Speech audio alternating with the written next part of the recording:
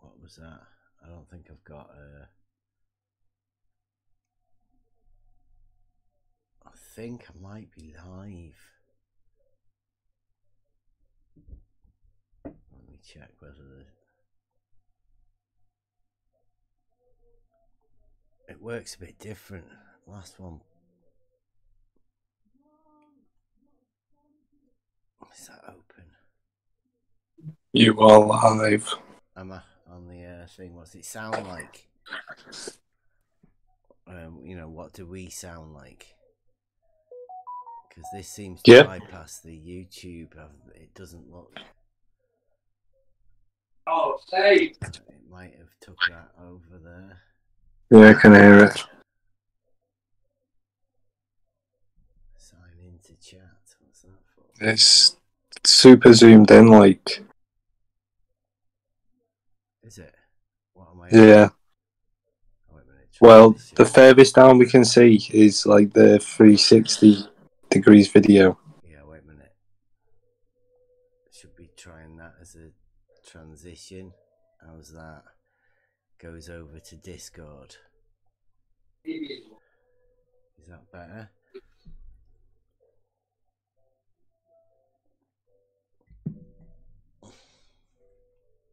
Should be going over to that, and then I've got a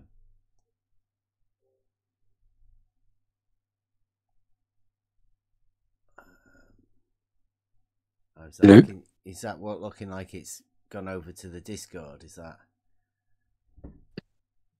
gone good? I need to sort this with myself, don't I? Yeah, that bot's picked it up this time, hasn't it? Are you on YouTube, Bev? Yeah, I'm just testing it out now. What the heck is going on here? Try thinking, yeah. Live, on the level live. That's better. Thanks, Yoda. I couldn't even see this room. Yeah, it was weird. I have to give everyone live streams so they can get in here. Oh, okay. I see dead servers.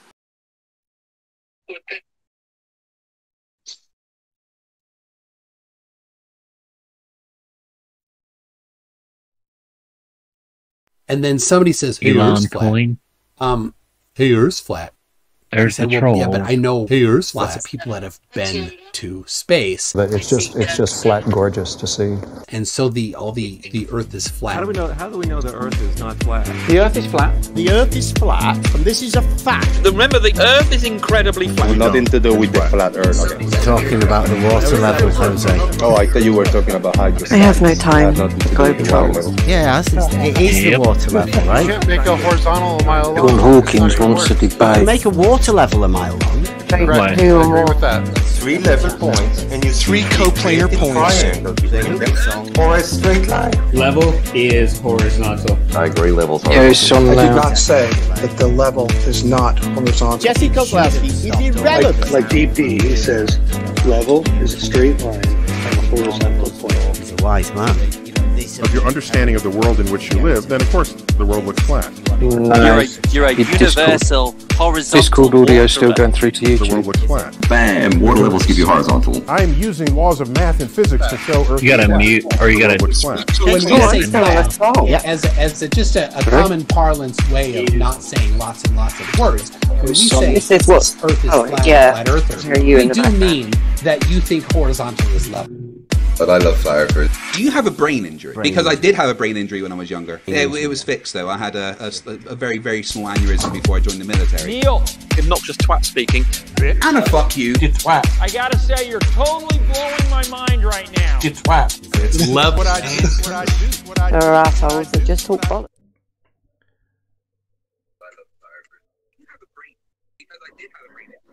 Somebody needs to speak then, so we can see if it's going through to YouTube. Like you're doing right now. Yeah, that'll do. Alright, looks like you've got it there, Bev.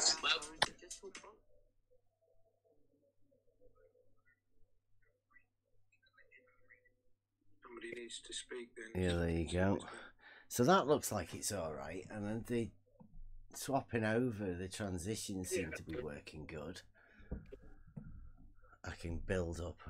It seemed it's not too far different than OBS really, because it transferred everything over.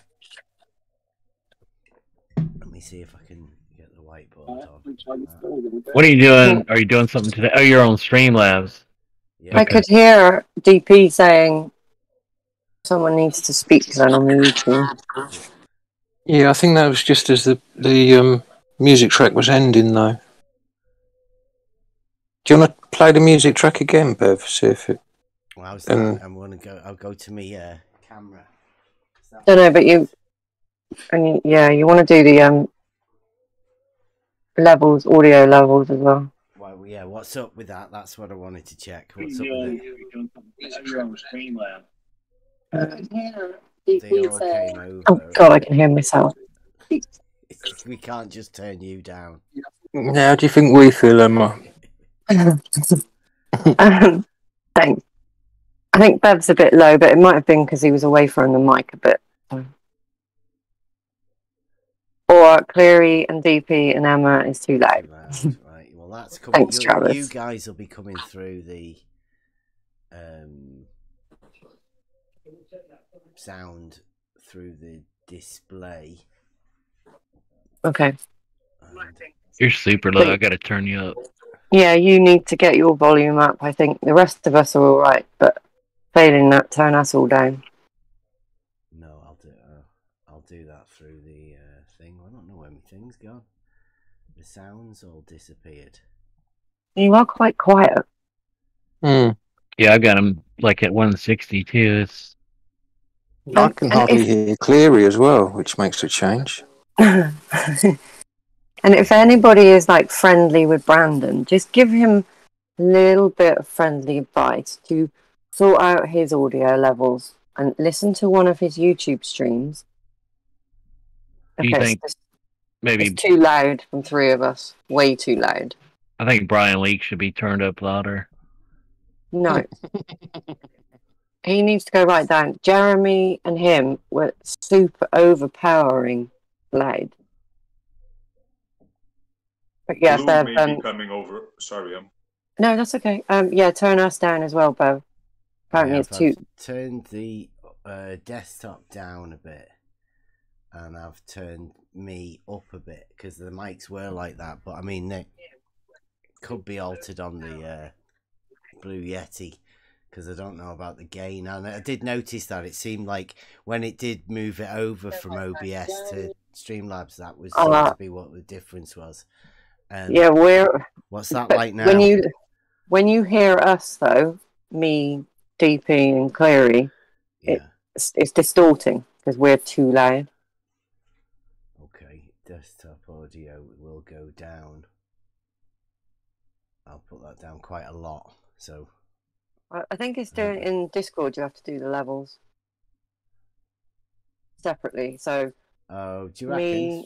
Not absolutely. No. You've got to do it in Discord. You have to set individual levels. Yeah, I have to do that, but I have to turn everybody up because I have to hear them. Yeah, like everybody, I've got everybody up at 200%, mainly because.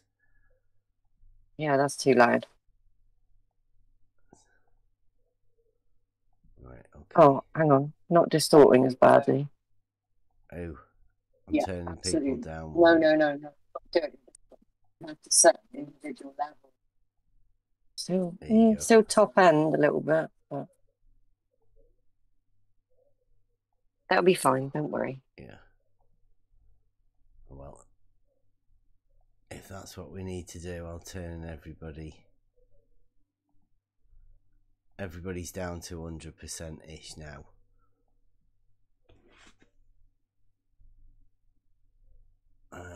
How's that going?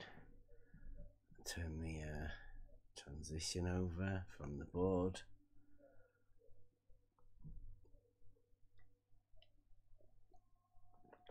Where you gotta be like a rocket surgeon to figure out all this OBS, Streamlabs, music stuff. Rocket surgeon. Mm-hmm. Yeah, the widgets. I'm not starting on the widgets and themes yet. It just says, you know, like, wow, you can have this little thing that says when you're away and all of that with the tip box and all. Yep. I'm super soft still, am I? There's got to be something within the settings. Oh, I've got a filter on. Noise suppression filter. Through the mic. If I change that. Oh, really? Apparently we're a 9, Cleary. Annoying. A 9. You're annoying. I'm a 9. Annoying. Right. Annoying. A 9. That's Annoying me, 9. Wow, yeah. That's me not being able to... What about if we just mute them two? They're being too loud. We'll just mute clearing DP. It's fine. Yeah, whatever. I'll become a text troll. You want to be? Yeah. Me too. I'll become your nemesis. No. Oh my goodness. No one needs that. Is that... I think there's a load of fuzz coming from the mic without the noise suppression on it. Hang on, let me listen. I did notice that earlier, so I put that extra thing on, but I'm still not topping out into the yellow through the mic. I don't want to have to start shouting or start eating the mic either. Just turn your mic up. Yeah. Are you on YouTube? You can ask them how you sound. Yeah. I think there's a load of fuzz. Yeah, this takes 20 seconds before people. Here we are.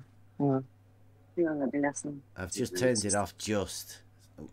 No, you sound alright. Without the noise suppression on. It was when I was recording earlier. It just sounded really fuzzy to me. But that may just be through. You get hiss in the background, don't you? Yeah. But if that sounds okay for everyone, I am hitting really low. I don't know whether the filter. You're the only one on that I put to 200%, and you're still quiet. Yeah, that'll be through Discord.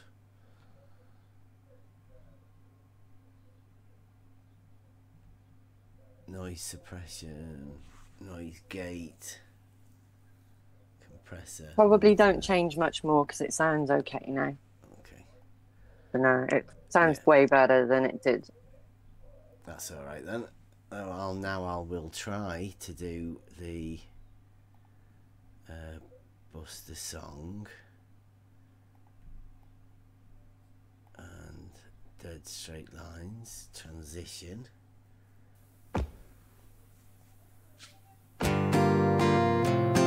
Oh, I'm going to send a message out to those gems that sat in there day in, day out, insulting people, thinking they're better than everyone, and then saying that they don't want to come here. You don't really care. Rather you didn't. Yeah, they have nothing about it. No, the reason they don't like us is because we don't put up with their rubbish. The way they sit in a bloody group and think that it's some kind of sport to try and get a lone person into a server so they can attack them. And they hate it when it's turned back round on them. So, I won't compromise between the truth and lies. This is where I maybe everybody should just stop going on their server and let them sit in there, because when they haven't got flirts to have a go at, they eat each other. So if everybody just stayed away, they could just eat themselves. Great. You can still hear the conversation over that music track. Know. Yeah. I'm trying to think of a way to override that. I don't know why the desktop audio were coming through that when I cut over to the that particular one.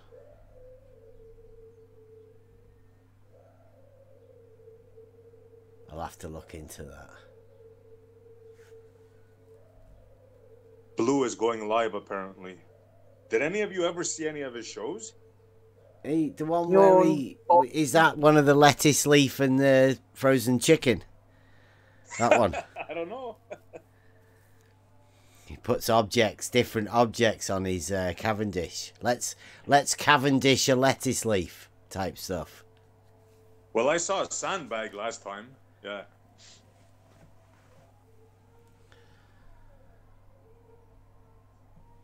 Right.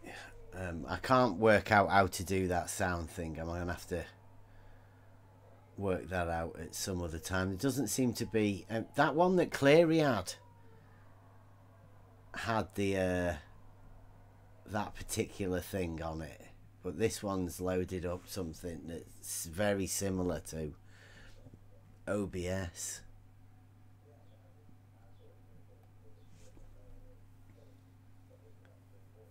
Yeah, I'm gonna have to look into that. Let me get the whiteboard out to have a look at that. So, turn the screen over and clean the whiteboard off. See what the sound picks up like here.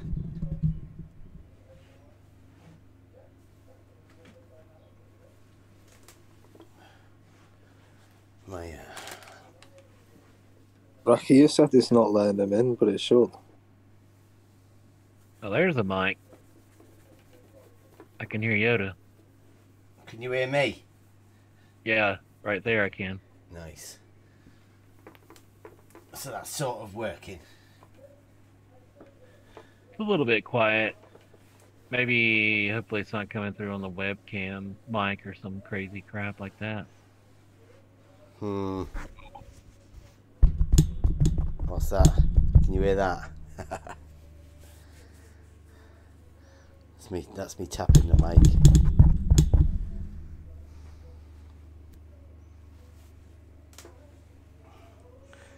Can you hear?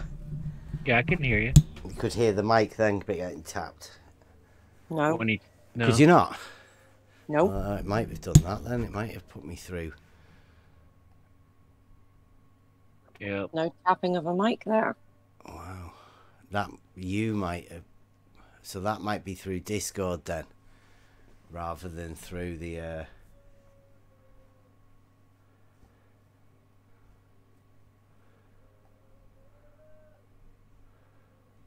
send that in a DM, wouldn't I? I could hear that tapping on the YouTube stream. Yeah, microphone. It does say going through the Yeti here.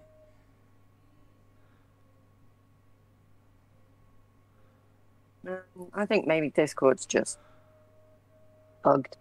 Yeah, maybe noise suppression or something. I'll make sure. Having a funny 5 minutes. Suppresses background noise from your mic. How's that? Oh, anyone out there who wants Buster's autograph, I'm starting a business. Right, you got to come through me to get the autograph there. We'll work out some kind of payment. Don't worry. Yeah, we'll set up riders and all that kind of stuff. Yeah. Right, is that Buster has left better? the building.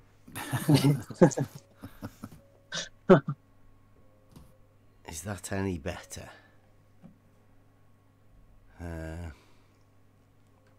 I know I can't chat on the thing because I have to sign in or something. I don't know why it should have me signed in. Anyway. I don't know. I could spend a lot of time just trying to get this pretzel music to play. I have no clue. If anybody has a clue, contact me. Let me know. Pretzel music? Yeah, it's a music player that you can put in Streamlabs, so they don't really give you any idea how to use it. You can just download it, and then there you are. On your own. I feel like that with like it should be self-intuitive, right? I feel like you have this space, you know, like that you should just be able to, oh, if I want to put this, you just drag it in there and put it. I don't know why you got to do all this stuff. For real.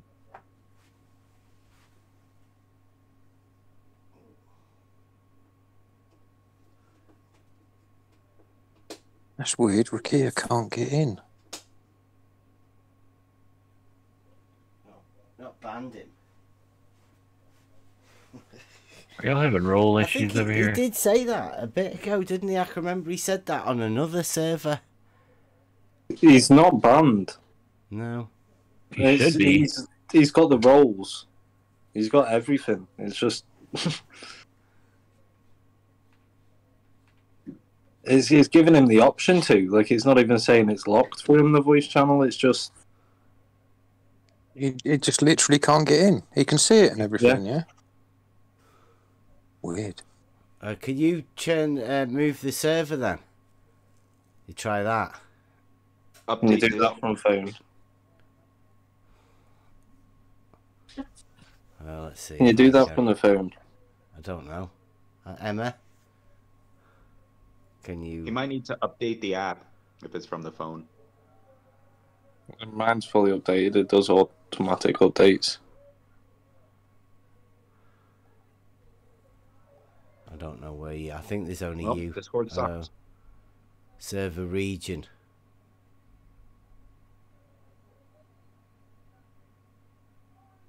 Imagine you had a friend outside your house and you couldn't open your own door. He's like, "Come on, I'm trying to get in." You're like, "The door, it won't open. I'm turning the handle, just nothing's working." It says every channel has its own server ability now, so the one that he can't get in. See if you can change the location on the server. I'm trying.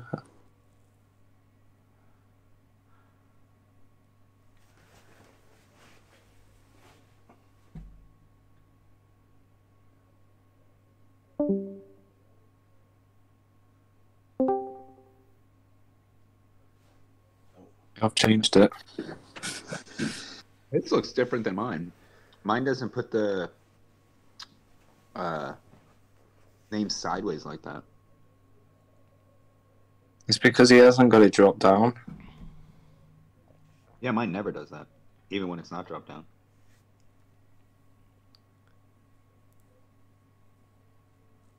Yeah. So, like, what? Is that all he's got? That one text channel? It's because he hasn't clicked the drop down. He's done it so it's the arrows, so it's just... Needs to extend the menu. But the voice channel should still be there.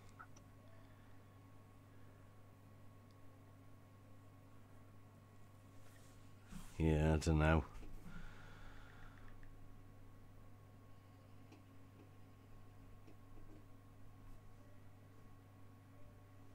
Yeah, we're just messing about trying to get this thing sorted out. Nice chickens. Housekeeping. Yeah. But I do want to get round to perpendiculars. That's why the plumb bob's there on the because it is a problem, and in the next video that's coming out. So yeah, I don't know how I'm gonna do it, but it's pretty integral to where we're going to be going in proving things. Is the ability to know what a straight line is. Perpendicular is the key. It's both the proof of a straight line and an angle only being able to be formed between two straight lines.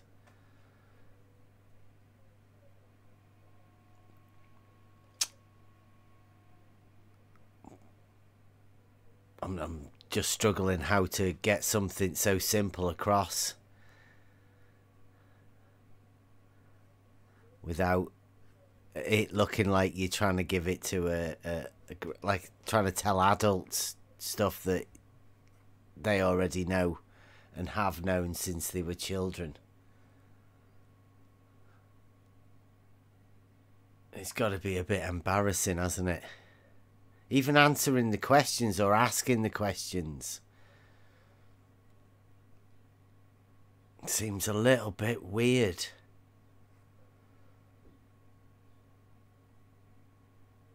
And yet, find yourself as an adult chatting with people, grown adults, they would get triggered about straight lines. It's shocking. So how do we express what a perpendicular is? Let me rise and run. LIGO. That's how we do it. XYZ. Yep. Something visible, tangible, which is there in front of their face and they can't get out of it. The mirrors. I've got a clip of a guy who was a university lecturer that's talking about Euclidean three space, and how for thousands of years Euclidean geometry was the key to everything. And he said that up until a guy by the name of Albert Einstein, I'll find it. It obviously won't mean the same thing coming from me as it will coming from a university lecturer. But I forgot what I'm looking at. Oh, it's in Skype.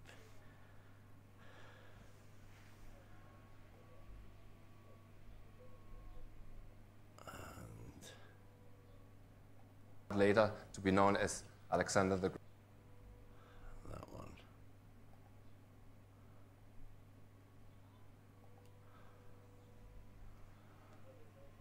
Save as.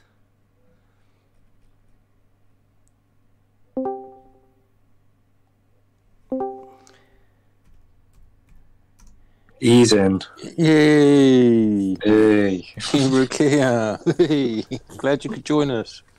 Thought y'd finally gotten a way to get rid of me.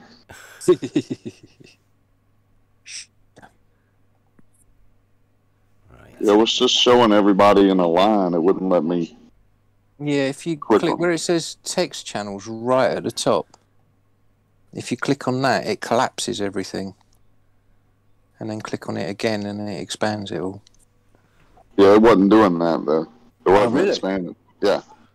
How did you sort it out? I did it one more time. I rebooted like 3 or 4 times. Maybe that did it. All right, nice talk. I'll see y'all later. Yeah. Right. Now that you made it. Right, I'm gonna play this little clip in the. Later to be known as Alexander the Great. And there were the mathematicians, Euclid of Alexandria. His concept of space, in fact of three-dimensional space, has survived 2200 years until a former patent clerk of the name Albert Einstein discovered that in fact space is not three-dimensional. There is a fourth dimension. Can't believe these people. Time They're so multiplied afraid. with a constant, the speed of light. I tried everything. Which is perpendicular There's to no the way three to get dimensions. them in here. He later also realized that this four-dimensional space-time is actually... There you go. That one in.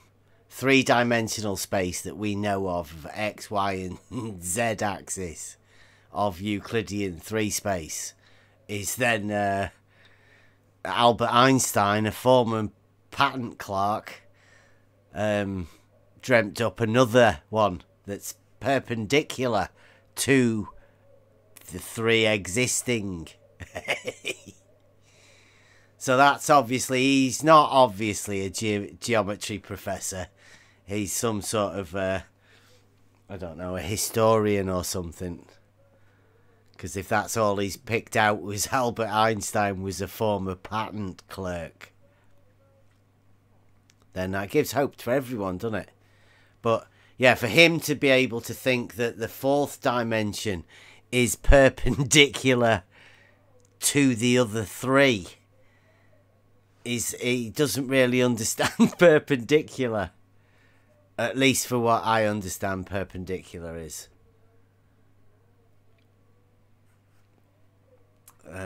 So yeah, perpendicular is the relationship of a straight line to the, I don't know, the most extreme version of the same straight line at right angles, makes them both right lines, straight lines that form a right angle. And also another one of Euclid's properties is that all right angles are equal, which means all of the four quadrants are all equal. Straight lines, you need to have straight lines for a perpendicular, and straight lines, one of the straight lines, you can't say which one is perpendicular. It's as though they're both the same thing once you have that relationship. Now, it come to me earlier on today that if you're thinking of the word perpendicular being a geometrical term, did that come first, or was it the fact that vertical and horizontal in reality, and that relationship is the formulation of the geometry, exactly, the logic?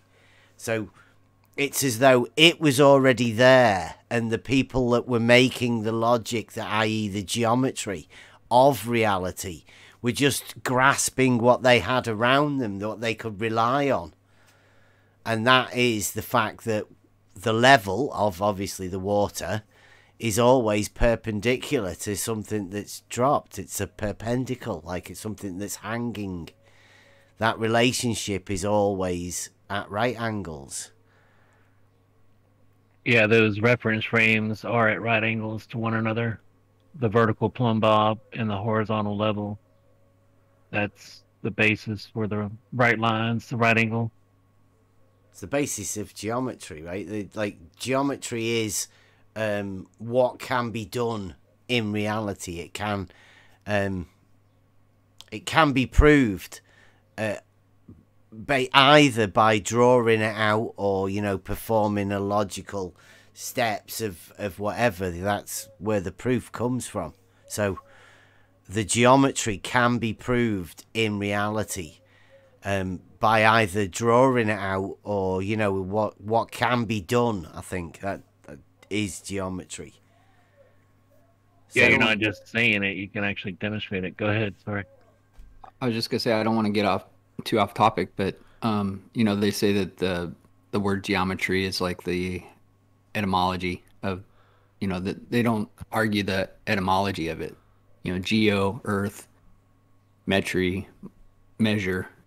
And I don't know, I just kind of had a thought that, back in the day when they were thinking about geometry, they didn't think geo as in like a model of earth, like as a ball. It was more like geo, this is reality, this is where we live, earth is where you are.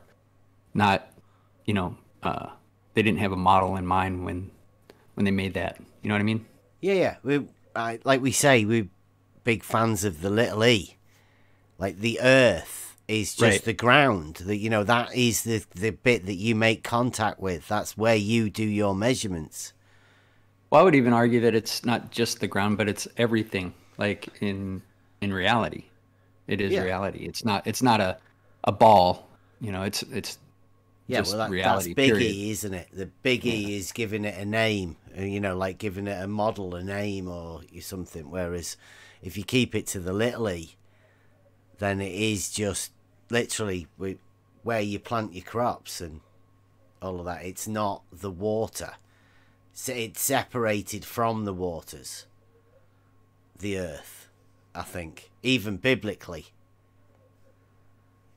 That they're not the same thing. At no point was it ever the same. I don't know.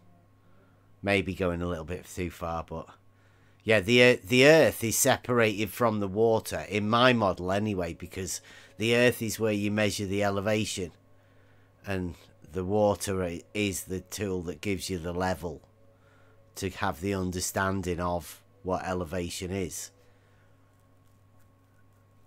Yeah, I think it ties in though. But when you said biblically, the waters above are separated. I think that's like beyond the sky, beyond our comprehension or ability to discern, more or less. Yeah, I meant the waters of the seas are separated to the land. They're not the same thing.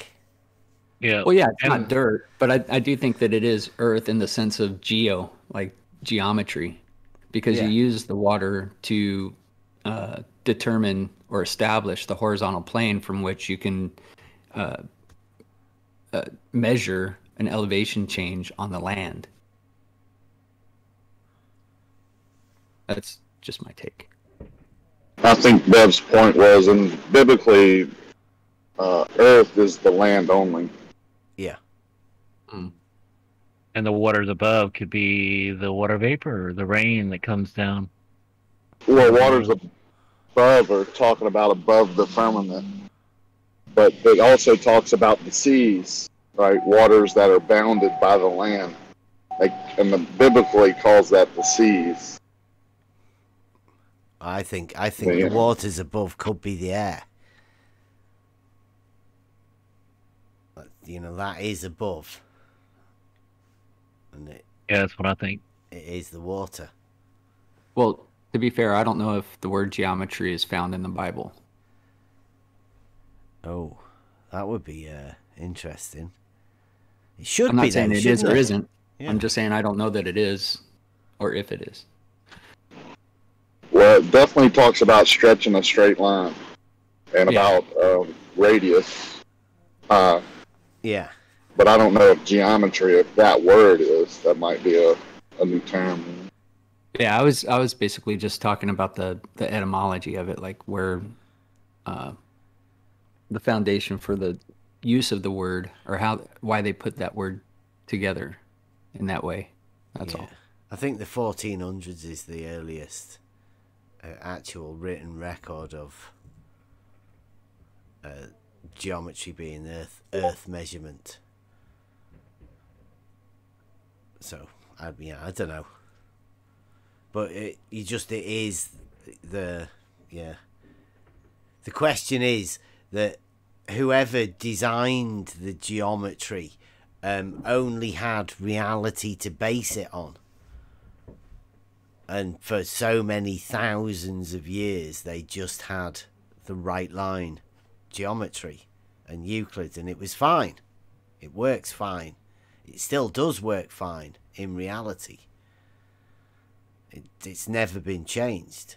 And the fact that perpendiculars are perpendicular and level is horizontal, and even is where we're going to get to. The major cry of the globe earther is that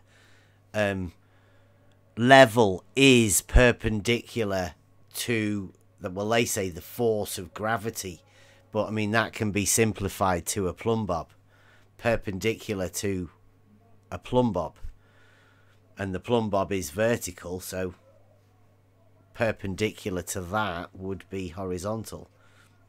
The two right lines again, two straight lines,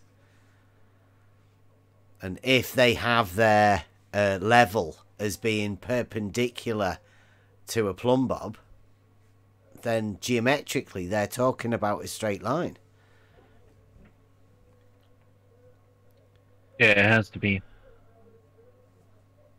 There's no curve in it. Although it can be imagined that some brilliant mathematician has convinced you that they can have perpendicular to a curve. Well, they can't. It's just not. It's defined as being two straight lines. I mean, it's mathematically provable that it's two straight lines. Yet, the imagination is that there's a ball underneath by a lot of weird, strange people, in my mind anyway.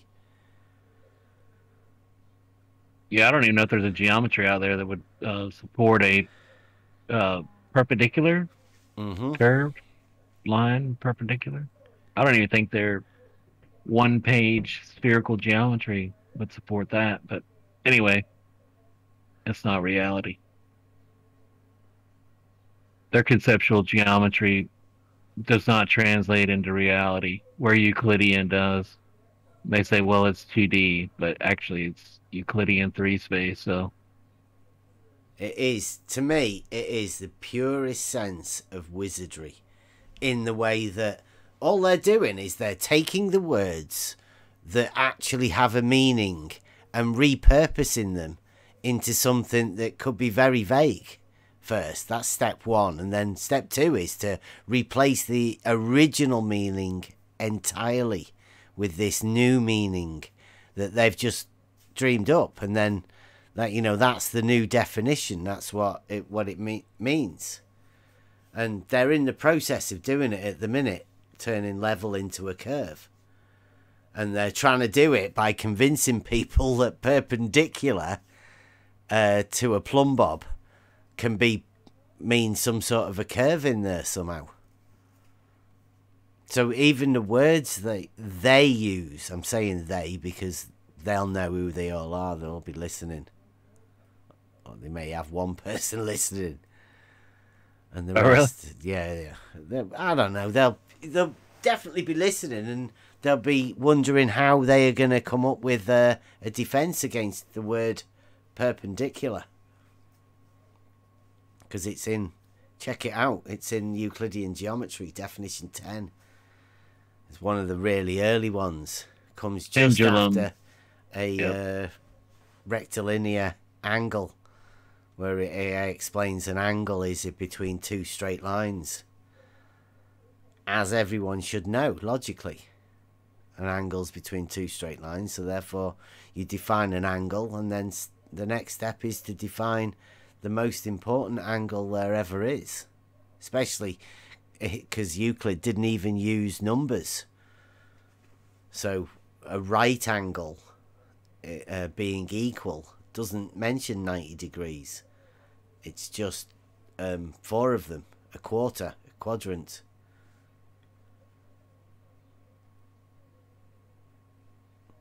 Also, it being able to be formed by a plumb bob anywhere and a level underneath it is the basis on what all walls are formed and towers are being able to be built.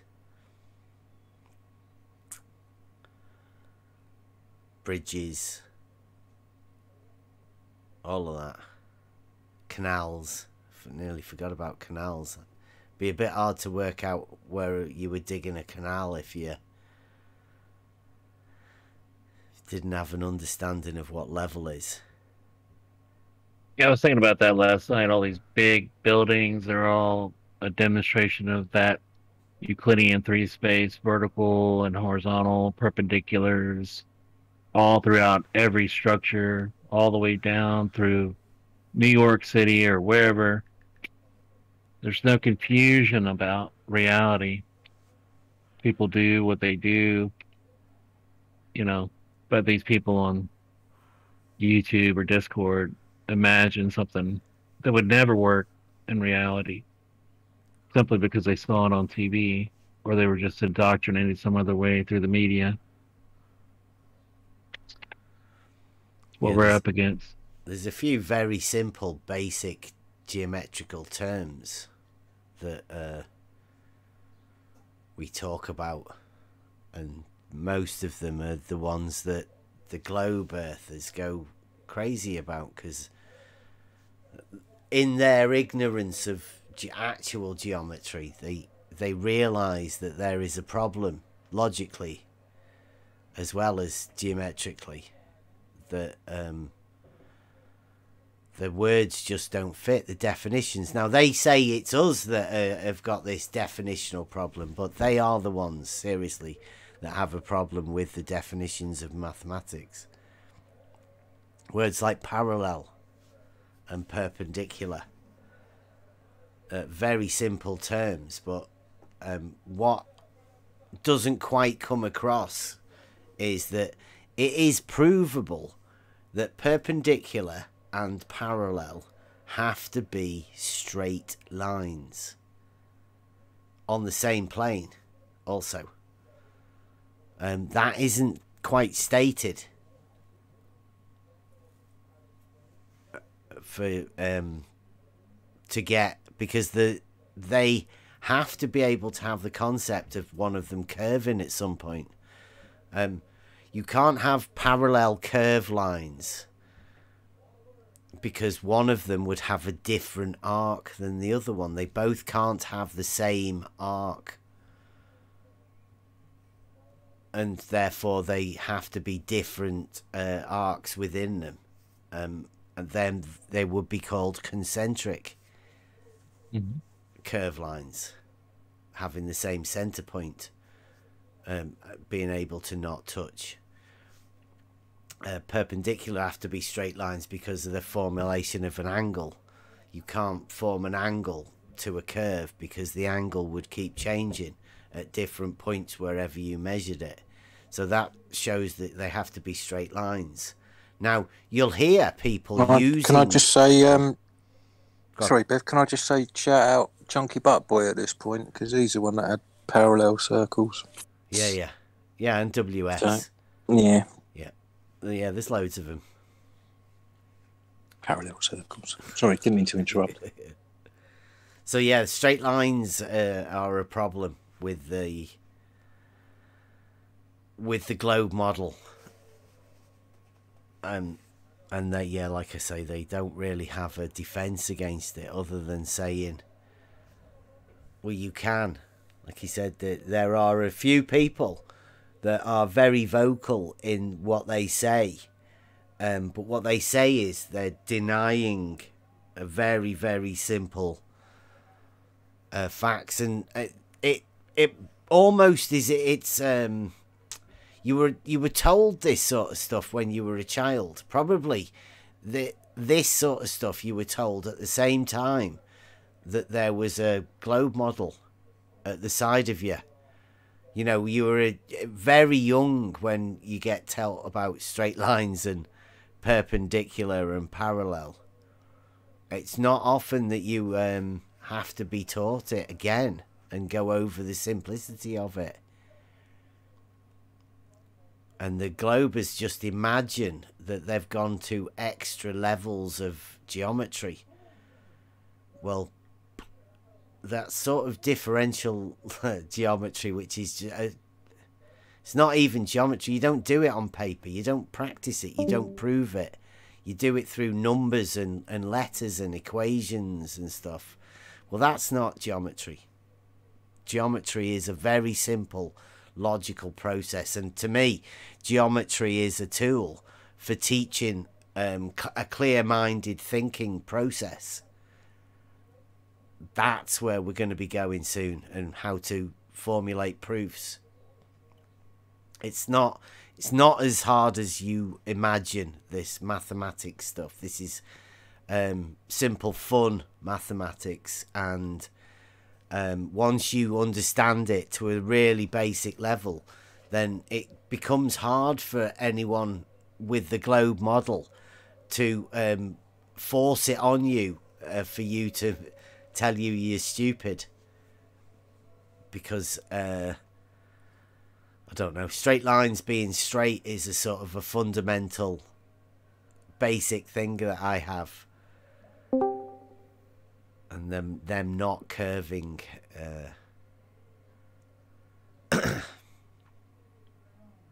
I don't know, sort of a problem of that the globe model has that we don't have. I'm guessing a lot of people have it, and the DP, remember Remember the pushback that we had when we told people that the horizon's a straight line?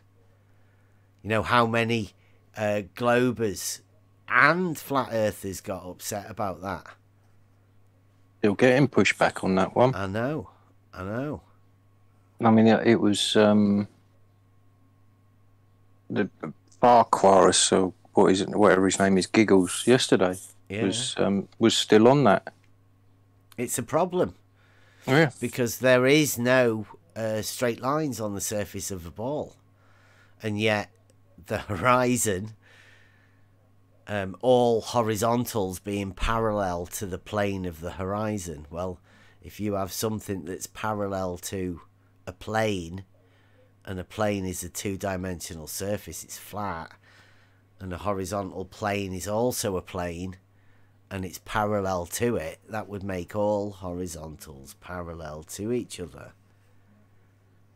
And we do a meme about this a while ago. We did, didn't we? We've done a whole logic series of it. Sort of helped us in the logic. It's one of the simplest pieces of logic, I think, you could come up with, because all you've got to do is look at a dictionary. Tell anybody to look up horizontal in the dictionary, find out what it means, get the mathematical term of it if you have to, or just refer them to onthelevel.live. Yeah. All the definitions are there for them to browse through. I keep forgetting about that. Good job I'm here then, isn't it? Yeah, so any time anybody's free to come in, have we got Charlie? Bertie, Charlie is one of the ones, the definitions. That's tough, isn't it? When the definitions come from the very source of mathematics and the foundations of mathematics, and it's built into an axiomated system, the finest axiomated system that they built mathematics upon, then you're going to be struggling if you're talking about definitions, because as we know, Bertie, you do not have a definition for perpendicular to a curve. It doesn't exist. It's not possible. It's impossible. So, as is pretending one of the best axioms ever isn't actually an axiom, and it's not about being a triangle being formed and pretending it's about a parallel line, then that's another wizard trick. We're going to be exposing the wizard tricks of the geometrically illiterate, that people think they can just hide behind words and definitions of things. That's the thing, we've talked about that a lot too. How, things that are demonstrable, you can define something any which way, but it is what it is because it's demonstrably that way. It doesn't matter what it's defined like, it can be demonstrated. So you can either disagree on the definitions, but it doesn't change the nature of what it is that's being defined.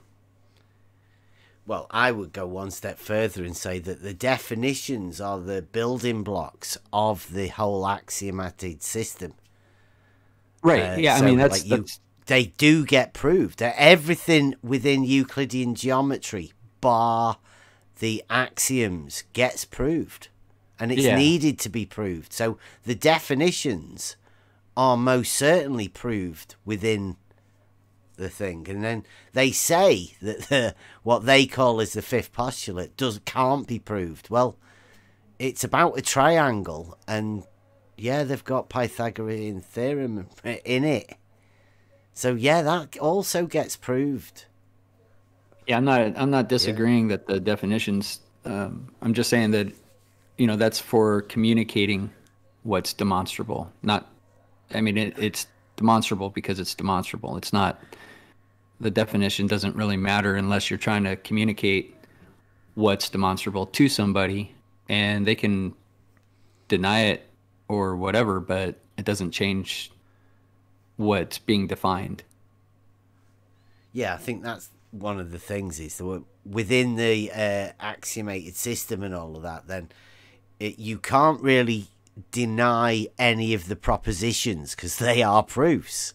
They come with and thens, right? There's full of proofs all the way along. So you have to start going back to the definitions. I'm not saying you don't, that the Globers do. And they have to then go back to the definitions to try and change the definitions. But what they then have to try and do is make it out that it's you that's doing it, not them. Yeah. Because they can't be wrong. Yeah, the definitions are basically for reference points along the way. Like, oh, well, what does it mean for this particular thing in this scenario? I've got Larry in the chat. Come on in, Larry. Come and teach us something about some surveying. We're doing basic in perpendiculars. It's fundamental in surveying, Larry, isn't it? The right angle is needed in all trigonometrical functions. Well, I mean, not all, but you use a perpendicular to show that the triangles are half the base times the height.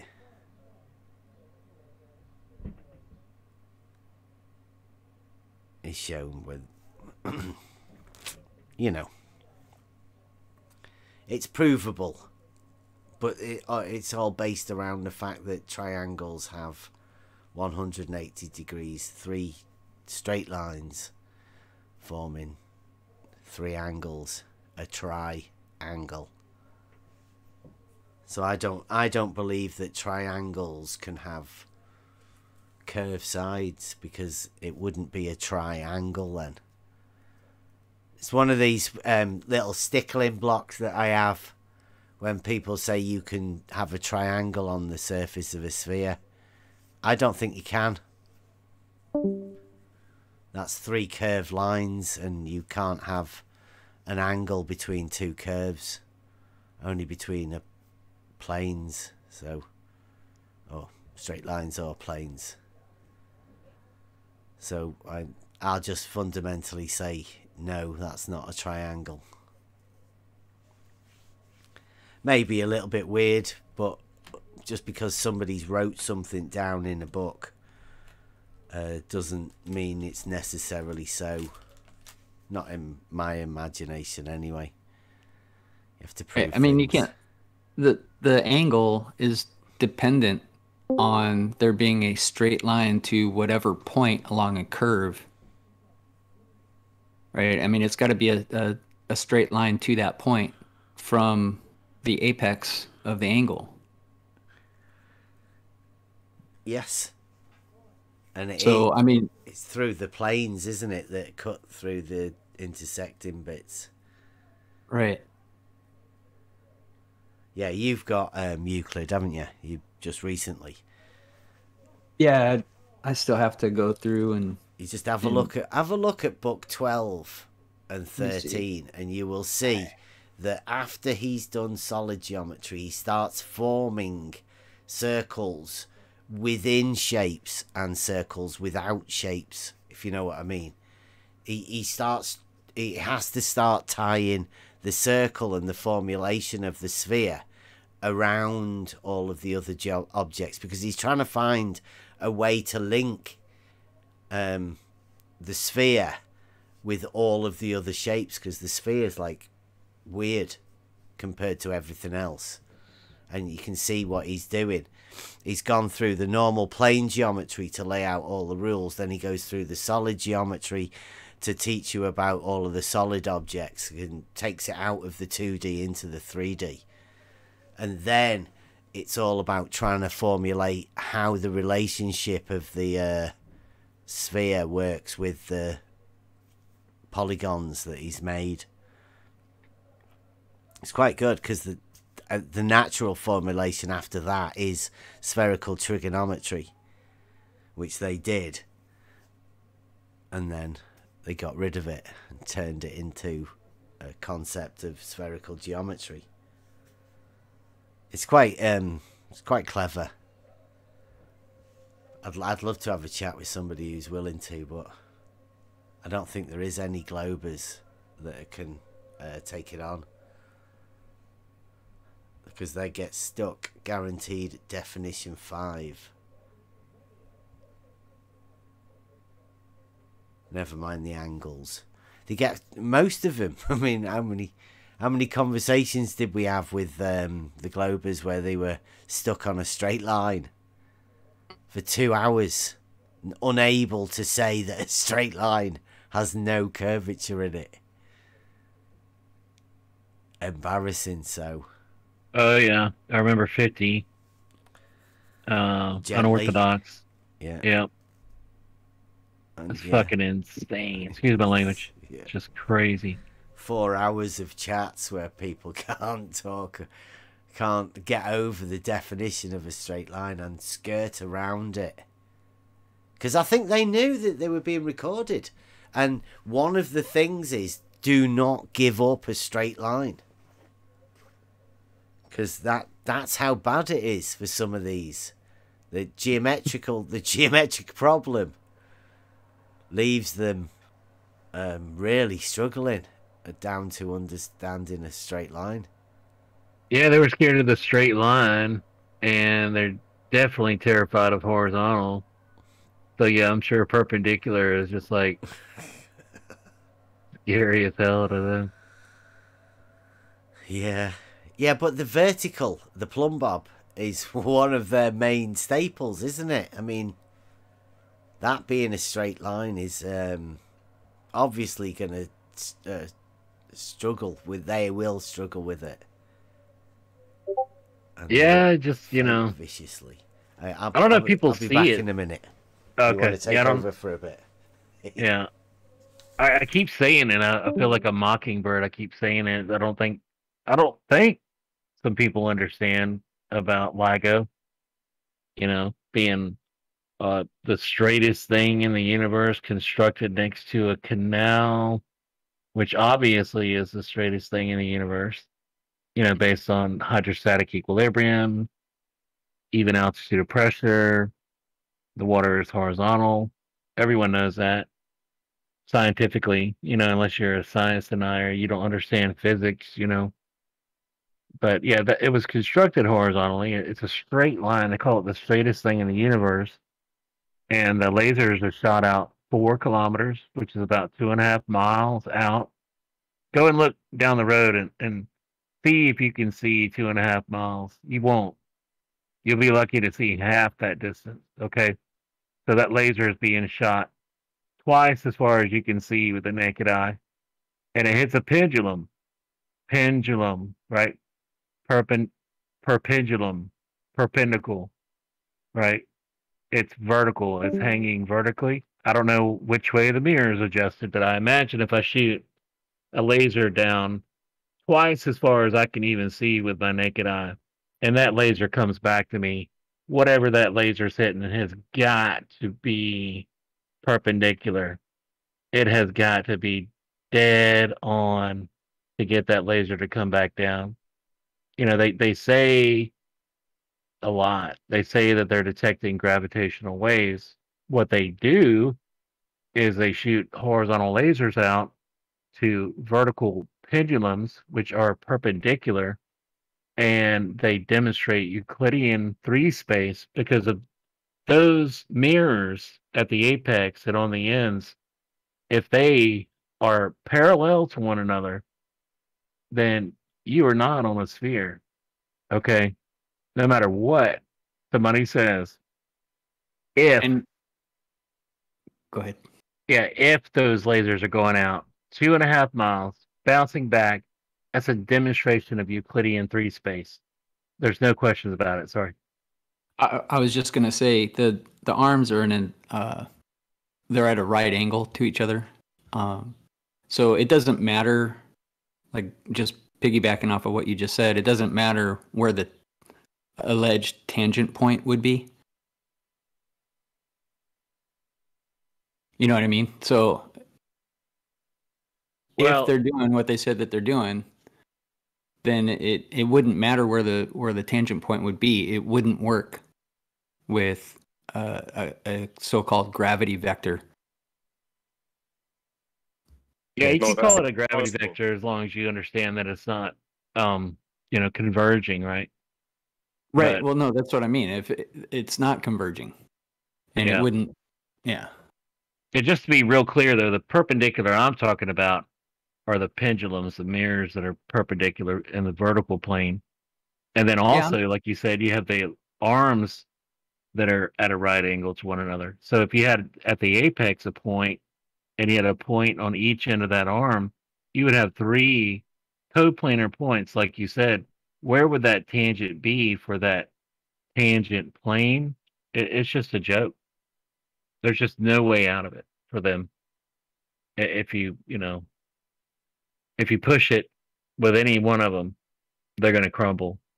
Yeah. I don't know. But by the way, I'm going to be putting out a video soon with all that in there and pinpointing exactly what I mean by, if there's a claimed tangent point, it still doesn't, there's no way it can work with the structure, the geometry of the structure itself. So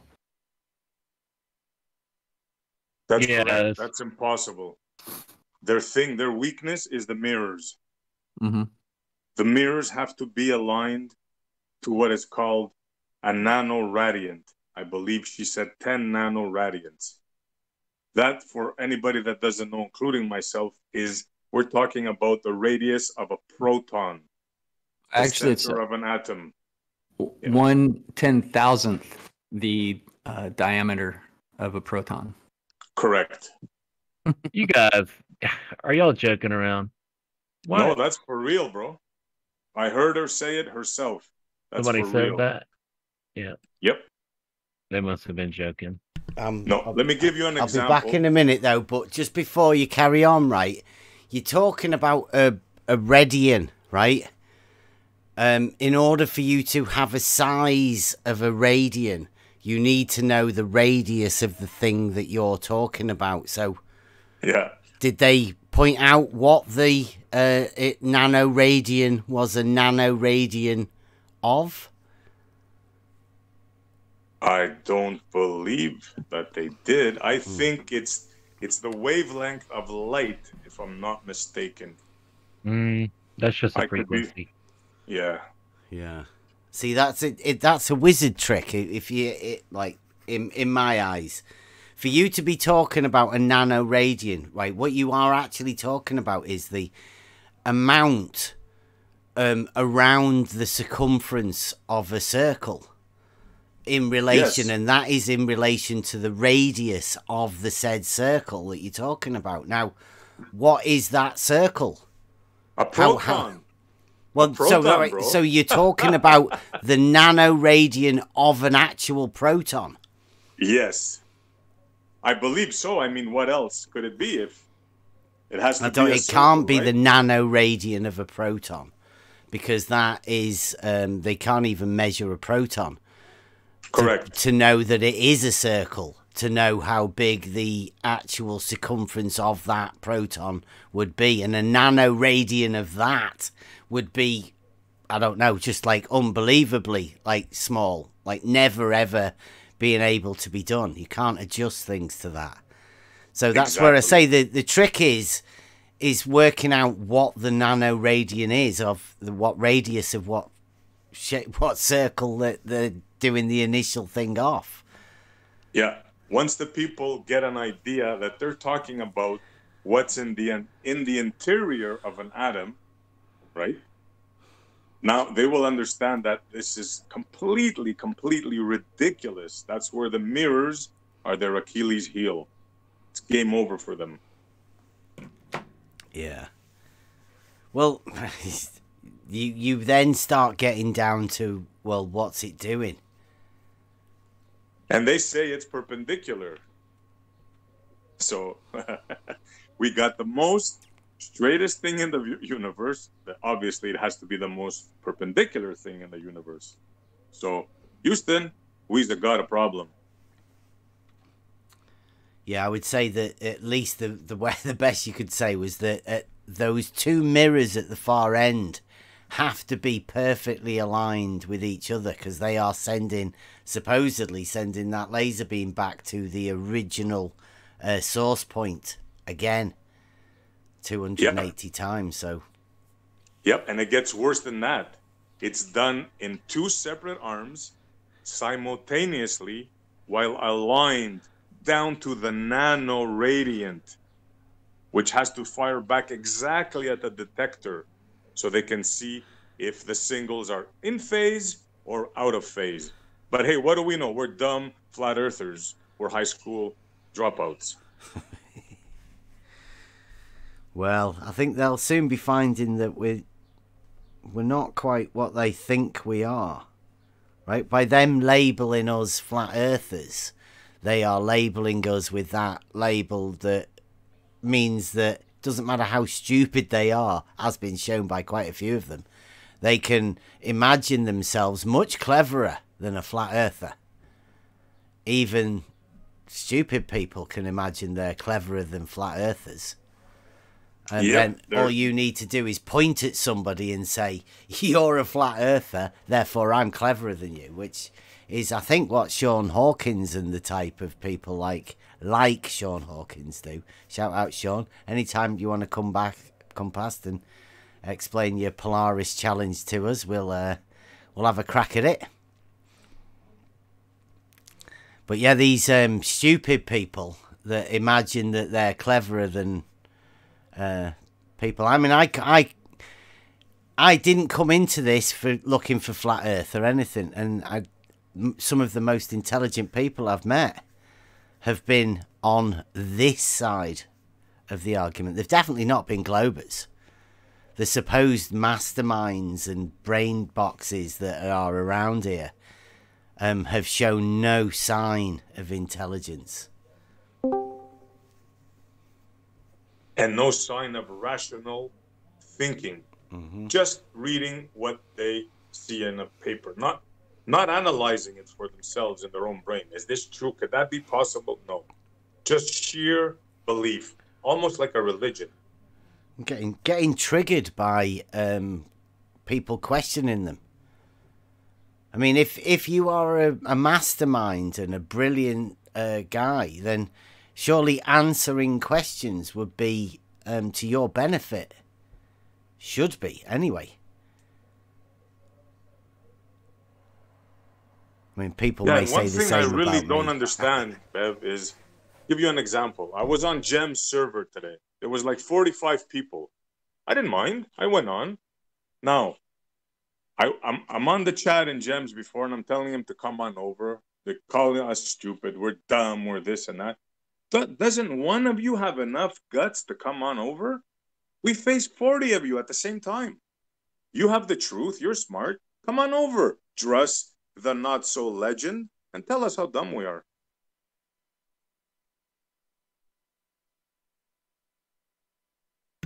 Druss doesn't even know what a water level is. He admits it.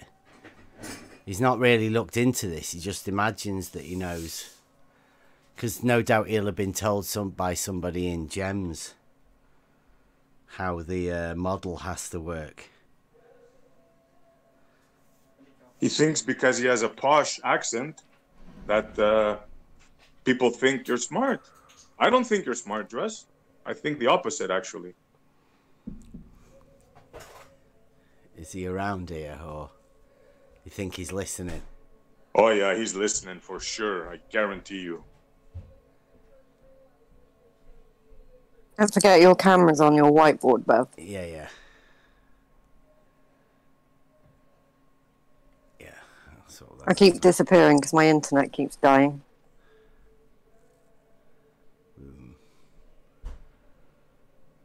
Is that worth changing over? Come on. There you go. Yeah, this is we're going to be opening up a new chat, I'm guessing. A new way of being able to talk to people. As you see, most of the time in here, there won't be any rumpusing or anybody. You're quite free to talk about things around here without anybody like Rumpus or Paid NASA Shill or WS, Sean Hawkins coming in, because they're all scared too. They'll tell you that they know way more about stuff than we do, and but they won't be able to explain it if you ask them. If you come here and you've got any problems with anything, just come and ask. Yeah, like how Sean always says that you guys are a bunch of idiots. You're totally wrong, and I'm just like, wrong about what? Just specify specifically what it is we're wrong about. No answer. Generalities, insults. That's all he has. He never has anything specific to say about, hey, you got this wrong. Let me explain this. No. It's a whole different breed of animal. Yeah, I think the hostility comes from fear. Absolutely. Yeah, you notice that most of the pushback that we have normally comes from the chats. Most of the people that used to be anyway. Now, you'll see, not because we've banned everyone, although we do have to ban the worst trolls, the ones that want to dox and, the ones that just attack your family, start talking about your parents and stuff like that. We don't want any of that sort of stuff, but all the rest of the trolls, they leave us alone. Because they know they've got nothing. And to engage with us always ends with them looking bad. So their way out of it is to just not engage, which is fine for us, because I think we do learn more. We get a lot more done when the trolls are not around, not going to Gem Pandas and giving Gem all of that, the money that we used to get and bring him in. Man, you know how much money Jose would make if we went over there and talked about geometry? Man, yeah, he'd be raking the cash in. Oh yeah, he blew it big time. He used to have 150 viewers. He blew it. Yeah. Well, they're just the super chats that they get whenever we start talking about geometry, because they can't beat us in the argument and talk about the geometry, so they just have to super chat and say their little piece. And they're normally ridiculous things. Yeah. I mean, I call it wizardry, but wizardry is much fucking sharper than what the stuff that they do. They just do blatant overloading of spreading bullshit, right? They just overload you with the amount of bullshit. It's not clever wizardry. It's shit slinging, and eventually some of it'll stick. Yeah. You know what I find funny? Sorry. A guy who has a channel called Seek Truth, Speak Truth, right? He has about 20,000 viewers. Now, you would imagine a guy like that, if you would go on his channel, right? You'd see a couple of hundred viewers. Anyways, that doesn't matter. I was on today, there was about 20, 25 viewers. Now, you would imagine a guy with a name like that, if you would ask a question like, hey, did you see those Blackpool stones? Without insulting or anything, would you think that you would get timed out or muted or anything for a question like that? Well, you shouldn't do. I know well, you they did. muted me. Yeah. After that question, Mr. What was his name? Mr. 42, which I don't know who he is, he was timing me out for the rest of the show. And I'm sure the owner of the channel, that would be Seek Truth, Speak Truth. I'm sure he must have seen that, right? And let it go on. Oh, yeah. And I believe he timed you out as well. Yep. The only two Yeah. Yeah, we were just asking them some polite questions, and all I saw was ad homs being delivered to you before they deleted your message and timed you out.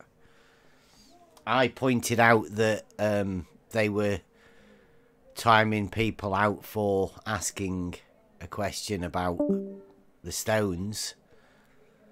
Blackpool stones, by the way, in the picture. Any picture of the Blackpool that you'll see. Especially the one that Ranty found on Facebook. Gallery photo.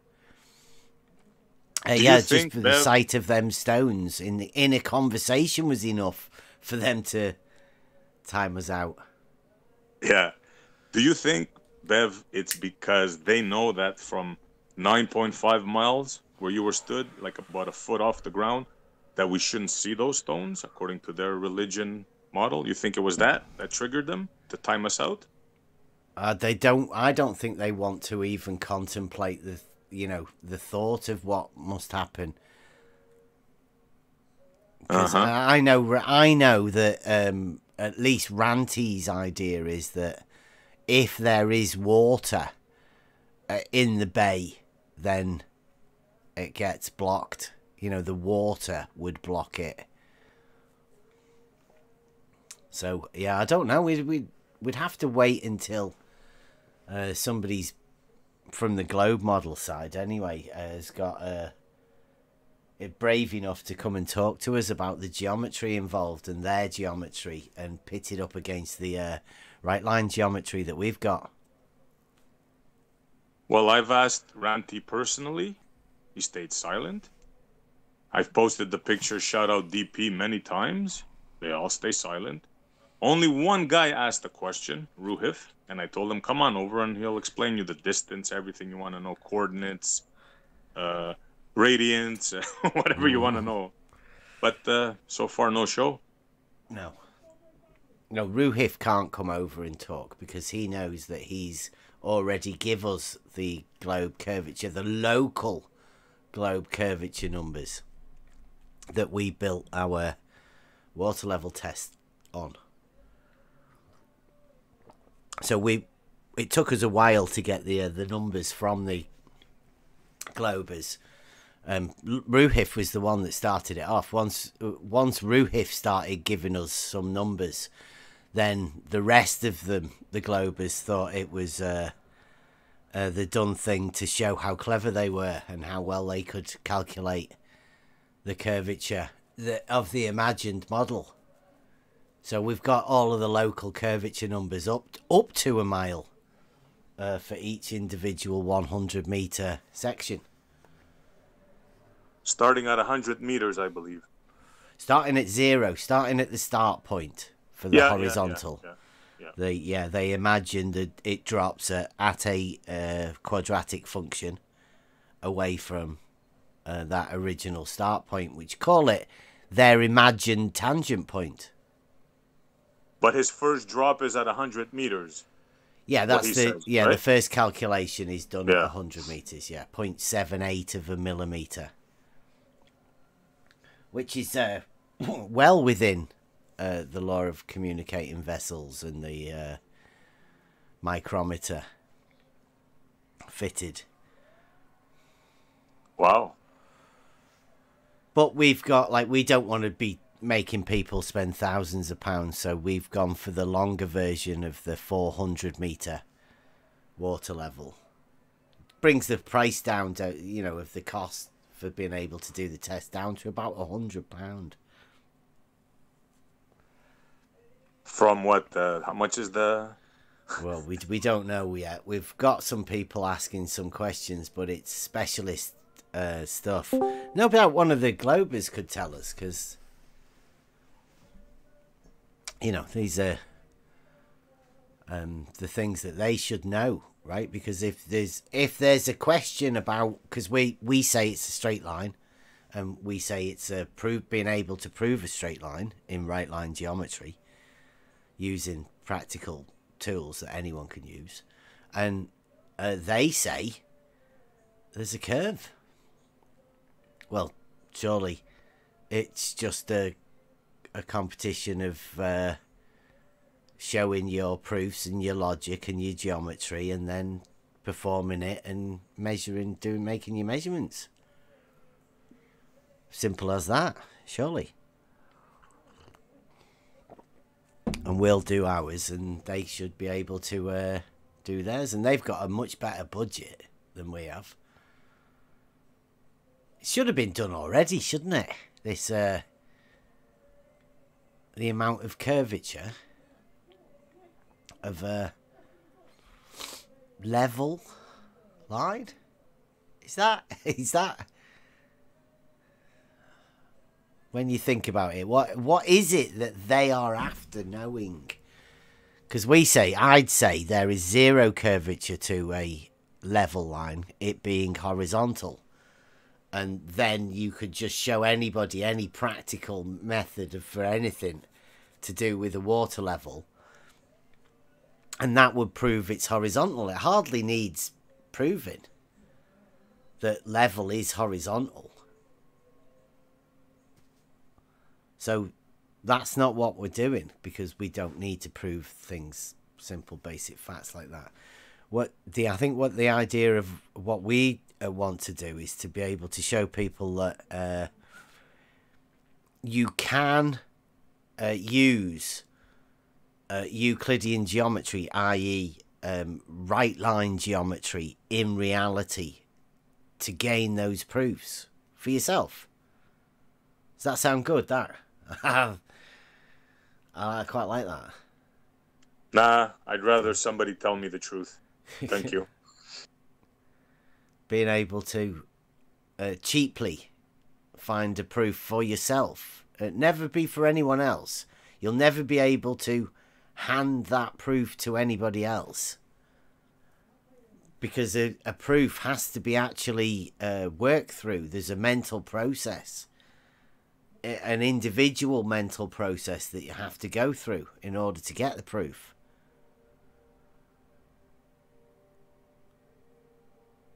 So I think surely the idea of handing over thousands and thousands of pounds to someone for them to be able to do something that would never gain anybody who's giving them money a proof of it, unless they got some sort of part of it. You know, actually went to see that everything was being done. It's never going to be a proof, personal proof for anyone. You have to earn it yourself.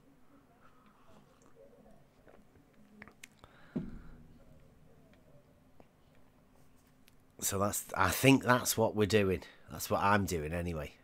I want to prove that I can perform Euclidean geometry in a logical way and show it to people.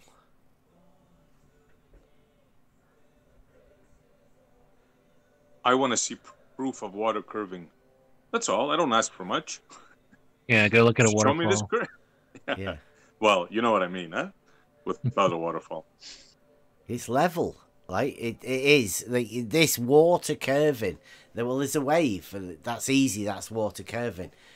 There's the big tidal wave. You know, that's a big curve. I mean, water does curve. That's easy to do. The actual wordage should be for level to curve. Yeah, well, let me rephrase that. I want to see the level water where it starts to drop or hump. That's what I want to see. But a lot of people listening to that, I'm a ball earther tomorrow. A lot of people listening to that won't get it, right? Because they'll just go, what's he talking about? Drop or hump, right? You're sort of giving the Globers their model. Yeah, on a silver platter. Yeah. Which is fine to the Globers, but to people that are just randomly listening, that call them the normies, the people who aren't aware of the globe model, then to them that would sound ridiculous. And I'm not so sure whether it'd come across, if they were hearing it from you, and that's their first thing they hear, it would be a little bit strange, right? Yeah, but that's not the way I present it. Yeah. I asked them if they've heard about the twin boat paradox. And I take it from there. If you explain it in that manner, they say, what? I'm on one boat, okay. And this guy's saying, my friend is on another boat, and we're 5 miles apart, and he's asking us, how should the water look like? See, when you think of it like that, right? They're going to, and to their minds, they should think, well, the water is actually, it should be straight. I mean, that's the paradox. Yeah, the water geometry, reality. It's so simple once you've got, you know, the practical sense of understanding. But I think the technologies took people away from how simple the basic stuff is. Yep, because if they know anything about their model says that wherever you're stood, the drop starts directly from there, everywhere, right? But at the same time, their model says that there's a hump that blocks the boats at a distance. Yeah, in that video that I'm working on now, the globe model dictates, or my geometric model dictates, or whatever, I don't know, I think the globe, they do actually say that level starts dropping a millimeter away from your big toe. Yeah, they have to. That's their model. They have to say that. That's where the paradox comes in. Mm-hmm. It's so simple that, you know, it's hard to see at first for the normal person, not for us, of course. Yeah, it's a straight line. Is level straight or is level curved? Yep. I will have to get that ticker back on again. I quite like that.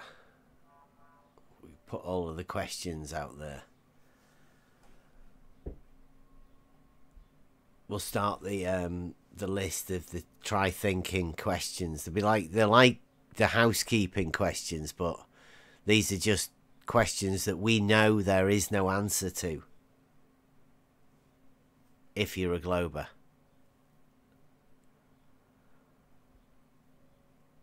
Sorry, globers, but we have to do it. How do you measure curvature? That's a good question. Yep. It's not us. It's not our fault. Yeah. Somebody gave you a model and you accepted it. We're just showing you that it has holes in it. Yeah, what is the curvature rate of air?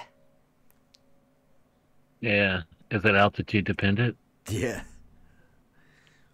Questions you never even thought existed become possible like if you've got a model. Yeah. Mm-hmm. Atmosphere. Have you ever seen a gas go into a sphere? That's exactly it. What's the curvature rate of air? Yeah. And is that curvature rate altitude dependent?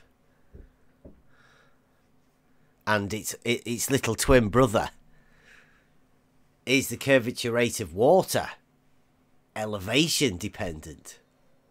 Exactly. Can you have a hump or a drop without elevation change?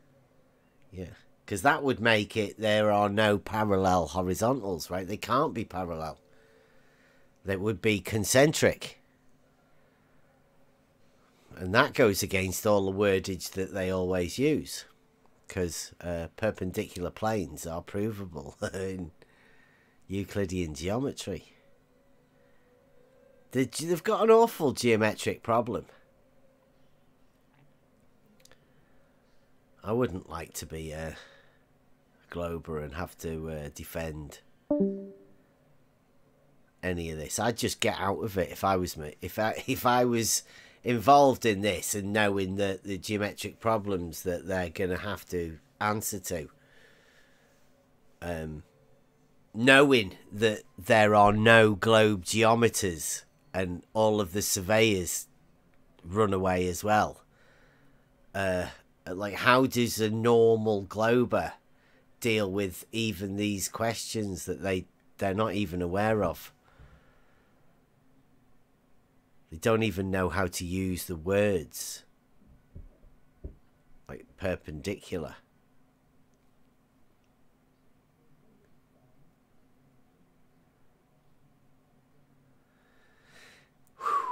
Anybody willing to come in? Have we got any trolls? I doubt it. This will be really tough. This is going to be bad.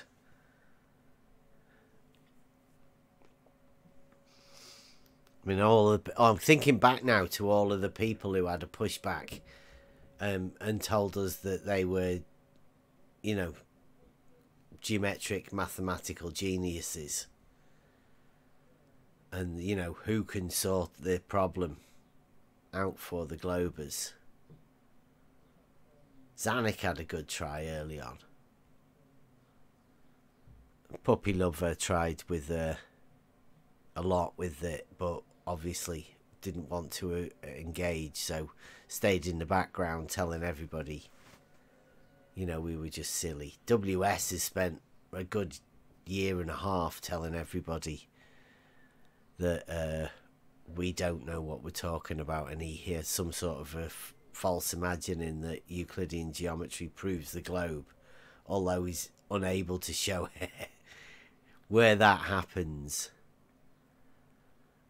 All the people that have pretended to be surveyors to counteract the fact that I know a bit about the basics of surveying.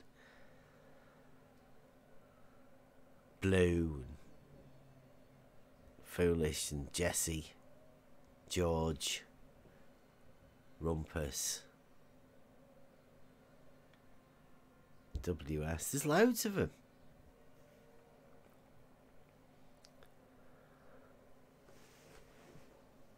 So anytime any of those want to come round and have a nice little chat about geometry and how straight lines don't curve, and like Cleary said, how you cannot measure curvature from 2 points with any of the surveying tools that I know of. If they've made some new ones, some new tech. LiDAR, would that be classed as measuring curvature? It's just straight lines bouncing back again, isn't it? The radar bounces back signals on a straight path, so it would be plotting loads of straight line points, wouldn't it?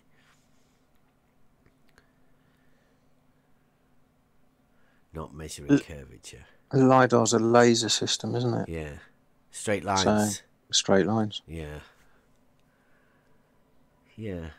I mean, there's a reason Euclid was formulated in such a way. It's because you can only do things with straight lines. You can only measure or predict distances with one shape, and that's a triangle. And that triangle has to have straight sides and 180 degrees. It's fundamental.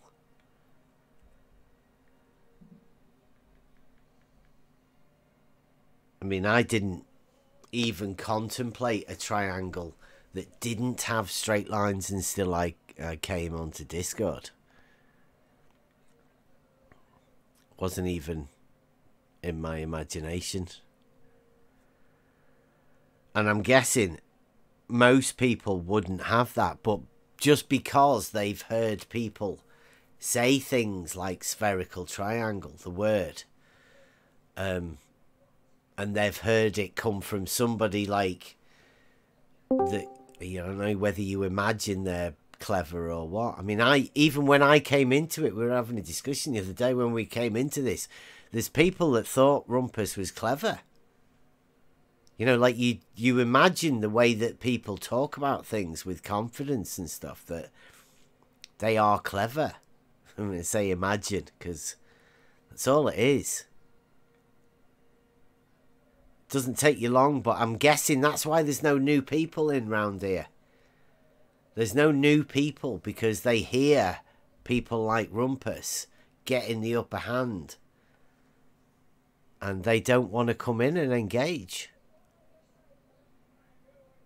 Sort of gatekeepers. Did you just make that there, DP? Is that a fresh meme? No, did it a couple of weeks ago. Yeah. Yeah, we've got a meme for everything, haven't we? It's almost as if we've said these things before. Almost. And it wasn't like a year ago or so, was it? It's just like 2 years ago. The argument hasn't changed. It's just got more refined.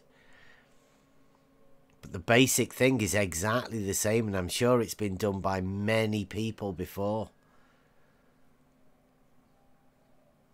Ours has got more refined and theirs has got more ridiculous. Yeah, there's a lot more ad homs and... you don't understand. Yeah. Like I say, pretty sad. I think that you'll notice.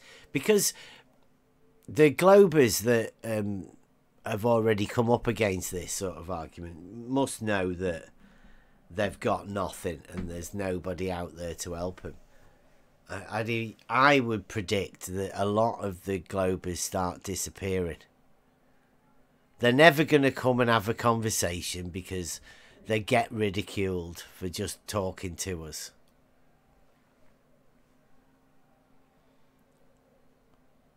So they'll just go. Be a lot of faces that you've never seen before. And I predict... My geometric model predicts that they'll get triggered and they'll only be the ones that have been pushing this false narrative.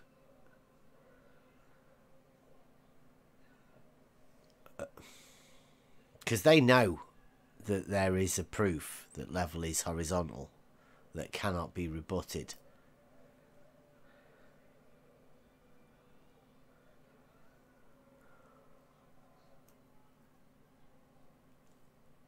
At least Gary does, and I've put it out anybody that's watched the video. But we'll be going over proofs a bit more extensively coming in the upcoming weeks, and then we'll be moving on from proofs of how to get proofs and what it all means, whilst trying to simplify the argument. Sorry, Globers, but I mean, anytime you want to come in and join in with any rebuttals or proofs I've offered Professor Phil to come in with his proofs. We were doing a series of them. He stopped at 2. I'll pick that up at any time he wants to do that.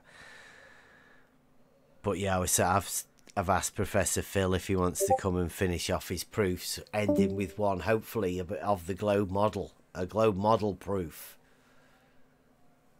And he's stalling. I don't think he's got one. Oh, Moist Muffin said he wants to come.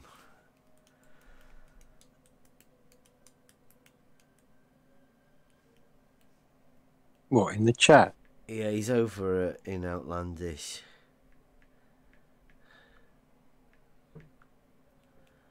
Oh, wait a minute.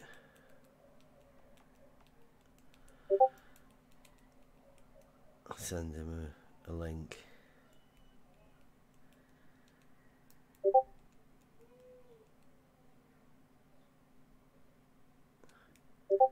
Oh.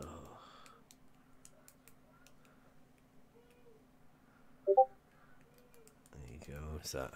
There that go. Moist Muffin. Who's that? Chunky Butt Boy. No, it's WS. Giggles, isn't it? What's his name? Oh, who knows? They're all the same freaking person. Really? Useless. Yes. Useless. But I mean, I wouldn't. I need to go over the understanding of perpendicular with somebody. Preferably on the globe side, just to work over the with that. But I mean, Moist Muffin, I have an idea that he would struggle on a straight line first. Like I say, I think it's a perpendicular is a proof that it is a straight line, and that you need two straight lines to measure an angle, because you cannot have all four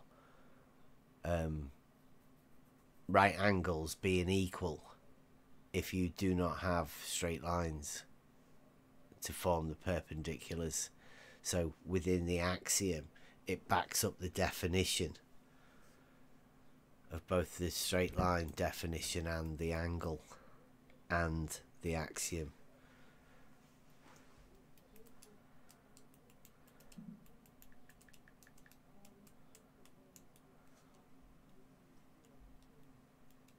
I don't want to sound too geeky about the geometry, but it is where we get our proofs from. And it's where I personally got my understanding of logic and how to formulate it. Although I'm not too sure. Not too sure whether the logic was always there, or it needed to get away from TV to clear the mind of all of that other bullshit for me to be able to see the logic. What I think it is a lot of us thought of this stuff, not exactly the Earth's shape in the past, like me, myself, time, and other things when they discovered planets. But really, who did you have to talk to it about? This is the big difference now. Now we have means to share these thoughts with other people with similar thoughts. That is the other the other step, is to get away from TV, try and keep away from all sorts of chemicals and all of that cloud your mind, and have a group of people that you can talk to about all of these sort of things. And that should stimulate your brain to get you thinking more. Stop drinking chlorinated water. Absolutely. Distill your water. Even better, yeah. Possible, yeah. I've been drinking bottled water for at least 20 years now. I'll show you a whiteboard. We've just... Oh, wait a minute, I'll put it... Let's see whether I can get my screen on here.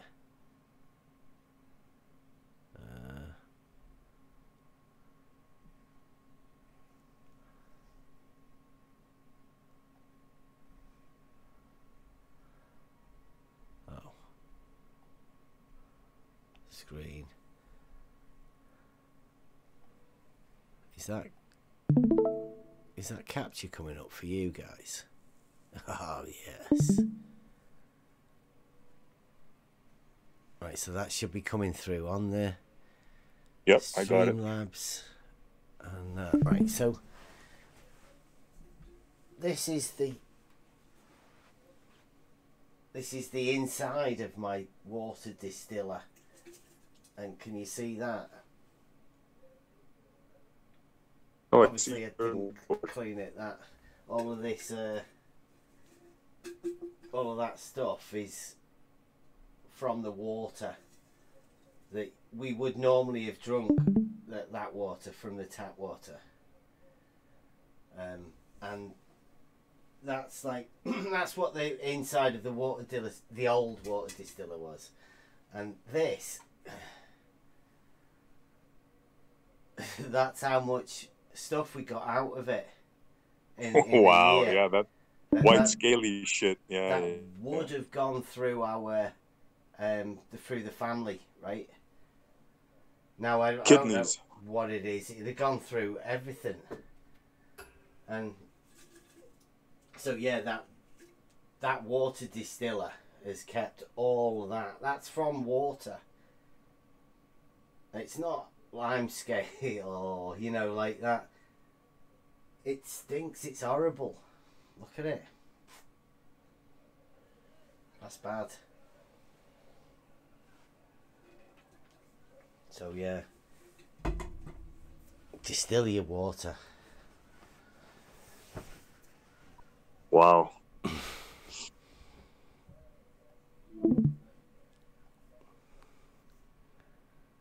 Get that stuff out of your system.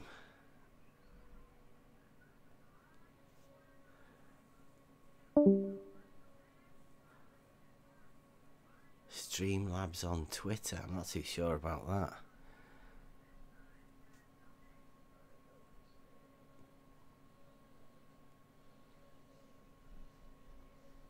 Oh, I still don't know what's going on with Streamlabs. I seem to be able to sort these transitions out good though.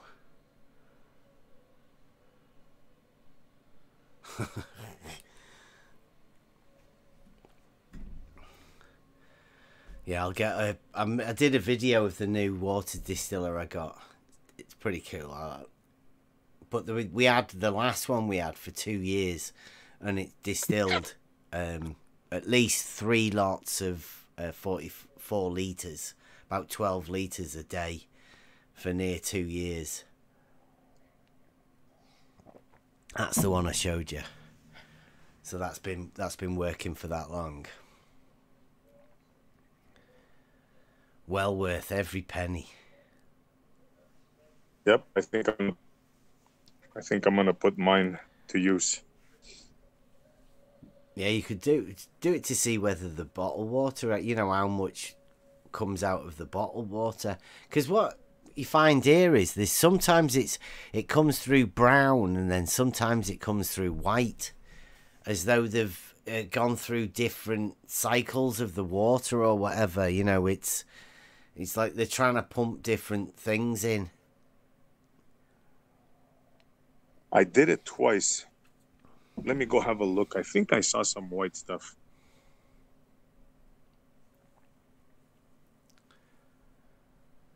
Yeah, it starts off white and then it goes to like a brown, horrible, sludgy stuff, and then there's bits of it turn flaky, as though there's all sorts of different stuff in it. Some stuff stays at the bottom, some stuff lifts to the top.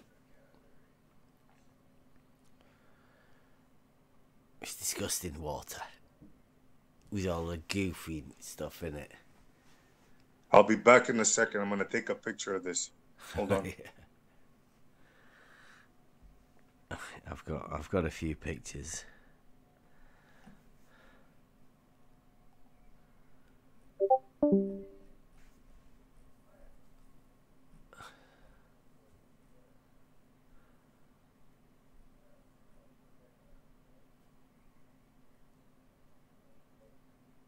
Oh, they must be on my phone still.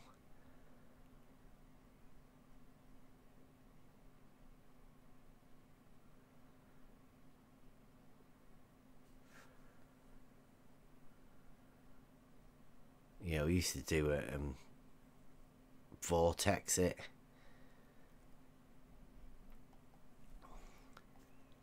I got that one. Fight the flat earth, I'll put that on. So take this globe. Your horizon is a circle all around you, a cross-section of the globe. A cross-section is a 2D shape, in this case a circle, and 2D shapes are flat by definition. What you morons need to realise is that the fact there is a horizon at all disproves the flat earth. Fight the flat earth is a moron. And I'm sure they really get upset with him about that, because I'm not so sure he understands what flat is. It's like, I mean, I agree. a flat is a two-dimensional thing, and the horizon being parallel to the plane of all horizontals would have to be flat. It's a horizontal plane. I mean, obviously. So it's good to know that going forward with our right line geometry, we've got Fight the Flat Earth on board with us. And there's quite a few other people that, Ruhif, for instance, he's one that says level is horizontal. In fact, I don't know, everybody, who was it that pushed back? It was Babs, wasn't it? Babs was the first pushback. What about level and horizontal? No, the horizon. That he was the one that got triggered about it being a straight line. Yeah, you saying about Ruhif agreeing that level is horizontal. It seems funny to me that he agrees level is horizontal, and yet one of the other three amigos thinks it's utter bollocks. Yeah. You know? Yeah, it's that double talk. I mean, where would you be as a baller if you weren't allowed to double speak? You'd never be able to get out of arguments as though you'd won them, would you? If you couldn't just immediately backtrack on what you've just said and say the complete opposite, while still holding the position that the first position you were completely correct in saying. It's a very, very tried and tested method of the way they work. Globers and their imaginometry. You see how well they're able to talk about it. In fact, I'll put a shout out on Twitter. They definitely won't like that.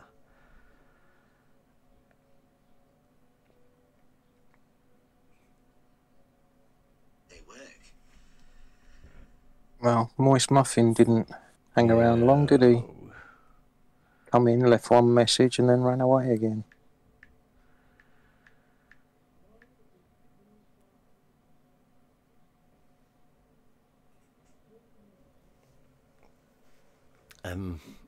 I've noticed that there's some sort of a join something on Streamlabs. I don't know what that is.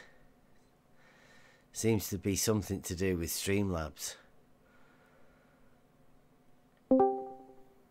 It must be their way of advertising on the YouTube thing.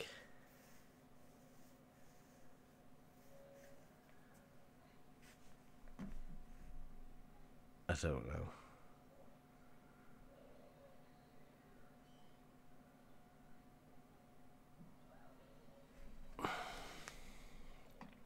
What else have we got? Let's see if we got. I got some proper anti-clips, didn't I?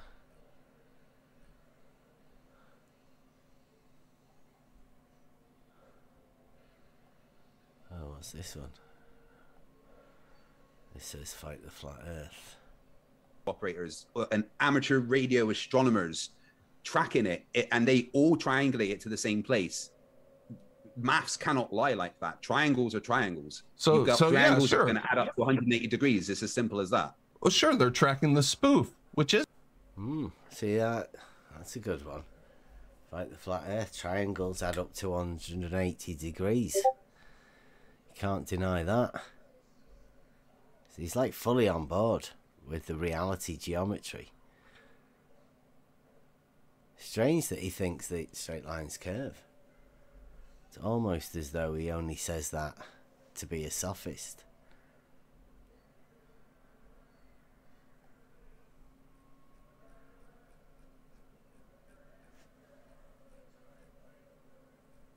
Oh, I'm looking in the wrong video bit.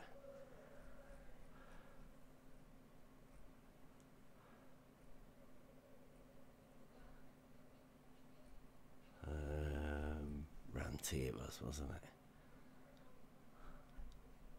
I've had a little drink. It's funny. Ranty's a lying flat earther.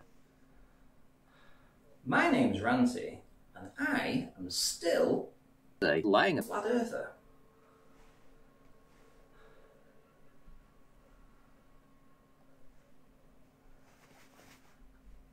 You are anti, yes, I agree.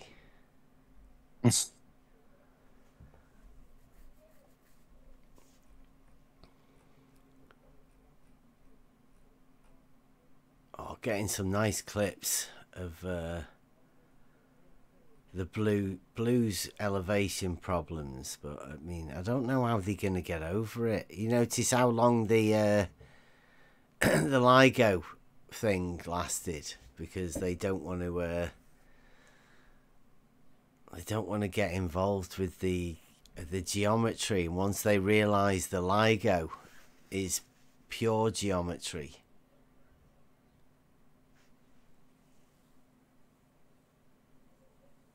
they had to go.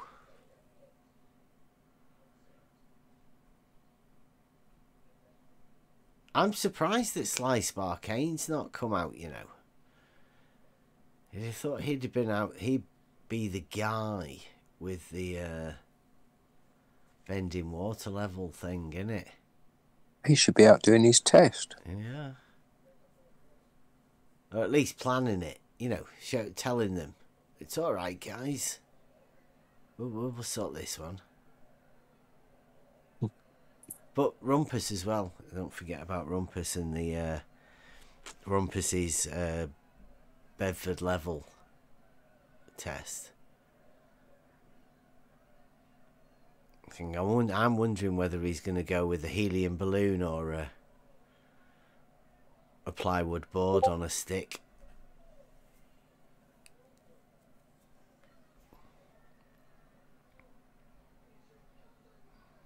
A 5-meter helium balloon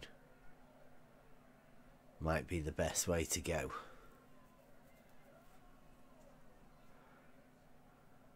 And you could get Larry to come and triangulate, you know, the height of it with his reciprocal from all round the outside. Not actual reciprocal.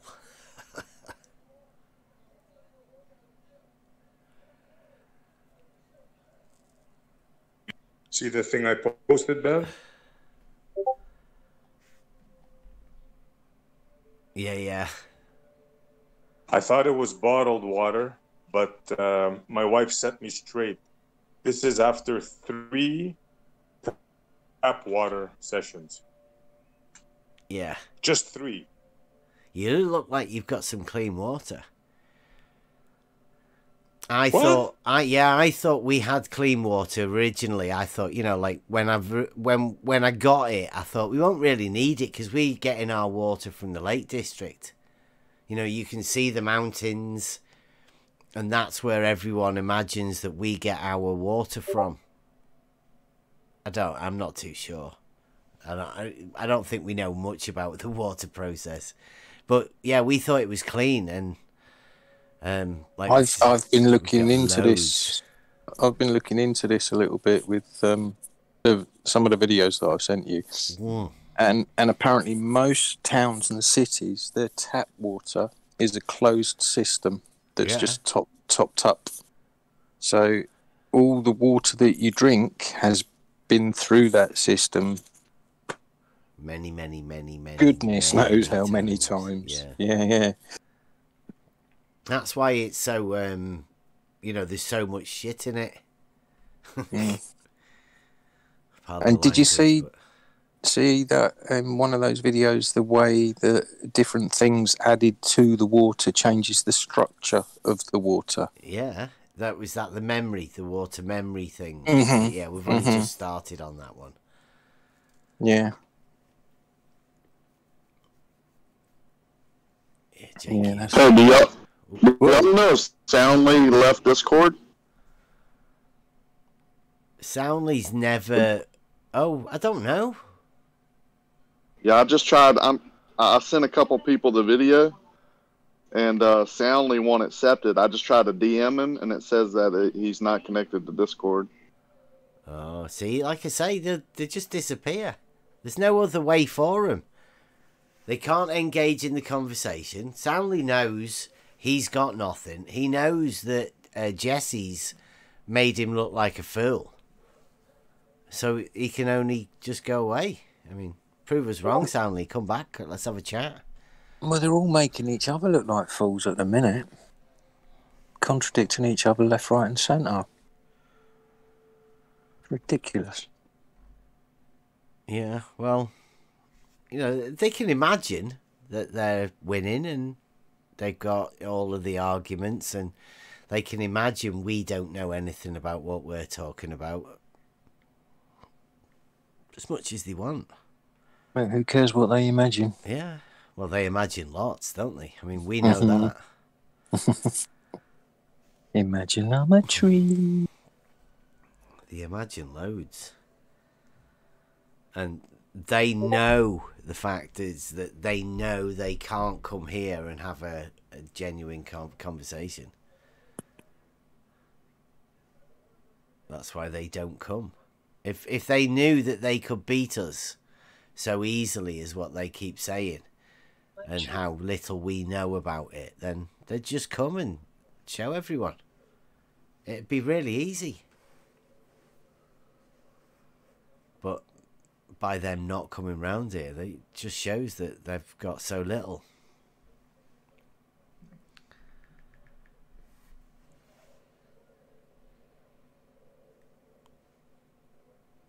So I imagine you have your distiller running all day long, Bev? Yeah, it does. It says about 4 hours to run, but yeah, it's not. I don't think it takes that long. But yeah, it's hot, a little tiny kitchen and that thing running. Yeah, it runs. I'm just waiting for it to cool down, and then I can put it through its last one of the night. Yeah, you got to give it a few runs to have enough water for a few people, for sure. Well, I drink tea, and I have a pint mug. So every time I make a brew, it's a pint. So I must go through quite a bit of it to myself.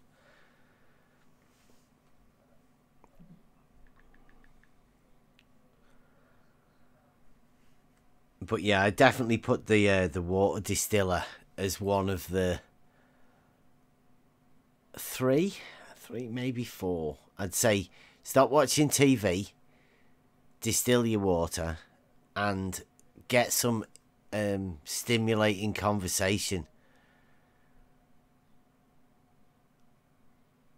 Good advice right there. I want to give it a run. Bit of logic. Yeah. But I think the logic comes of its own. Yeah, definitely. I want to give the bottled water a run or two and see. I'm going to clean it and give it a run or two and see what comes out of that.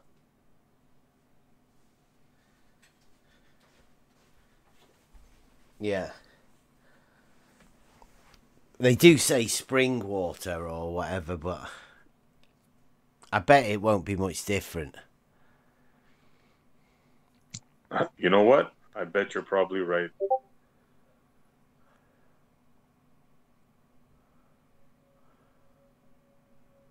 Yeah, when we did our water distiller, I used to like vortex it and put it outside, some of it outside for the missus to, I don't know, reconstitute it, because it goes through the distiller and it comes out, I don't know, dry. It's a little bit strange taste for a bit. That's because all the minerals are removed. Well, I mean, minerals, you call it minerals. It's just a solvent, isn't it? Water's just like it stuff dissolves into it. They might not be minerals. I mean, I'm not too sure what it's like over there for you guys, you know, in Canada or, you know, like bigger places where your water supply is coming from somewhere else, you know, but we, like here, it's coming from taps, and I don't know. I'd struggle to trust it. I mean, we always used to get told when we were kids and we went to France, like, just don't drink the tap water in France. You know, like, you'll get ill, definitely. What? Yeah. In France? Yeah, yeah. Come on. No, that was when I was a proper kid. You know, like you just didn't drink tap water from France. I don't know that's because, you know, the Brits and the French have this sort of thing. Yeah, it's not like a third world country. Now, if you go to Jamaica or Dominican Republic and you drink the water there, well, you're gonna be in for a surprise. But France, I don't know. Yeah, like yeah, I wouldn't know at all.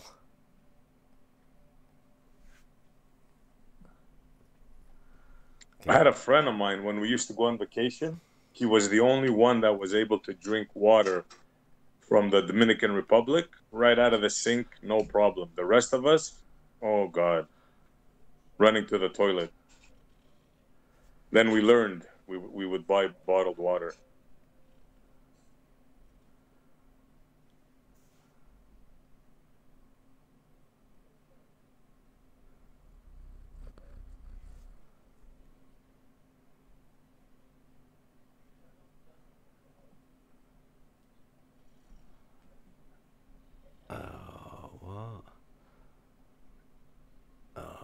To go.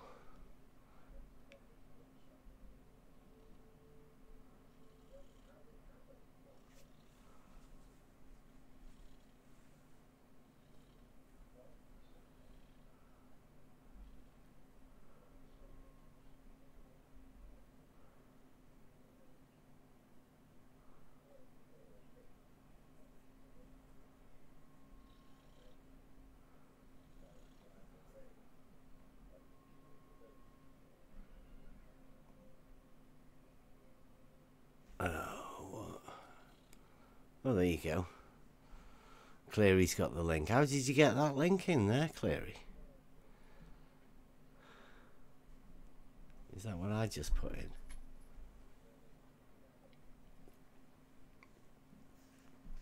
Yeah, make water pure. It's been a good unit, that.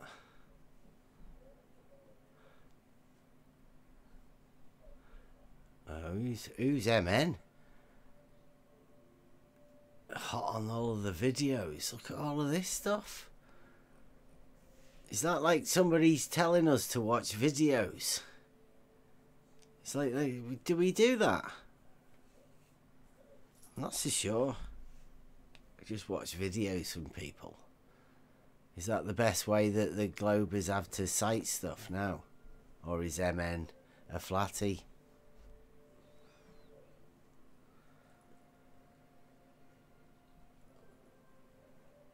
Did MN ever come in to have a chat? He's just spamming loads of stuff in the chat.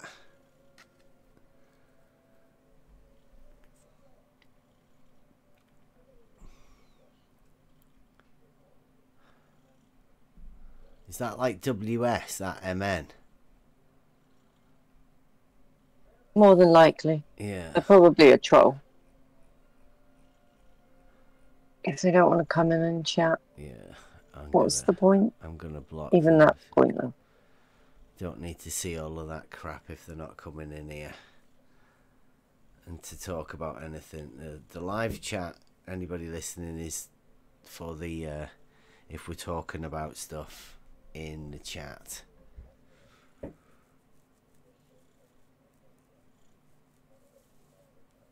And with Dogma's gonna come round and have a chat because he's got a picture like Ranty. Yeah, he's found like, you know, these Globers, like the new Globe way at the minute is find a picture that somebody else has taken on the internet somewhere and then claim that you can do all sorts of fancy things with it. And then tell other people to prove you wrong that it doesn't show that. Well, he's got one like Ranty, but just from a different angle. It's nearly 90 degrees perpendicular, looking across to the Isle of Man. Another brilliant shot. Fantastic it is. Well, yeah, Effie Dogma's going to have a go at doing that. He's hot in one of the chats on my YouTube channel. Is that the Aussie? No, Effie Dogma's the from yeah. Shanghai, is he? Or he's out in Cambodia, isn't he? Yeah. Why? No, lives there or something. Yeah. Yeah, there are certain reasons that people move places like that. What? The good weather. That's what you're implying, isn't it? Yeah. The view, yeah. Yeah. Small people like to feel.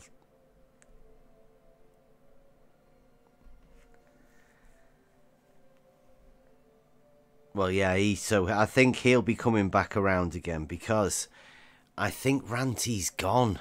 He's fucked off. He's paranormal. Gone in the head. Yeah, he's got his ghosts and ghouls and goblins and all that sort of stuff have probably got him. Sorry, Ranty, but you're going to be shit at that as well.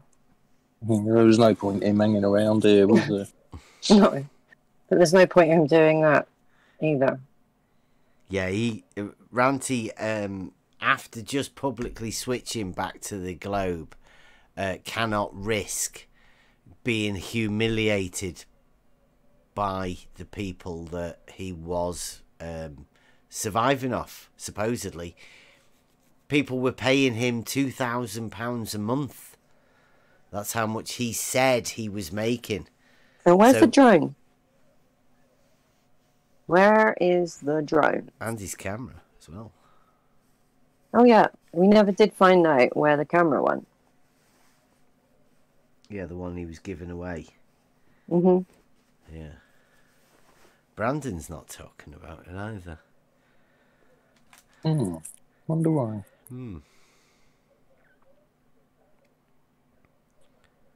Could be good to know where the drone was, because that, I mean, he did say he was going to give his camera back to the community.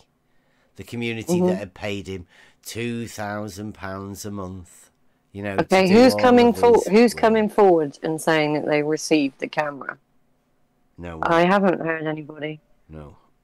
I did hear somebody got threatened by the police and had to send it back to him. And we also did hear that the person that sent him the money to get it delivered to America got refunded their money back. So, yeah, we do know there's a few rumours of things going around for things. But, I mean, we don't want to seem like we're coming off bad against Ranty or anything. I mean, all Emma did was call him a wanker. Rob H in the chat says Ranty gave his camera to Alwyn. He gave the first one to Alwyn, the P900. He then went on to be bought a P1000 funded from the community, and that's what enabled him to give his P900 away.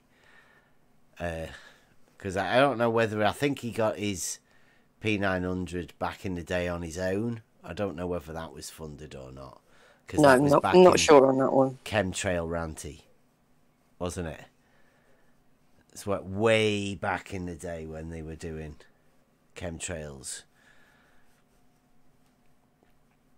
And then, yeah, he got funded a P1000 because everybody decided, for whatever reason, that there wasn't anybody with a camera, although there was, in Blackpool that needed a P1000, and Ranty was their man for looking at pictures. And then that enabled him to have a P900 also, and he gave that away. And then made Arwyn feel guilty. Or I don't even know what Arwyn's done with it. I think he took some pictures of a blue tit or something, and then...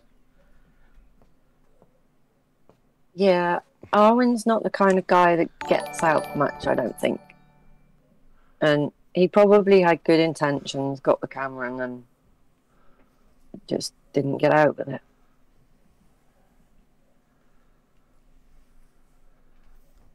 But he should have just passed it on, I guess. Someone else. You're not going to use it? Yeah. Well, it's the community, isn't it? Mm-hmm. Or, here's... I don't know if this is revolutionary. Why not buy yourself your own camera if you want one? No way. Yeah. Really? Like, save up. No, you're talking crazy talk now. That's Yeah, ridiculous. Put some money aside, like the rest of us have to do. Oh my God. I'm going to be banned now, aren't I? Oh, if you're going to talk fantasy. Yeah, I'm going to be disowned by the community now.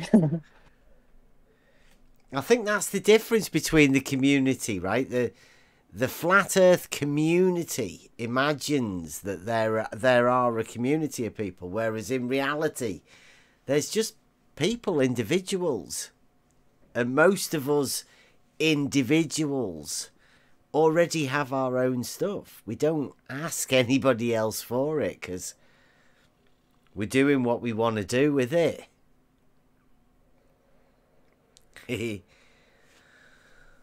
And yeah, like, I mean, I can't imagine asking for a drone because we've got a drone, bought one already.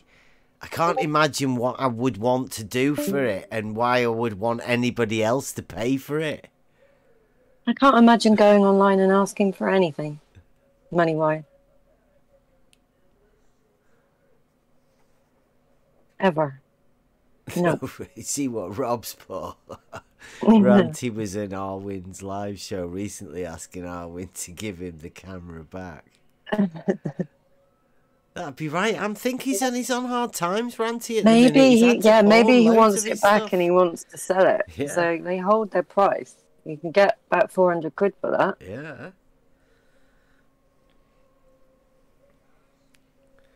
Yeah, you get a couple of bottles of red wine with that. His lavish lifestyle. Maybe a toupee or two. No, he just used to shave his head because he thought it looked cool. And now he's just let his hair grow back. I don't know what this is about. Nah, it's a toupee. Ranty always was and always will be just an actor.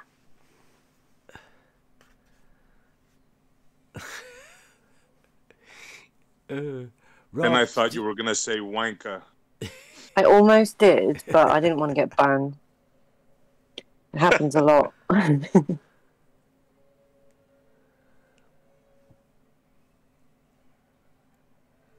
Rob Keane says he's going to rent an auto level. I know. You'll not be able to use it on your own, Rob. You might be resigned to taping rulers to goalposts, and don't do that, because that's not good.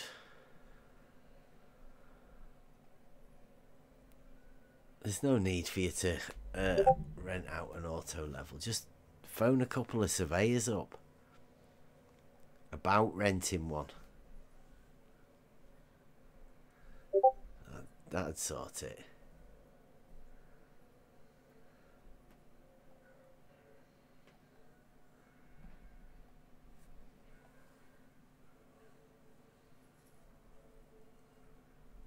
Yeah.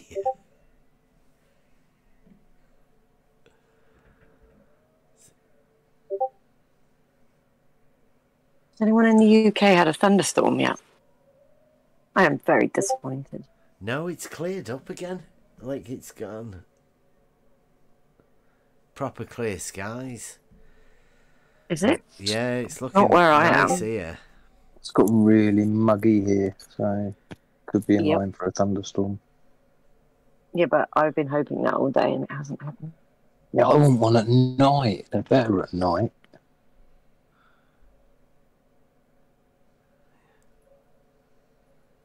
Yeah. Rob Cloudy. Keane, 9 foot.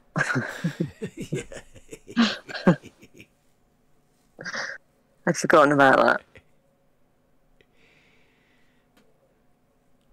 would like to have a word with. I personally would like to have a word with Brian Leakey, but we know he's not going to want to come and talk because he has been asked and offered.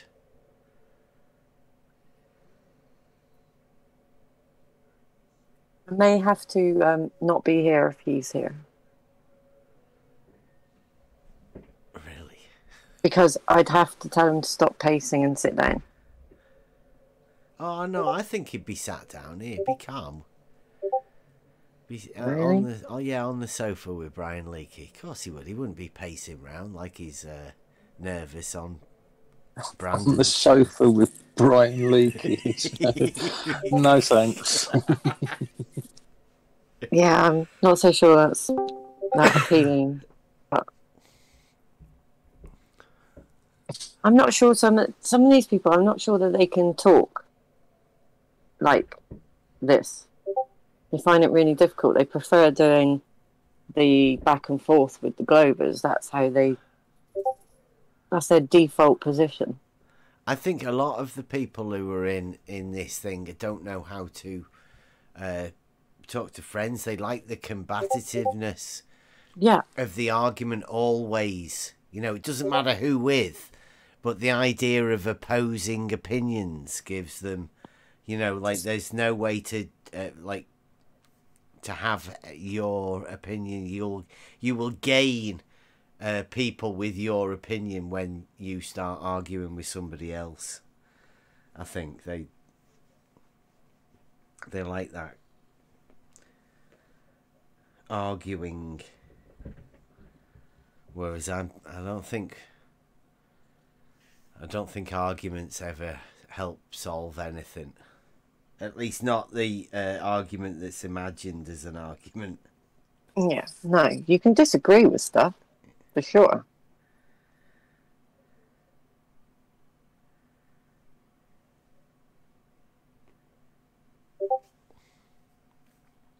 But I also find it amusing that the Globers think that science is set in stone. That's it. That's what is there. That's it now. There can't ever be any progress. That's not how science works. You can't just have it progress in the little sections you want it to and ignore the rest. Yeah, it is beginning to annoy me that about where they keep saying that you're a science denier, but in reality, we're not denying any science. Well, no, not denying any real science anyway. It's just that when they say looking at lights in the sky is a science, I'd have to disagree. Like triangles having curved sides. When did questioning things become science denying? That's a good point. Afternoon. To what? I say good afternoon. Oh, good I'm afternoon. here now. Good afternoon. We are live, Rob. Just to let you know. Good. Fantastic. Are you familiar with the water level? No, not at all. No, tell us. It's a tool used to establish a horizontal plane of reference. A lot of globe Earth defenders think that it's this little like 18-inch bar with a little bubble inside it. Globers be retarded. Anyways, I just thought I'd come in and say hi. Good evening. Join the conversation. Good evening, I guess, for you guys. Yeah. I went to work today, so I just got home. Yeah, well, thanks for coming in and pointing out that fact about water levels. You are quite right. A lot of people think that way. Yeah, they've spent 2 years denying that we know anything about it and not actually researching the fact that they now know what a water level is, because they don't. There's lots of them. Yeah, tons of them. Like there's some new guy in the community, chief squatting dog or something. He was I was talking about the water level, and then he's talking about the bubble in the middle, and I was like, okay, so this is another guy that just doesn't know what a water level is.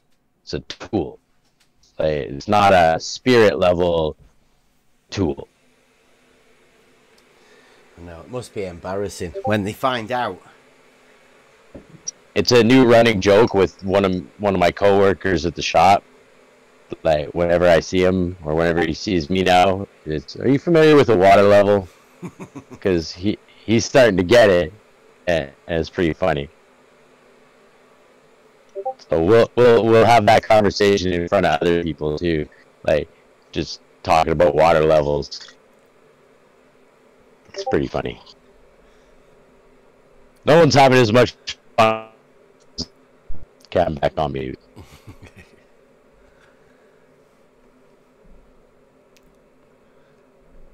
Who's Jim Jam? Is that JJ?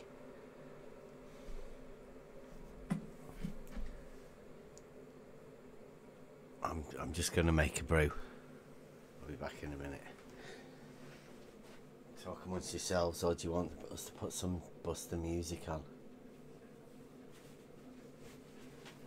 Never music or Buster music. Hey, Yeah, Buster. put on a Buster song. Go for it. Right, I'll get it on here. Or a little compilation. You have to hear it through the thing. I can't get it to come through. I in here, yeah.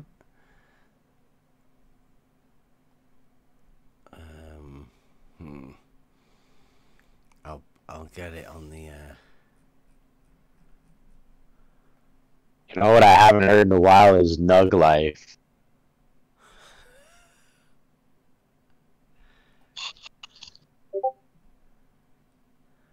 I love that song. I got wisdom in all honesty. As soon as I uploads, I'm gonna hit play and then go. But you'll still be able to talk over the top of it if you want. No, we can't do that. You have done every other time. I'll be watching on YouTube.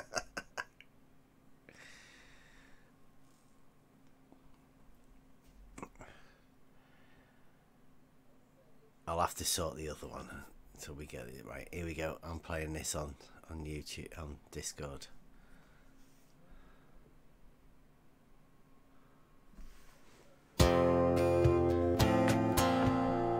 Come go with me.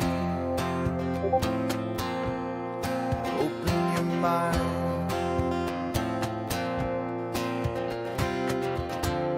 Skeptical mind was all I ever knew. Finding the knowledge of the real world starts with the point of which has no parts. These are the axioms of life. And I take my chances with the old ways, finding the proofs in geometry. And I don't care what all the sophists say, I find the proofs in reality. 'Cause they were right. We know that they were right.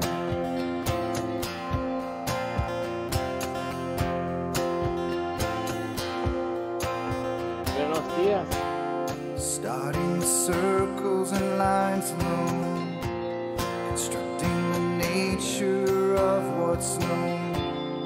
Conclusions are clear and the evidence seen. I just got back out. This 3D space works perfectly. And I take my chances with the old ways, finding the proofs in geometry. It's because we're listening to Buster's song, but we can't hear it in here. Sorry. I find the proofs in reality.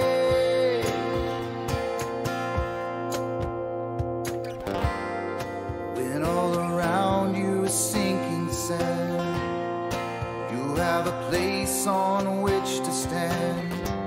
Foundations were already built for you, so open your mind.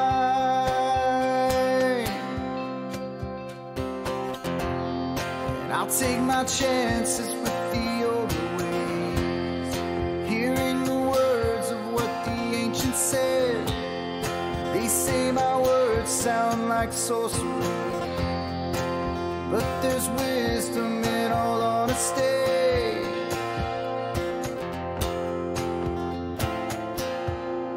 Come go with me, open your mind. Come go with me, we'll find the truth.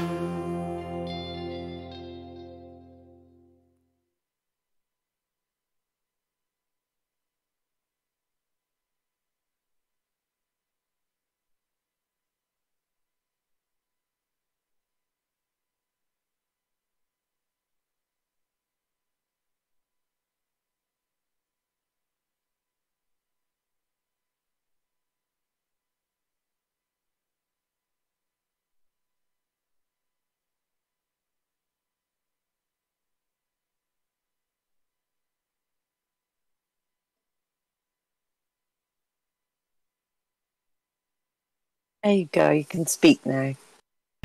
Oh, wow. Sorry, I didn't mean to. I kind of. How long ago? How long You was were it? so mean. I snapped at Mobius and Cleary. I jumped in and went, "We're listening to Busted Song." No, I'm glad he told me because I was on YouTube and I came over here and there was like, all of a sudden I came over here. I was like, why is everybody so quiet? They were just talking on YouTube. It's because there is almost a 30-second delay. Yeah. See, I've just It's a long started speaking on YouTube. That's how long it takes. Yeah. That was a proper slap down, Emma. I know. I'm sorry. We're listening to Buster. Shut up. I mean, that's what it sounded like. It sounded like, shut the fuck up, Cleary. Yeah. Sorry. It's not quite how I said it, but I you know, know, that's the way. That's Yeah, I the think way she was talking to you, Cleary. You know that my passive... my dear sweet Mobius, could you please be quiet and Cleary, shut the fuck up. I was like, Cleary told her gonna start hurting again. That passive aggression, Emma? yeah, I don't think Rein Buster in. needs a bodyguard, does he? Mobius, sweetheart, if you don't mind, keep it down a little bit. We're trying to listen to Buster's song. And Cleary, just shut up! Don't. You'll make me feel terrible because I really did snap at you two. It's funny. I'm so used to that. People say, fuck you, Cleary. I say, oh yeah, how are you doing today? Oh, God. That's funny. Hi, Cleary. Where were y'all listening to it at? It was just playing on YouTube. Oh, it was on YouTube. Fuck you, Cleary. Yeah. Hey, Tina! Shit disturber. Glad Tina turned up. Rob, what are you doing today? No break pad? I just got home from work, actually. You work 7 days a week? Just sorta. I only worked for like 4 hours, so I don't really call it work. It's at work. Next Sunday, I am not working. I've been told. Uh-huh. Your wife has told you. Yeah, fair enough. Yeah. She's like, you worked last Sunday, and you worked this Sunday. Next Sunday, I want to get my nails done. I said, all right, I won't work next Sunday. You can go get your nails done. No problem. Why Heard she that out wants there, to get... ladies. You can all go Yeah. get your nails done. Yeah, Sunday. I'm not working. I'm gonna hang out with the children. Oh Lord, you'll be like, I want to go back to work. No, my children are awesome.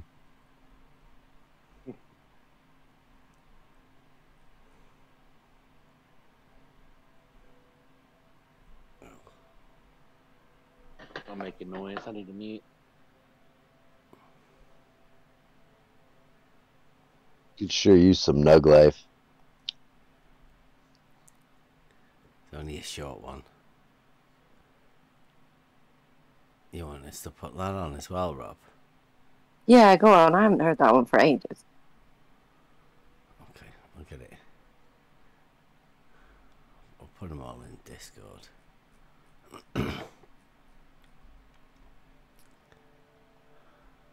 Which one were y'all just listening to? Look in the live chat in Discord. You've got Wisdom in All Honesty.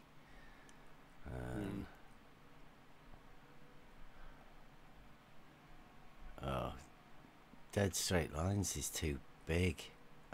I will have to save that one. I don't know what I've done with that. Why it's that. I don't know. I had a small one earlier, I think. Yeah. Somewhere I was looking. No, I don't know. No, Dead Straight Lines is 195 meg. Yeah, I'll put Nug Life's going on now.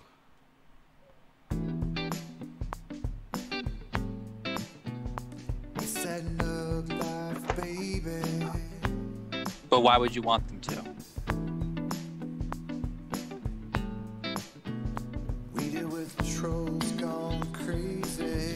Circles can look straight. Oh yeah, it's measurable. Listen to me. Very Y'all be quiet. Can you imagine? Domesticated. Suck my fucking cock. You do it to all the women. You do it to all the men. Yeah. You're equal opportunities, fucking vile cunt. Yes. Put some stickers on there that say I'm a fucking liar. There are assholes that just talk bollocks all the time. Level means curved, right? Everything's fake on our side, isn't it? We're all fake. Complete enough to bollocks. Hang on, how do you get it? How can you call it vertical on the side of a boat?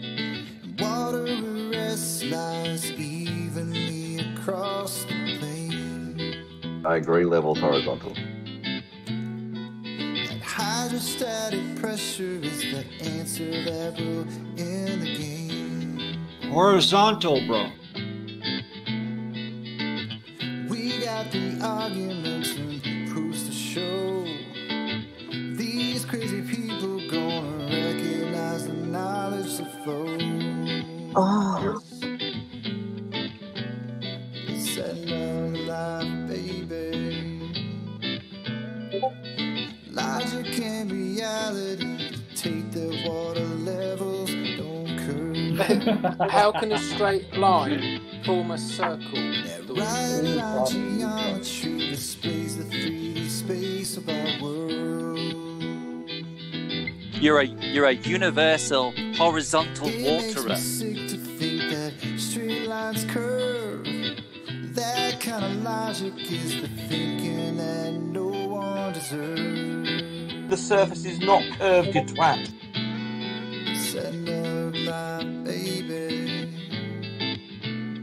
We deal with shoes gone shady. I'm not just being nasty here, right?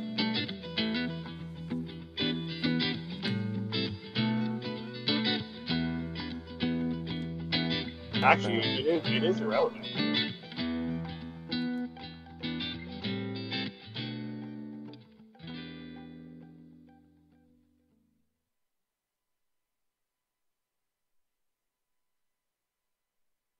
Right, you're free to talk again now. Evening. Evening. We are live, spot on.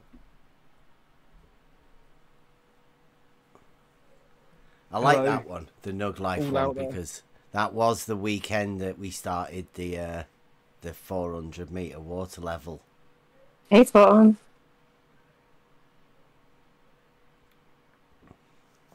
Right, Emma. That took long enough. Jeez. Well, I made the mistake of muting up and then having to then Unmute. Okay. Yeah. It takes a while. I noticed you managed to change the day and night on the server. I didn't notice. No, I did. Yeah, I did. Yeah, I sped it up. Yeah. Yeah. Okay. Cool. At least one thing worked. Yeah. If anyone out there knows how to run a DayZ server on PC and wants to give a little bit of help. I was gonna ask if you could play the song again because my wife called as soon as the song started, and I had to talk to my wife the whole time that the song was playing in the background. Well, you're But in Discord, okay. aren't you? You can just press it. In Yeah, Discord. I could just listen to it myself, but just thought you guys might want to know. Yeah. I didn't get to hear it. Yeah, I missed it I was the too. one that asked. Poor Rob's only heard it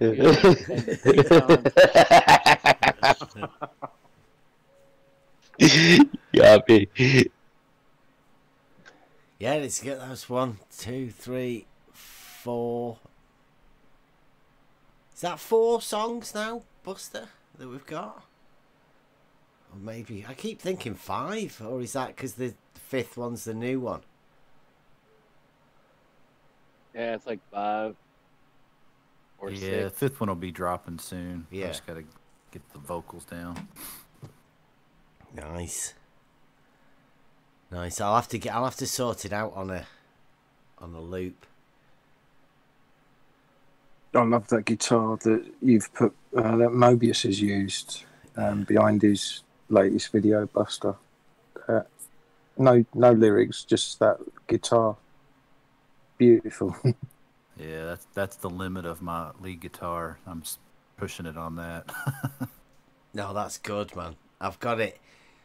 Ever since we got that music and put it in the background, because it used to be a nightmare listening to all of these people. You know, you've already spent hours arguing with people, and then listening back to it is like, wow, it's like pulling teeth, because you know what's coming. Like, there's nothing good, but at least with the music in the background, it makes it sort of like Zanuck and Rumpus and all of those. It makes it definitely easier to listen to. Mm-hmm. So yeah, with the new one that we've got, where the ballers explain that they don't really know what surveying is and how surveying works. Like Rob said, they don't know what a water level is, and because of that, don't think they have an understanding of actually what level is. Well, I know what level shows. Yeah. I know how water flows. Me too. Hydrostatic pressure's the answer that'll end the game.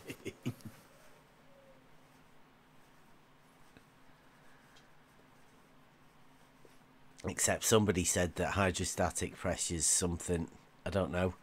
I'm sure I've seen people draw a circle, put an arrow inwards, and then go, look.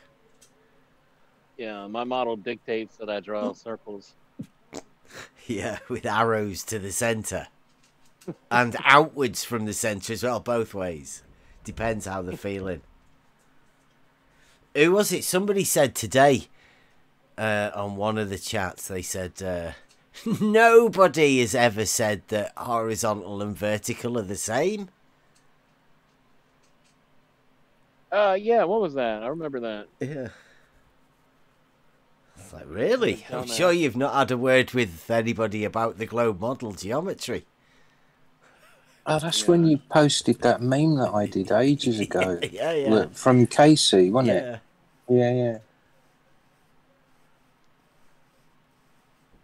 Yeah, the Yeah, I saw geometry that as well. teacher from the school geometry teacher that said that vertical and horizontal. She told me that she actually teaches kids that in the geometry lesson. I'm not so sure she's a real teacher. You know, like in most of this, that we end up talking to people. not so sure that they are actually what they claim to be. There's quite a few of them.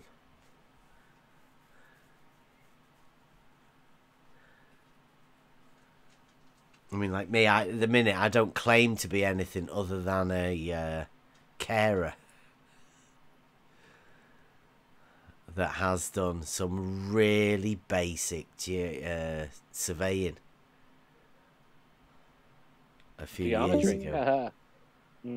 Yeah. Well, mainly the geometry was surveying geometry, and then topped up by Euclid, but Euclid self-taught. Yep. You don't need somebody to teach you Euclid. You learn it and you prove it to yourself. It's just basic use logic. it responsibly, though. Mm-hmm.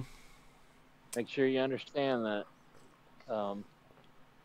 fifth postulate. It could help you. Yeah. Yeah, it'd be nothing better than having a chat with somebody about Euclidean geometry and the principles within it.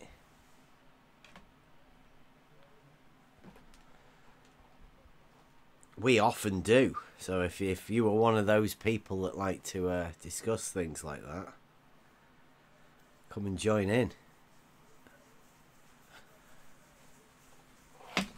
We have multiple ways of finding proof of things. If I was a Glober, I'd come in and just have an adult discussion. You know, I'd be like, hey, all of science is behind me. I could just come in here and talk like an adult. I shouldn't be upset. I shouldn't be angry. I shouldn't have to lie. You know, come on in. Yeah. Welcoming.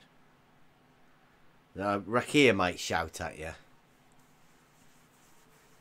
Emma might shout at you. Especially if you're interrupting one of Buster's songs. But it'd be alright, you get away with it.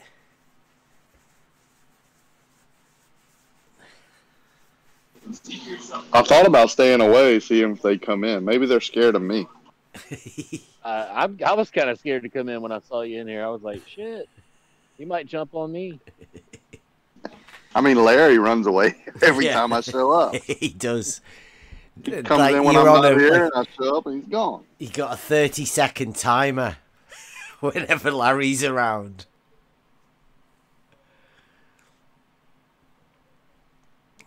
But yeah, Larry can come in and have a chat anytime. We were having that conversation the other week. You remember? We were saying, like, how do we engage with these, with people, just in order to have a conversation?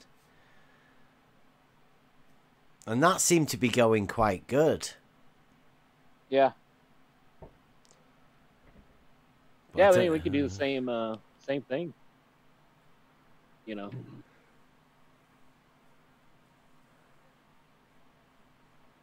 Yeah, the viewers have dropped off. There's only 12 viewers left. Have we got some other show gone? Probably the big boy show. Oh, yeah, Globe Busters. Mm-hmm.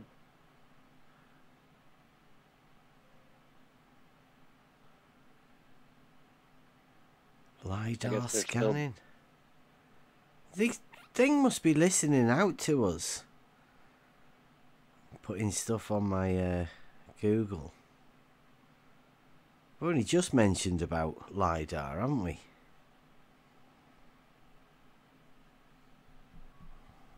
Yeah, LiDAR. I don't know if they're ready for that.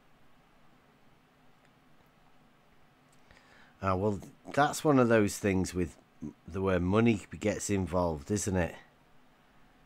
Nah, it's not that bad. I could get one for $1,500. Yeah, money in tech.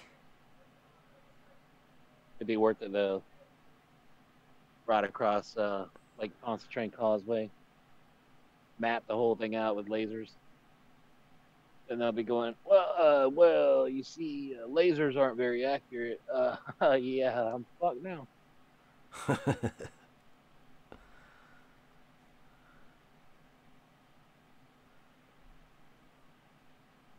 Yeah, it's straight lines again, isn't it? It's Can't get away from the straight lines. fear of straight lines. I was wondering whether there is one, but I don't think there is. I don't think there's a...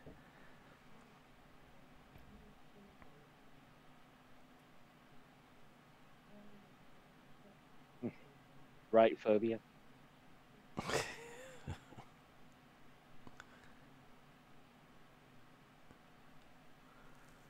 If you can't be right, you must be wrong. Oh, is there a Ring of Fire solar eclipse? Oh, that'd be interesting. Where's that going to be seen? Anyone know? Anyone heard about it? I would think the Ring of Fire would be out in the middle of the Pacific, isn't it? Let's have a look. I could swim out there.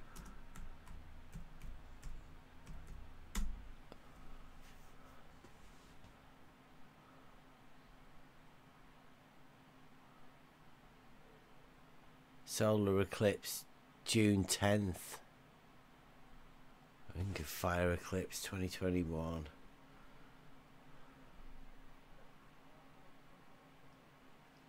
Oh, hey. You might be good here, SE. You have to live in a narrow strip or central or eastern Canada to get the full effect. Yeah, I'll put it in the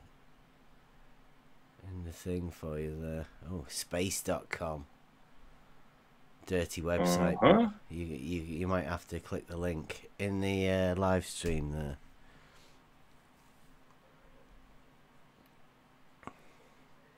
I hope you're in that band, because that'd be amazing to get that. Also, you've got to have clear weather, haven't you? Yeah, I missed the last one, the partial one. Is that got all the landmass on one side? What sort of a thing's that? Yeah, you're right. What? Yeah. Is that that's Greenland in the middle as well, isn't it? Isn't that the North Pole at the top? What's going on there? Yeah, that's Canada, and then you have the Bering Straits, and you have Russia.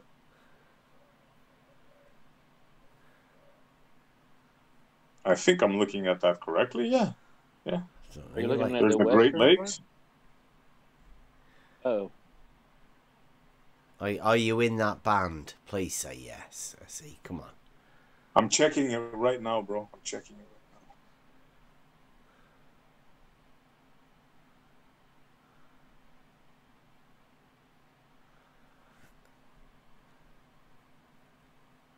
From what I can tell from my phone, I think so. Nice. I think so. Don't take that for sure. When I get on the computer, I'll check it out more, but it looks that way. Oh, you must be able to get a good... Because it's not going to be a full eclipse, so you're not going to get complete darkness or whatever. But if you can get those concentric circles, that'd be amazing. Oh, is that what it means? A ring of fire on the outside? Yeah, it means they've got it at the time where... I don't know, what would you have to say? I'd say that... thing. The sun is closer, if you will, because it's bigger. Don't they call it a lunar eclipse? Whoops. I think it. Yeah, a lunar, whatever. There's like different names because like one time you can see actually. Yeah, annular, how to see the annular. Yeah, that does. There you go. That.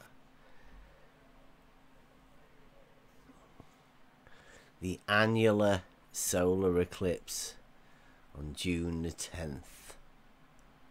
So you got a few days. Thursday. Wow, that's awesome. Now you got me really excited to see this. I hope it doesn't. That it's not clouds like last time. To say the rising sun. Yeah. That's where the moon will be, right there, probably.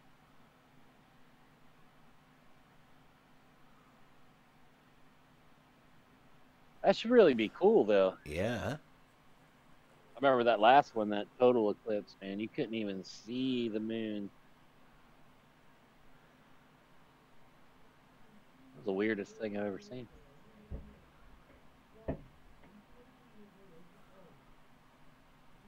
See, the way they say they're encircling the moons. I mean, is it where the moon should be? Even. Yeah, it is, but the moon becomes something else in front of the sun. It just, it's a nothingness.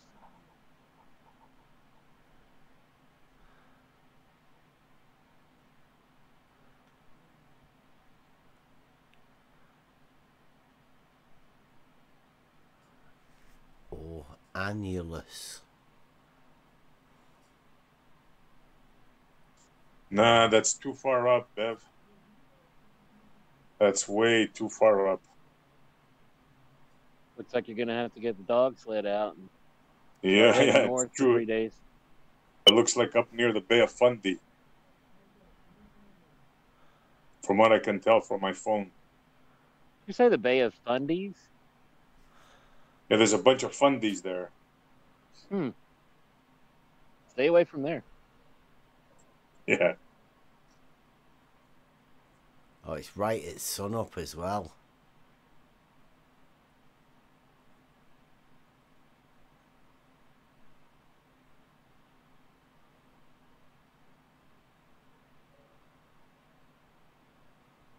Wow, it does say here the ring will shine with only 1/10 of the sun's normal total light.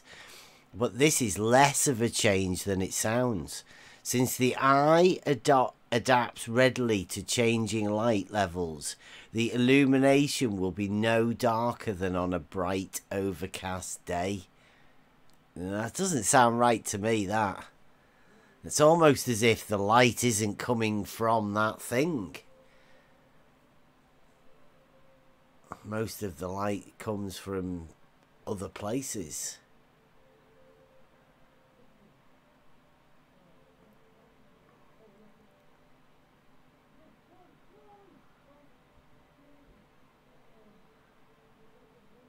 The sky should turn deep blue and the landscape an odd silvery hue. It's like infrared, isn't it? Yeah, something like that. They're cutting out that it's cutting out the direct light. You're just seeing the reflected light around it. Upper level light. I meant to say, sorry, I meant to say Hudson's Bay. It's way up north. Oh, yeah.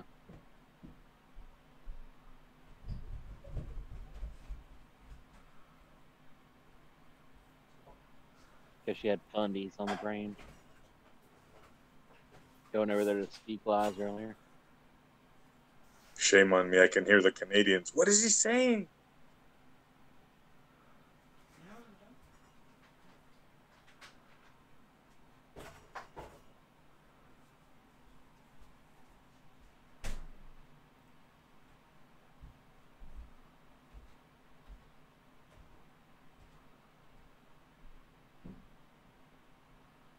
Yeah, it's looking weird for,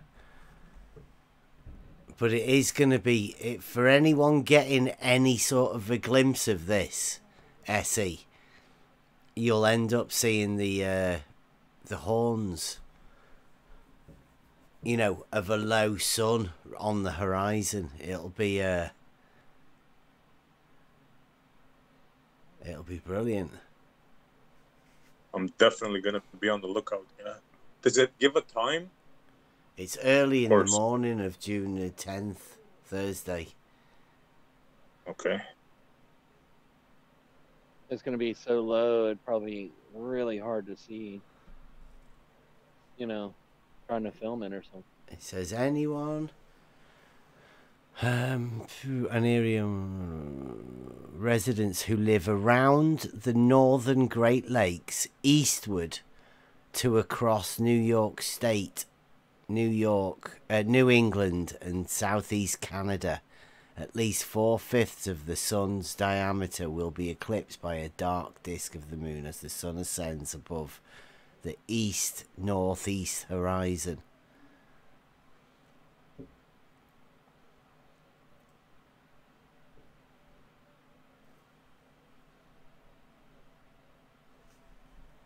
What is that orange line, the loop there?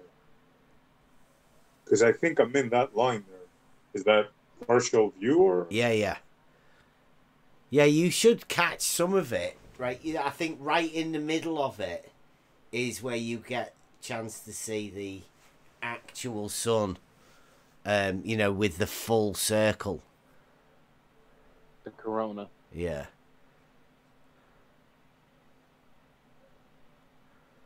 Cool. Because I think I'm in that thin orange line.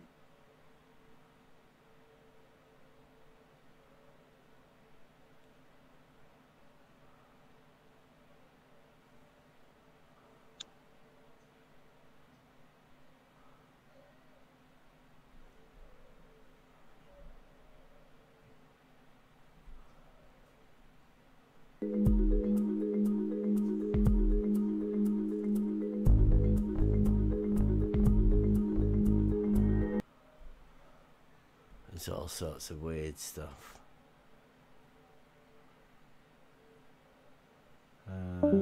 Oh, there's a location. There is Montreal here.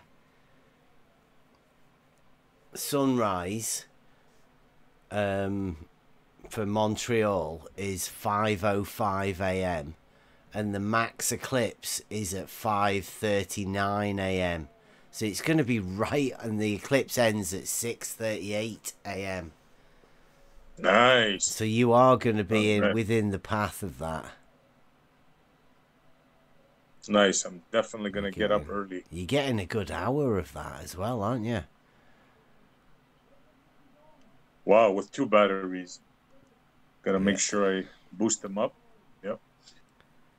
Yeah, so you've got half an hour of the sun rising, so that'll give the sun chance to clear and be, you know, in view. And then you've got the eclipse, so you've got chance of catching the 2 horns, you know, of the sun. Wow, that would be something. Knoxville, Indianapolis, Cleveland, Washington, Toronto, Quebec, New York.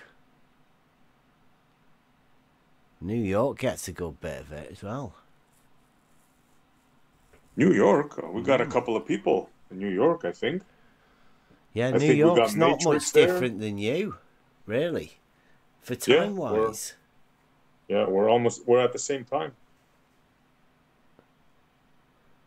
Time zone, that is. But yeah, they've got the sun coming up 20 minutes after you, but the eclipse starting 7 minutes before you, and ending 8 minutes before you. Yeah, that weird.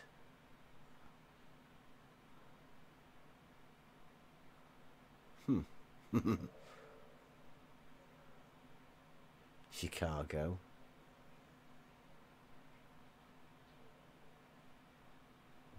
Chicago's not going to get much. They'll be struggling.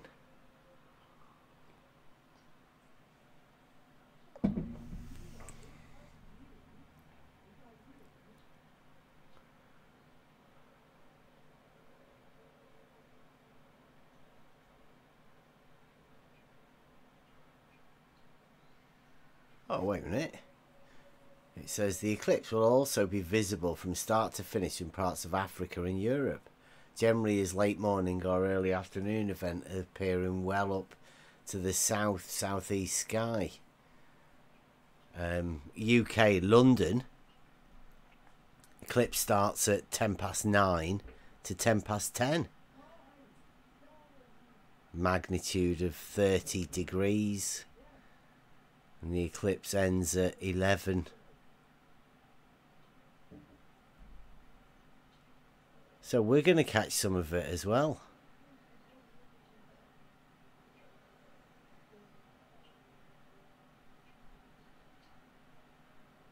London and Paris, I'm not so sure. You guys down south might end up with some of it.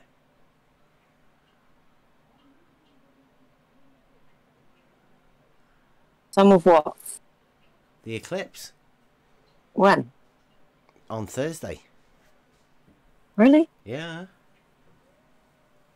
9:10 till 10:10's the maximum eclipse, and it finishes at 11:20.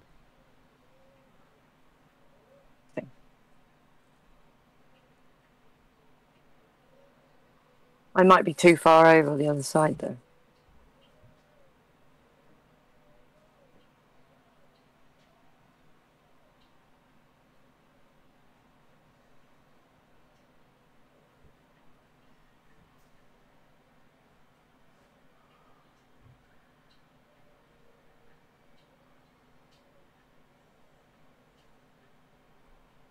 Yeah, well, that's good. I'll have to keep an eye out on that.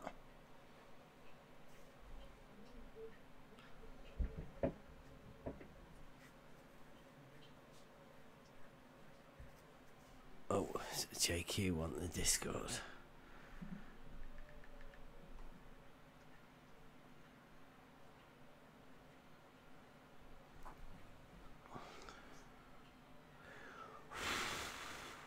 It's too hot.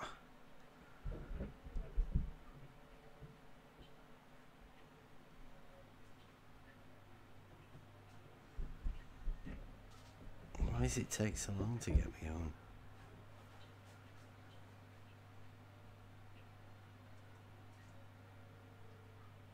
Nice, that'd be good. As many people getting this, better.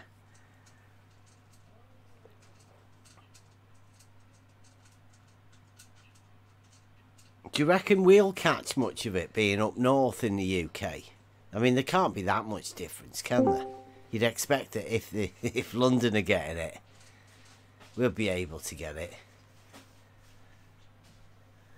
And a P1000 be able to see. I don't see why not. You should be on the lookout.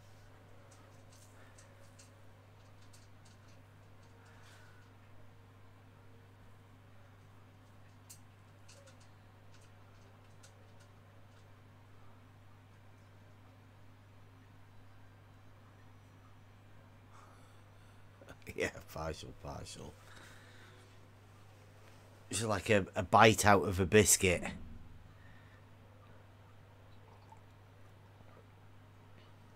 Oh, good news. The humidity's going up through the rest of the evening. Oh, I can tell. Yeah. It's up around 85 now. Yeah, we're due for rain in the middle of the night. And that temperature comes down. We hit the dew point. You can steam a hot dog out here in my backyard. There's steam on my forehead at the moment. Yeah. I have to come in. I can't stay out too long because it's bloody humid.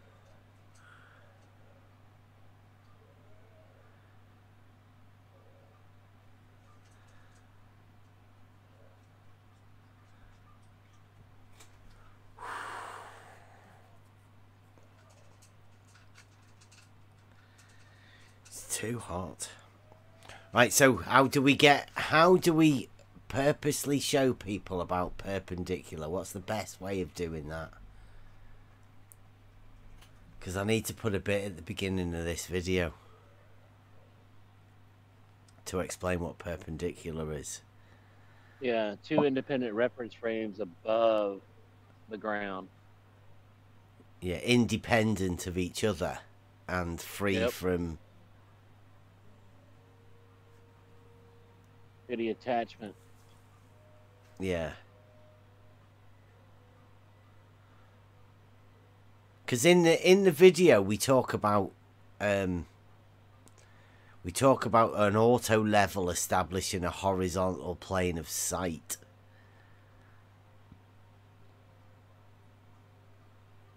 Yeah, P900. Cool pics. Thanks, Sandra. Oh, we'll have that. Oh, we've got to hope for it. Well, if, like Emma says, we've got a heat wave Thursday. It's a bit cloudy. And it's in the morning as well. It doesn't give you much chance to clear all of the cloud off, does it? We might just have to hit it lucky or... Looks like the same for me. Yeah. Warm but cloudy. Yeah, normally gets cloudier for night time.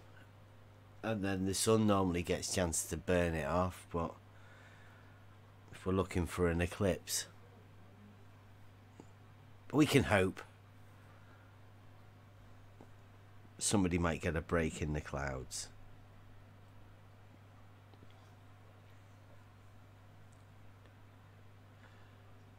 At least it should be quite high up for us, shouldn't it? That sort of time, 10:30. It'll have had a chance to clear the houses. Yep. SE's going to be struggling. He's got to be up really high to be able to look at it coming just above the horizon that early. I think I know a spot. I think I know a spot. But I'm going to have to get up like 4 o'clock in the morning or something. To go and visit, yeah. Yeah, but I'll do it. I'll do it. That's JQ. There you go, JQ. That should be it. Sorted.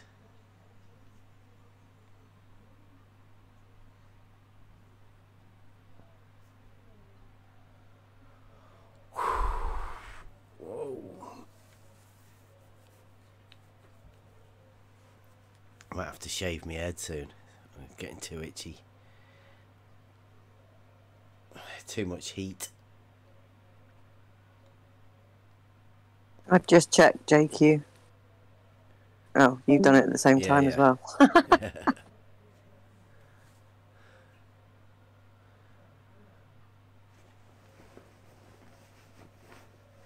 Should pop up for him shortly.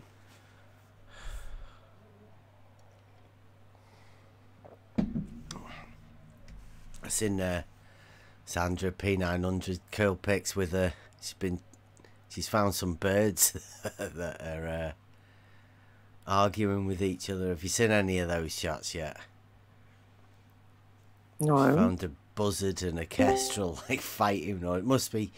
It must be a crow that's like very territorial and doesn't like the idea of these birds of prey coming round hunting in its territory, and it keeps attacking them. Some amazing shots. Nature documentaries should be after you for them.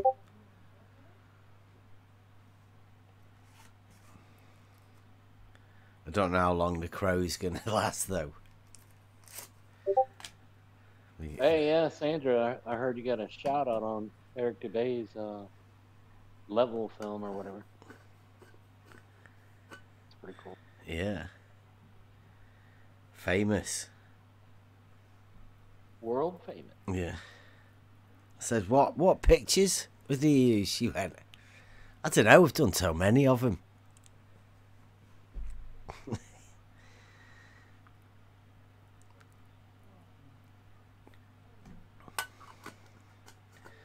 And it's like Effie Dogma's getting the exploring the plane. It seems like this particular area that we're in at the minute is a hot area for these shots. I mean, I don't know what it is. I personally think it's because we live in a plane on a plane, AIN, where we're surrounded. We've got the Isle of Man out over the sea, and then we've got the Lake District hills and the Pennines around us, and then down we've got the Welsh hills at the bottom, and we're like right in the middle of like the Lancashire coastal plain, as they call it, where it's flat enough to have a 27-mile stretch of canal in it, which I don't think any of us would have even realised if they hadn't have said that. But I mean, we are blessed by all of these mountains in the background, and obviously having Blackpool Tower right in the middle, which seems to be a bit of a focal point for people to not understand perspective. But it stands up vertically, and all the heights measured vertically, so it does give us a chance to explain the Euclidean 3 space again, X, Y, and Z.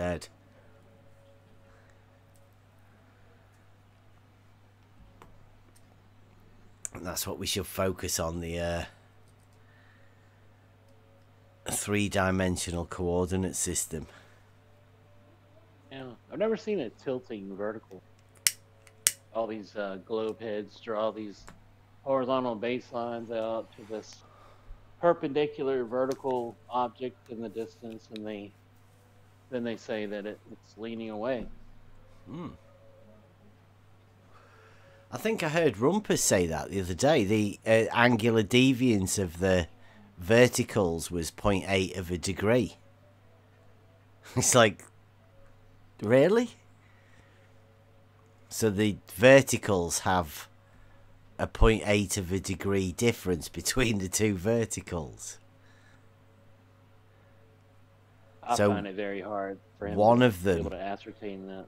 yeah, one of them is 0.8 of a degree off vertical in relation to the other vertical, and vice versa. I wonder how he did that. It's one hell of a fantastic concept to have that, isn't it?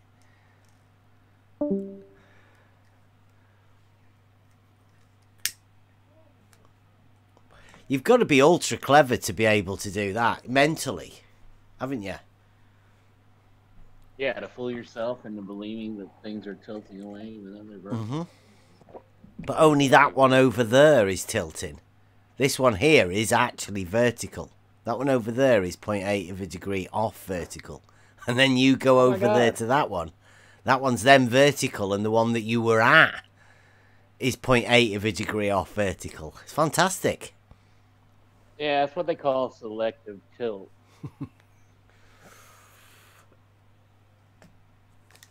Relative. Whatever you need. Yeah. It's relative. It's only relative to the place that you are not at.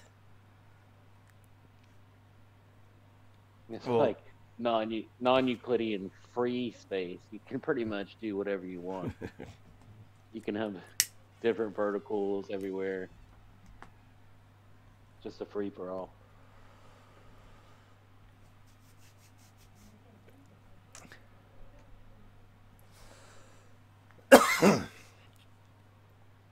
So, has anyone seen anything of the what's he called?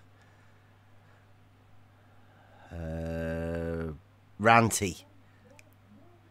Has he been at Gems? Getting defended by Gem. Who? That guy, chemtrail Planty. guy. Planty rat. Planty. Plenty Rat Earth. Yeah. One of my favorite videos of all time. Yeah, I think I heard you mention that 33 times.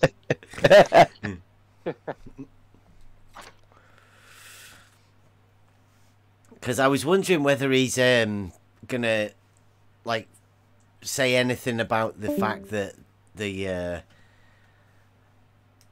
when put through photo forensics, the photo he found on Facebook appears to be a gallery photo and all touched up, and cut and stacked. JQ, what's up, man?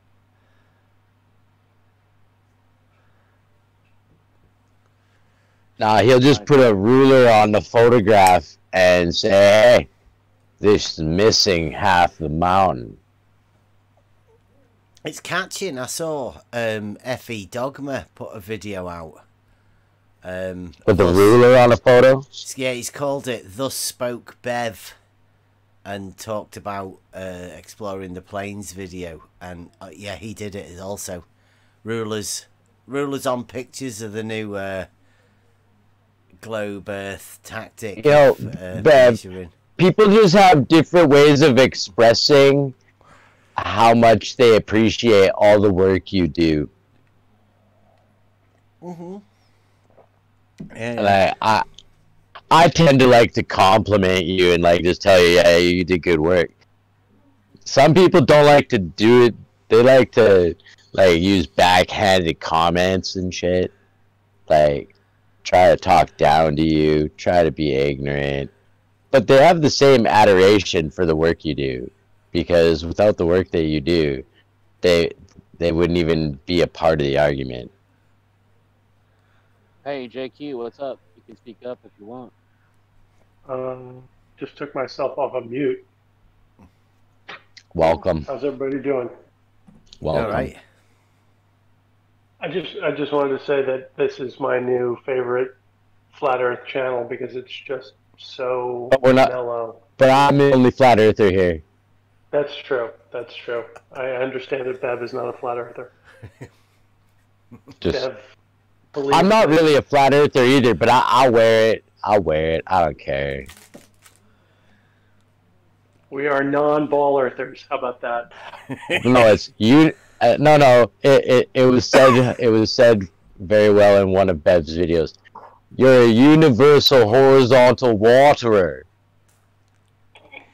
That's that guy from Maine. I've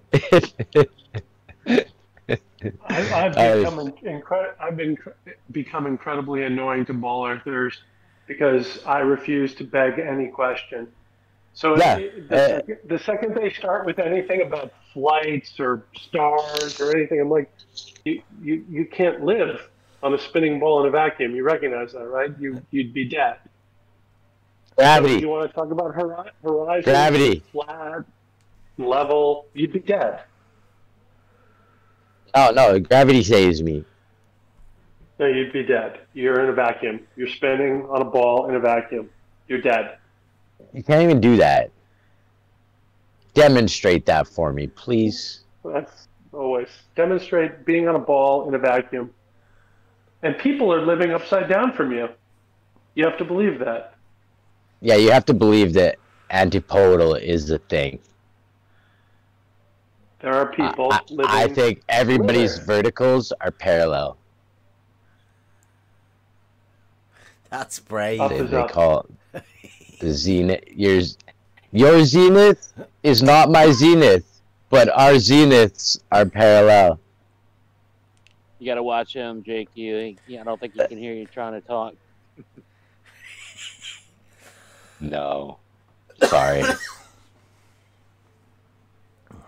I do to Cleary all the time. Okay, I'll go back on mute. I'm sorry. No, you're fine. It's just... I know.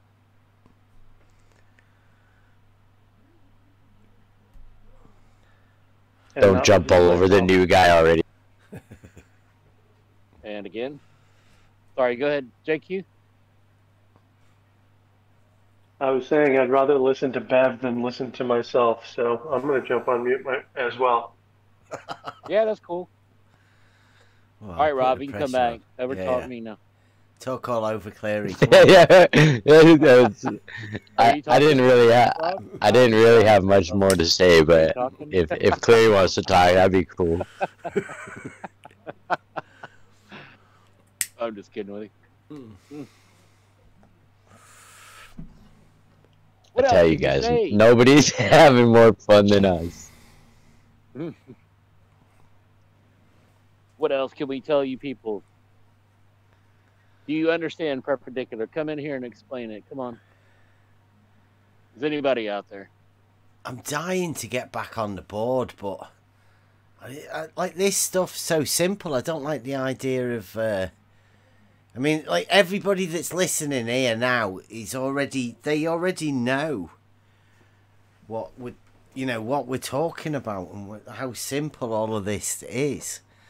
But yeah, it's almost like we gotta branch out again. Like I like the hit and run. Shout out to SE. Get away with hit and runs. Go in there, ask if the surface of Earth is 2-dimensional or 3-dimensional, and watch all break loose. He dropped a 2D bomb on you. Watch out. Because Rob, even that was too much, but yeah, hit and run, that's the most you could give them. Yeah. Yeah, that is one of the that will probably have to go down as a question, because you've got the one is level, straight or curved, and then like on from that is the plane argument. Is the surface, is a 2D surface straight or curved or flat or curved? Is a 2D surface flat or spherical? Maybe sound better. Well, within Euclidean free space, that 2D plane, that 2D surface, only exists within those 2 dimensions. So anything that would curve would be into a 3rd dimension. It's that simple. Yeah. You can't have a 2-dimensional sphere. It's impossible. Show me something 2-dimensional in reality. And I'll turn and look at the side of it and see whether there's a dimension there. My model dictates, and I look at lights in the sky, and they do some weird shit that makes it seem like I might be on a ball. Rob, I think you ate some bad seafood or something today. You feeling okay? No, not really.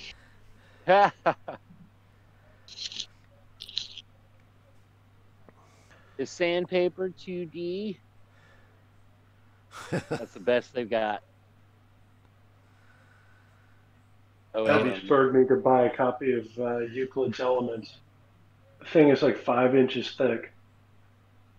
Oh, have you got a big copy? Book. What's that? It sounds like a big one. If It's that like thick. 1,300 pages. Good God. Is that all 13 books then? Yeah, in one book. It's like the Yeah. Barnes and Noble version of it. 13 books in one book. Most of them skip quite a few of them, like the number theory and all of that. We get missed out. There's the primes.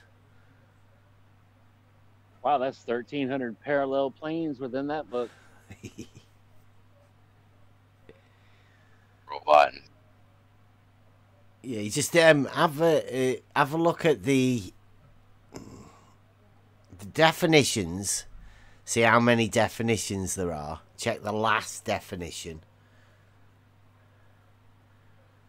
and then what are the axioms? Has it got 12 axioms or just the 5? You'll find out how they've messed about with it says the elements, books 1 through 13, complete and unabridged. And book 11 is where the good stuff begins. Absolutely. Good to have the foundation, though, in the beginning. Yeah. Yeah, but I think parallel planes are those which do not meet. That seems pretty simple. Does anyone have a problem with that? Yeah, that book Rob 11 probably does. I'm okay right now. I'm good. Yeah, as soon as you get to book 11, though, I mean, that's just not possible on a sphere. So they don't ever like to talk about that. Because then they have to bypass the sphere completely and they have to start talking about the plane on a sphere. Euclidean plane on the model. Are you talking about LIGO? Oh, yeah. Oh, tangent. Well, it's sort of all on the land, so, you know. A big tangent point. Tangent to a horizontal, like Rumpus says. He's kind of right about that. Yeah. If that was a real geometric term, it's not bad.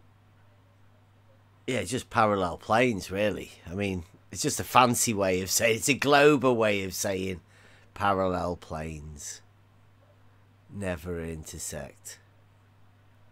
Yeah, the book really is a good example of that, of those parallel planes. Go ahead, sorry. Definition 4 of Book 11.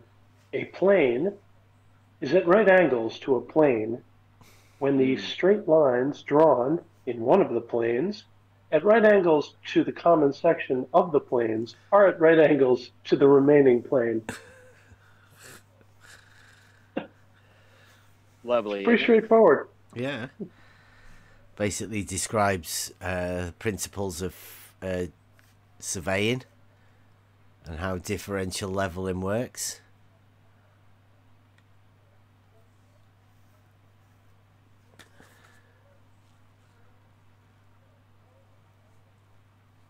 Planar surveying? Just surveying. Yeah. Yeah. And with any surveying with a tool. Sighted tool. Also, as well, you know, I was trying to, in this video that's coming up, they're talking about that picture that Jesse took over the half-mile, I don't know what, I think he called it testing the flatness of the water or something like that. And he's over half-mile, and they say he's got a theodolite, right? And they say the line is above it. And I point out that it is a theodolite. And they agree, yes. Zanuck agrees. And I then have to point out that it is a theodolite. And that line, because the scope moves up and down, it measures vertical angles. That there's no way of knowing that was in the 0 degree, well, I don't know whether they call it 0 or 90 degrees. I call it 0 on the horizontal, right? Or not, because it's a theodolite. So you just get to look through the telescope, and he says on it that it's not meant for, you know, you don't attach photographic equipment normally to the stuff. He only does it to aid you being able to see what he sees. But I mean, there's nothing there to show it's horizontal. So they are now forced into this one, at least at the beginning when Jesse Kozlowski does his one, into saying that just because something is below a straight line, that means it's curve, which I find absolutely amazing. Yeah, book 3, proposition 16. Is that what he's talking about? No, they're just on about that if you have some crosshairs on an optical device, if there's something below one of those lines, that means to them curves. Well, it's fantastic. Yeah, like, because if you look out, right, imagine you've got your auto level and whatever, and you're looking out and you see crosshairs, and then you see the horizon below it. It's parallel, right? Obviously, parallel planes. But because one's below the other one, Bam! Curve of the Earth, that. Globe logic. Having one like straight line below another straight line means curve. Yeah, it's the eye line fallacy. Yeah. My eye line's here, the ground's down there. Curve. I can't measure any vertical change from the horizontal, so it's just curved. Yeah. I think Ranty taught him that. You know, the best way of doing that as well, you put a ruler. You take a picture and then you put a ruler on it and you measure. And if there's a difference between one line and the other line, then that just means curve. So you put a ruler on a zoomed in picture? Yep. And then you imagine curvature. Yeah, I guess that's what you got to do when you're a globber. Yeah. Yeah. I mean, can you imagine being a flurfer for 5 years, taking a load of money off people and pretending you're one of them, and then going over to the Globers? I mean, you already know how stupid the Globers think the flat earthers are. Well, imagine being one of those so-called stupid flat earthers and then going over to the globe side with a picture and a ruler and going, look, guys, it's curve of the earth there. Look at that. I can't work it out. I can't work it out. He became a genius all of a sudden. Yeah. Yeah. That's fantastic, that. If you can just say globe, go and put rulers on pictures, and then all of the globers go, yeah, come and join us. That's brilliant. Like a real transformation story. They should do a film about him. Yeah, how he was just a lowly painter and decorator. Yeah, now he's got this huge green screen mansion behind him. Yeah, yeah.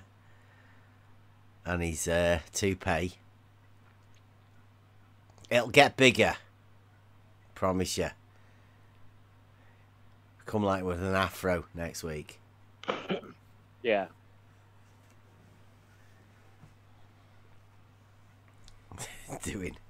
doing full shower scenes. Oh my, yeah, like a sponsorship ad. Running down the beach with like a globe beach ball.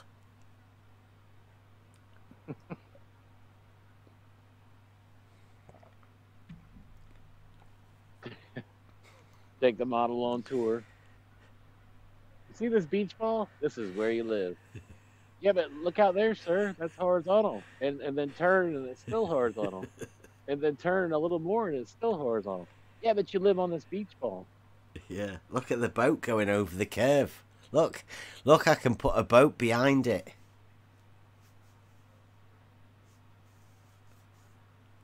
But isn't that just miraging effects? I mean, like everyone is shown with the P900s and P1000s for the past 5 years. No, that's flurspective. Yeah.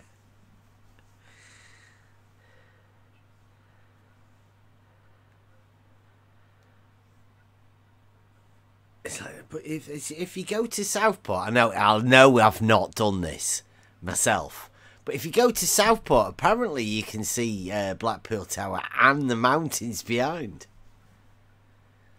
And he's like, I just can't work it out. I just can't. Knowing full well that somebody else has been to the beach where he lives and seen an island 65 miles away from 2 foot above the water.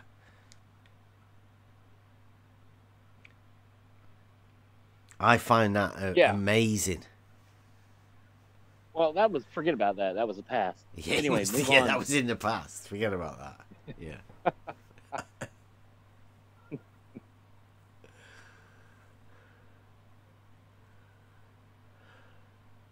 it's about to get loud here. I got to mute for a second.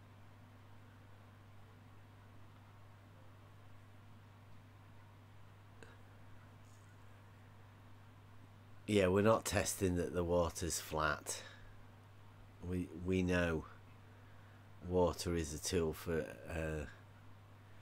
making a level horizontal plane. Yeah, do we need to like reinvent the wheel? I mean, with hydrostatics and communicating vessels. I mean, yeah, these are laws of physics. Yeah, physical, natural laws, right? They don't need testing. Yeah, it's all been tested and measured to an incredible accuracy.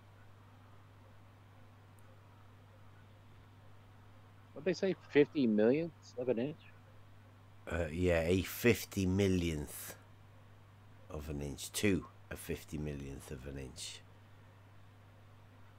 Yes, Sandra said it wasn't 2 foot, it was a couple of inches above the water.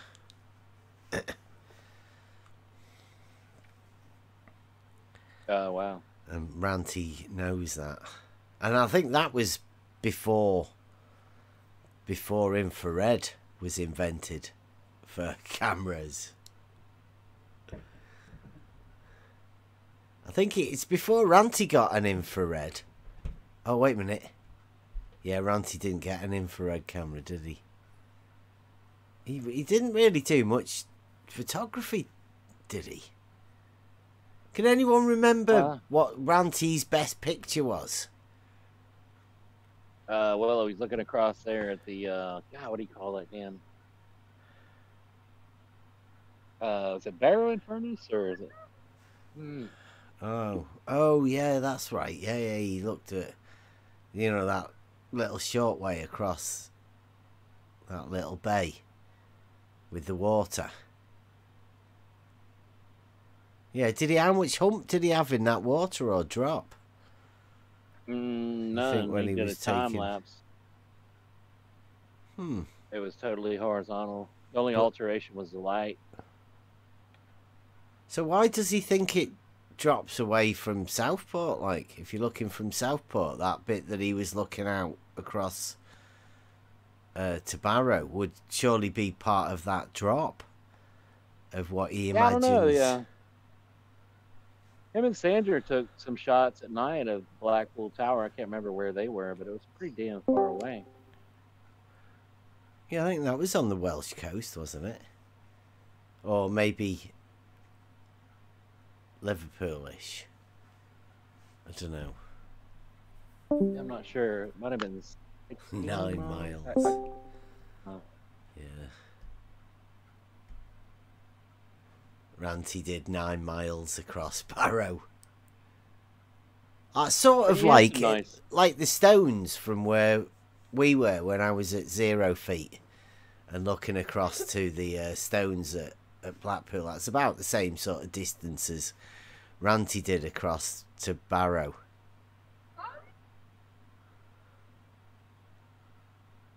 Yeah, no hump. I don't think there was a hump or a drop in that water when he was doing that.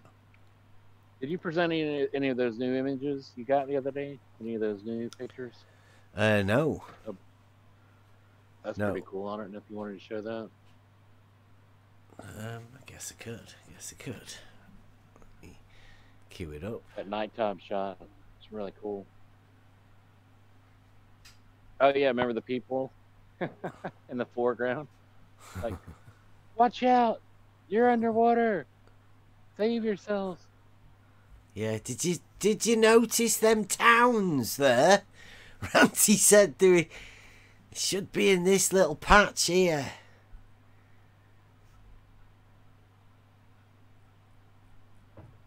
I must be seeing a ghost town or something.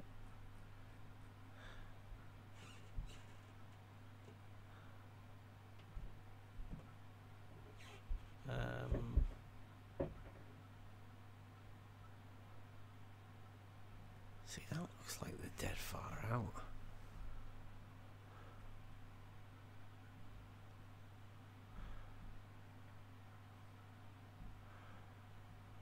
See, I don't know where I put them now. I'm not good at remembering. Oh, don't worry about it. I mean, it's pretty cool. It's looking at those structures there, right? Oh no, I think here it is. This is the sunset.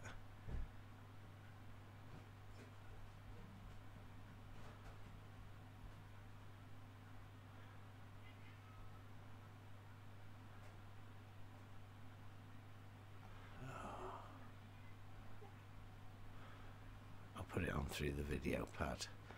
At least I know how to do that.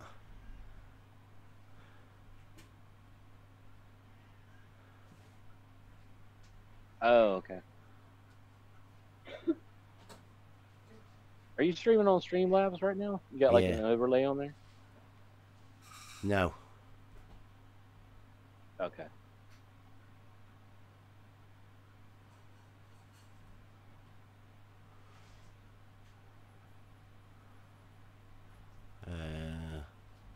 I was asking my son, I said, how do you get music to work within OBS? He's like, just go to Spotify. Like, okay.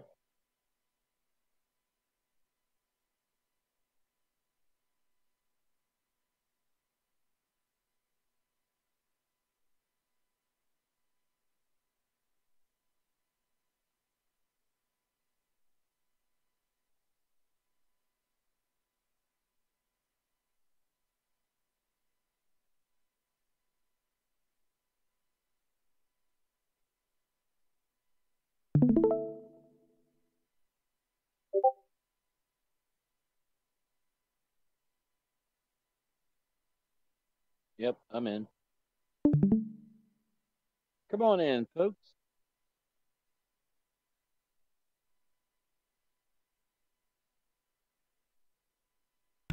Yeah, Mobius has done another LIGO video, so.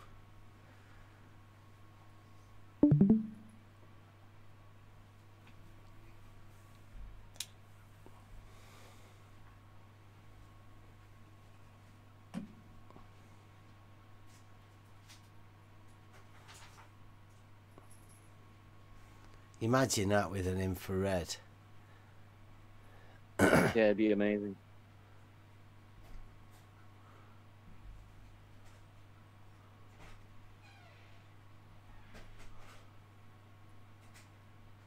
That's what Kevin Jackson shot looks like, almost. Like a colorized infrared. Yeah. It's definitely, like, you know, dark, though. I mean, even Blackpool there looks... it's got more colour on it than his one has. His is, I think his is an early morning one myself. Blackpool.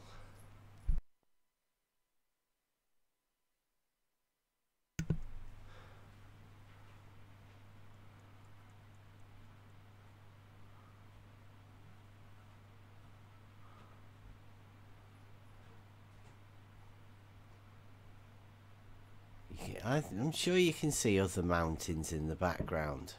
You probably would be able to see them with the infrared.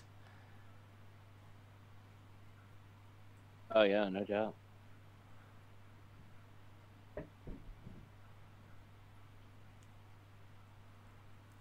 I was amazed at how, you know, the heat ripples that you see coming across the beach and all of that, they do extend to the mountains up above, and they make it all ripple.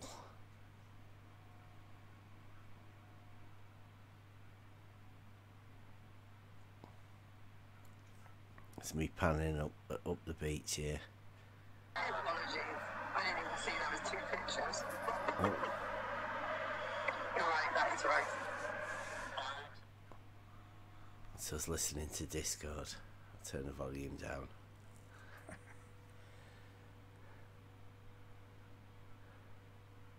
And I think I was looking over here at these hills. I think that's where the beacon is.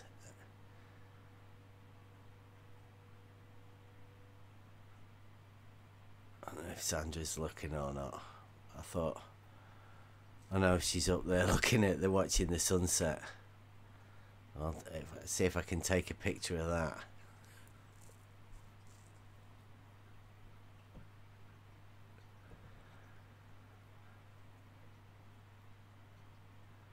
At least I think that's what it is. It might be closer than that.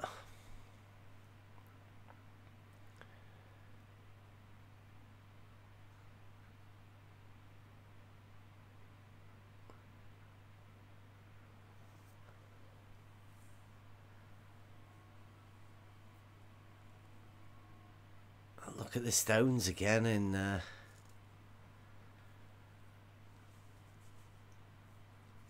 And I don't see anything hidden. Imagine doing a live thing. Imagine us on Discord with waving lasers at each other. Somebody like 10 miles away over there. That'd be awesome. You One can of see us that stood on the horizontal. beach, and then we've got another beach further over. Down at Ainsdale. We could put another couple of miles on it.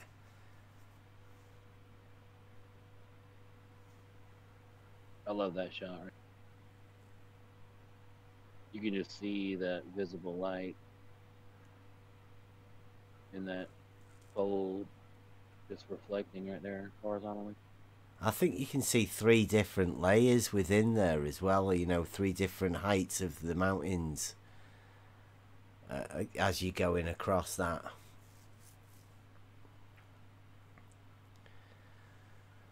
Anyone want to have a hazard a guess where the horizon is in that picture?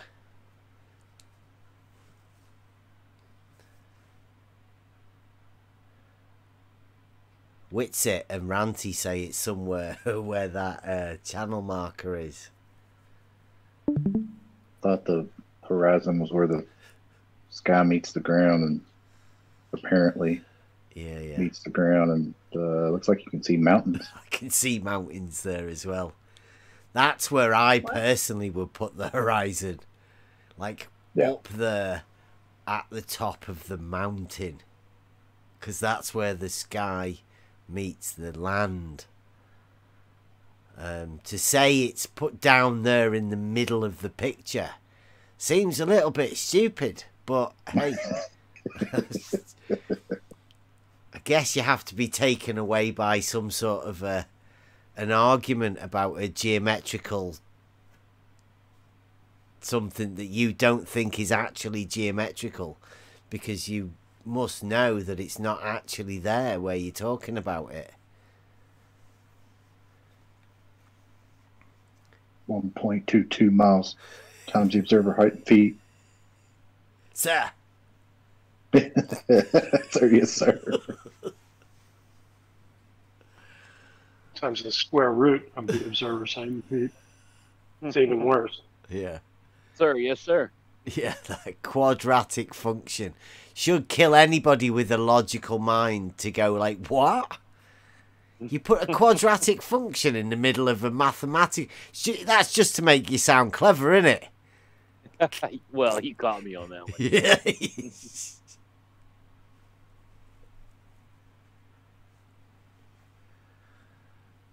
A square foot. I mean, what the fuck are you talking about? That's only because in the maths function is pi r squared. There's a squared function in the r value of a circle. So they have to carry that through to make you believe that... but then they trip themselves up by the fact that a squared function is square.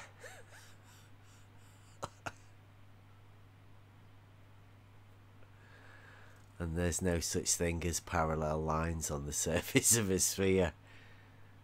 Well, how is it a square then?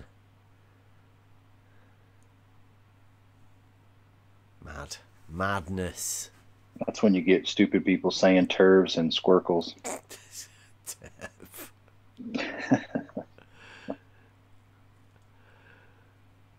think there's a more condescending channel towards ballers than this one. Just but delightfully, calmly condescending. Like, really? You really think that? The ballers are a very small group. In reality, there is, I think they are the smallest group of people. Because the moment you look into it properly, you're not a Glober anymore. You realise you cannot defend it. An intellectually honest person, at least, would come up against a very quickly that you cannot defend that model. It's just not possible. My best friend, a guy I've known for years and years and years, is a University of Virginia graduate. He's got an Ivy League master's degree, and he will tolerate pretty much anything that I say, and I can spend time drinking with him and just talking. And when I told him that the Earth is not a spinning ball, he was like, you got to be shitting me. That's the stupidest thing I've ever heard. And then over a period of a couple of weeks, he was basically like, all right, enough with it. This is the dumbest thing. It's not making either of us money, so why are we even bothering with it? And then about a month later, he came back to me and he goes, all right, I'm kind of on board. Yeah, I mean, obviously it's not a spinning ball, but what the hell are we living on? Like, yeah, I know. It's pretty wild, isn't it? It's like, geez. And I said, do you know there are guys out there who have actually looked into this, who vehemently will argue for the spinning ball? It's like, those people are either working for somebody or they're insane. I said, yeah, it's one or the other. Yeah, I think that's the honest conclusion that you have to come to. You left out both. Yeah. Or both. I mean, yeah. I mean, you just look into it. If you look into it for any period of time and you come away with anything other than, obviously we can't be living on a spinning ball, then yeah, it's one or both of those things, and probably both. Yeah. And like, after being in this as well I mean, I've not been in it for as long as most people. Most people have been in this 5, 6, 7 years. I've only been in it, in the heart of this particular thing for 2.5-ish, maybe 3 years. And there's not that many people. The actual names that were in it when I initially came into it, they're the same people that are around at the minute. They just changed the names. They come in with exactly the same arguments. It's just gone round and round in circles, like it always does with anybody that does this sort of thing.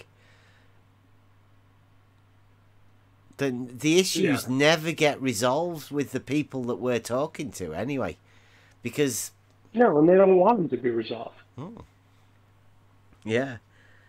It's pretty obvious. At first, when you come into it, you think, oh, well, I mean, these people sound like they're the experts, and, I might get some questions answered, or, I've got some things that have just been niggling me, and, so you ask a question, and you just get abused for asking questions, which is, like, science is meant to be that. You're meant to question it, to try and falsify it all the time, but not when this is around. It's really strange that the community, they say you're science denying, but all you're doing is asking questions, and they can't answer. So they either double speak or they trap themselves inside a paradox, and you just go, well, you can't hold contradictory positions, so pick one. And then they just want to obfuscate away. The best way you have a sound argument is when they want to, they'll do anything to avoid talking about it. that's when you know you have them, because they're never going to concede. I've been online for enough time in the last 2 years to know they will literally never concede. They won't concede anything.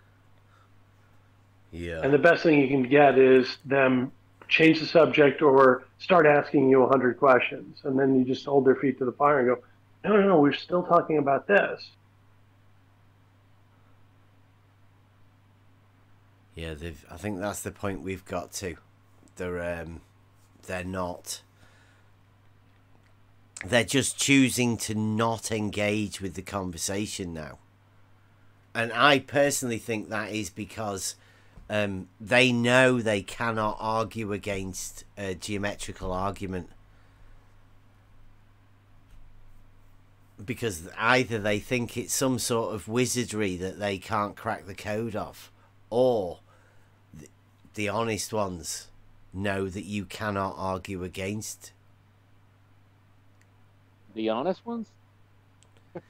Well, they're the ones that disappear, right? Once they realise that there is actually a proof and a way to find proof, and they've got nothing. Because a lot of them, I think, live in the fantasy. A lot of people around this are in the fantasy that you can't prove anything. And there's no way to prove anything. When through their pseudoscience. Yeah. And their pseudoscience, their inductive logic. Yeah, that nothing ever is proven. Your arguments, I do like, I get the whole, like, Quantum Eraser has this issue with, the black swan is a great proof, and I get it, it's a logical proof, it's beautiful, it's very neat, but the geometric arguments, the Euclidean arguments, they're literally called proofs. I mean, we drew the 3 little dots when we all took chemistry. It's QED.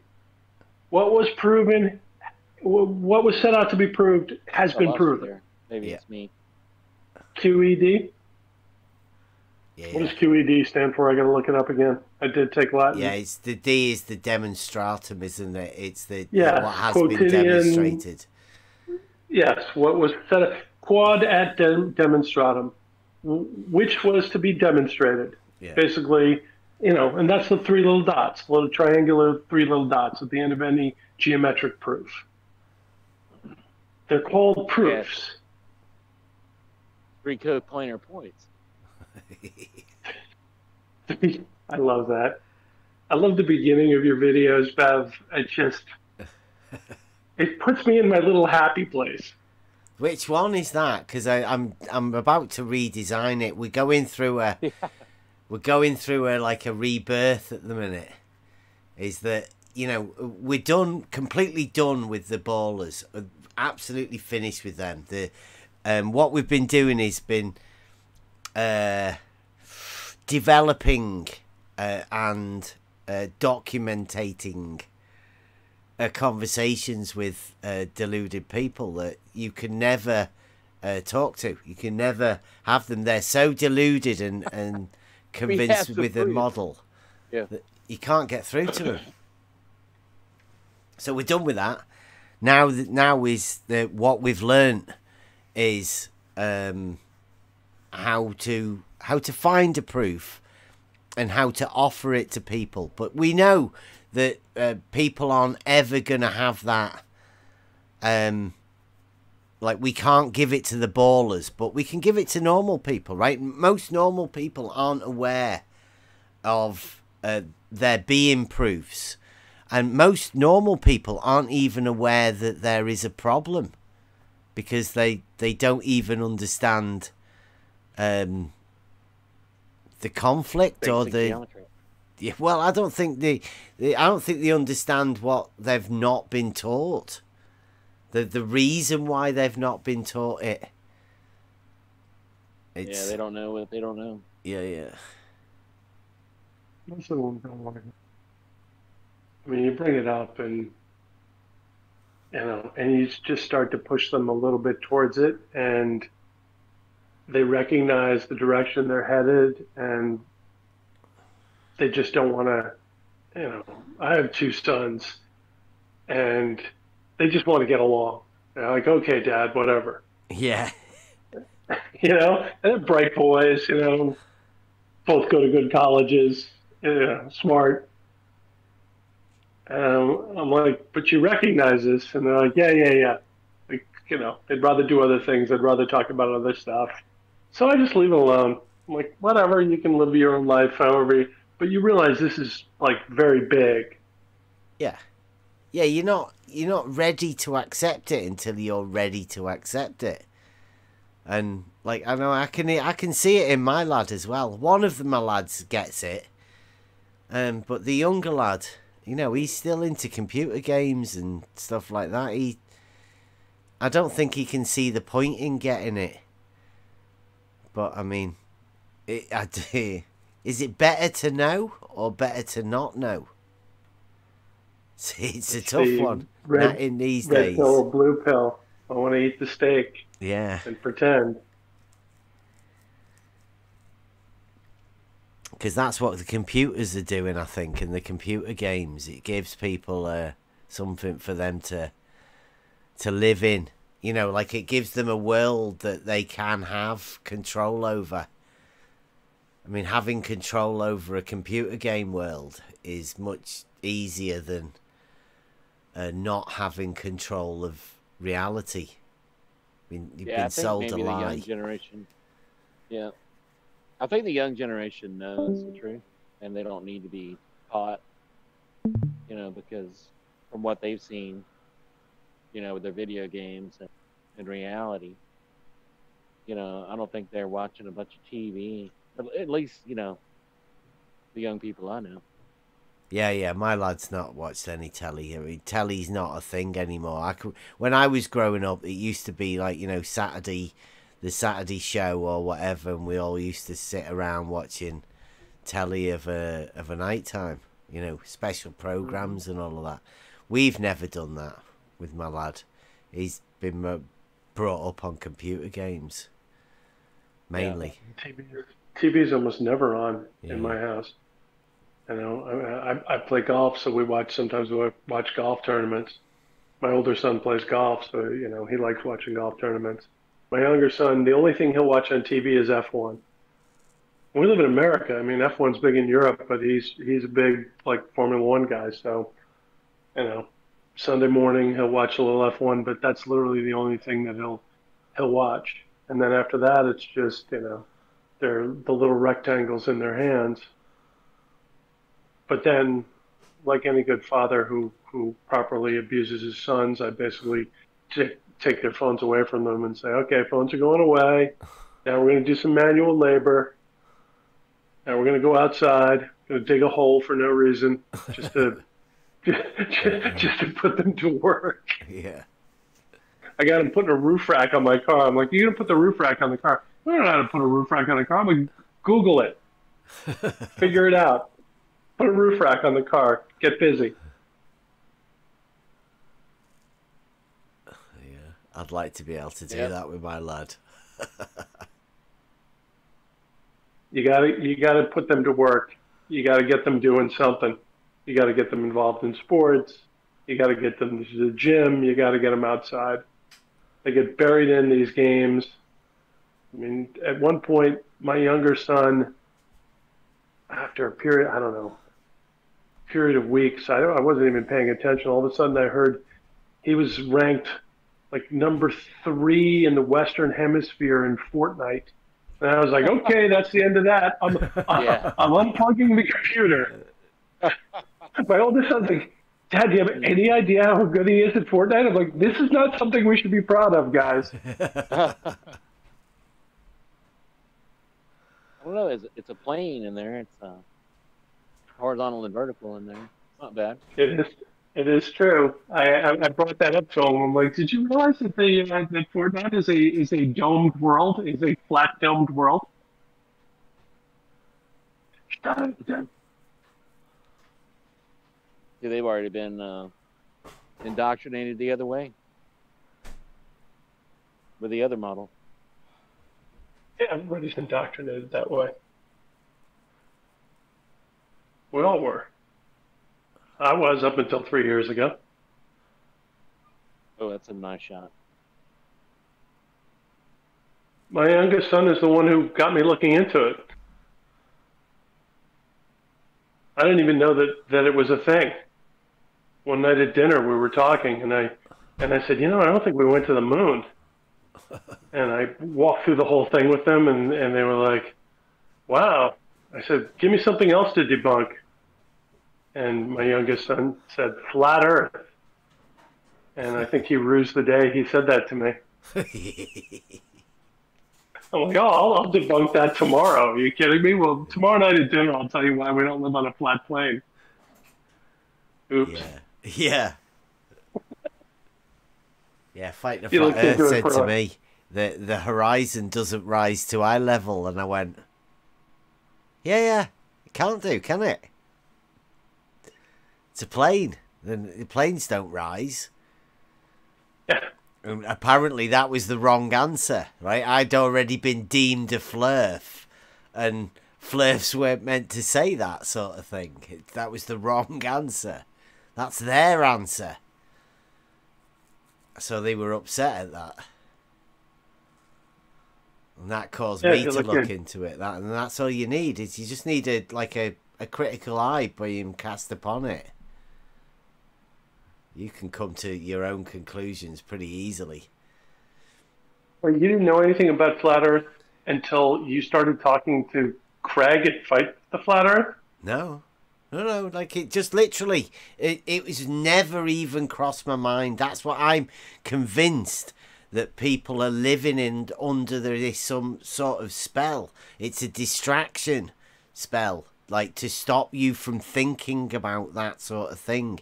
If they can keep you distracted with your work, with your life, with your relationships, with the TV, with drama, with it, or anything, then your mind isn't active and thinking about all of the things you should be realizing. You're not aware of everything that's around you because you're so distracted. That's what the Flat Earth did to me. It focused me onto something that I don't think you're meant to look into. Like that, yeah, I think they're all gatekeepers, aren't they? Fight the Flat Earth and all of them. They're meant to be gatekeepers to stop us from looking into other things, but it doesn't always work. They're terrible gatekeepers. I know. They're the worst at it. In fact, I think that they probably converted more people away from. The second you start listening to me, you're like, well, that doesn't make sense. Wow, you just double spoke. Wait, you just trapped yourself in a paradox. You can't really believe that, can you? I just ran out of books to Audible. That was my problem. I'd Audible just about everything.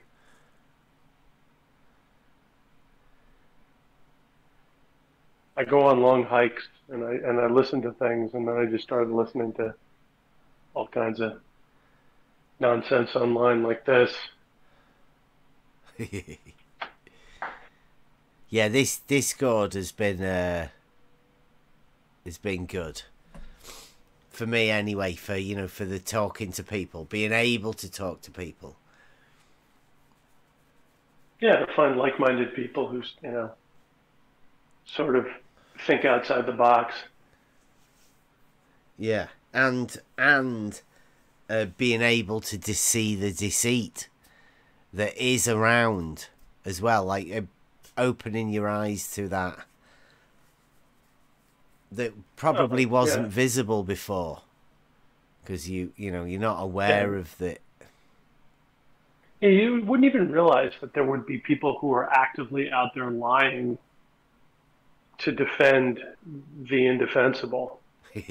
Man, I call them, white knights of the globe, and they run around on YouTube comment sections, defending the globe, and they have 27 sock accounts, and you can just tell by the way they type that it's the same guy, literally over and over and over again. I mean, I've seen 9 different accounts from one guy who types the same stuff over and over again, and I was like, dude, what are you doing?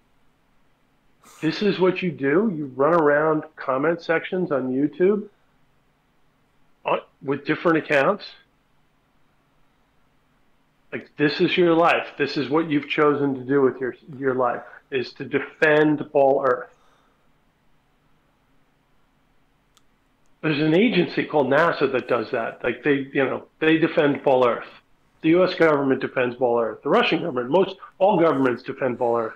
But you feel it's necessary to run around YouTube comment sections and police them for wrongthink.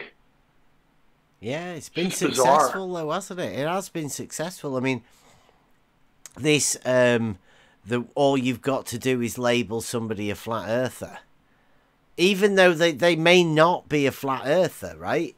But the ease at which these people hand that out now, and how people automatically hear flat earther, they hear absolutely stupid person, like a retard, don't they? That's when they hear flat earther, that's what they get. So that's what these people are there to do. It's a bit too much. The problem is though that they run into people who are demonstrably smarter than they are, and then you can just tie them up in knots, and they get exposed. But then they just go delete their comments and hide and come back with a new name and they just try to do it all over again. They make 5 sock accounts and then agree with themselves. They upvote themselves. And it's not even 5, it's like 25. It's absolutely crazy. I mean, you'll see some stock account respond to something like, "Oh, go to this video." There'll be one who will have started a YouTube account 2 days ago, and he's already got 350 comments. Yeah, you're like, dude, 350 comments in 2 days. Give it a rest. God. Yeah, there was a guy on Twitter that came in, and he was doing at least 1,000 comments a day on Twitter, and you think, wow, that's some going. Like, you have to literally be on there all day, just making little comments about, to people. Yeah, you would think that, your average government agency would hire a handful of people and pay them $15 to $20 an hour. Right? I mean, who else would do that? Who else would spend their time doing that? It's a cushy job as well if you can type and you've got not much to do.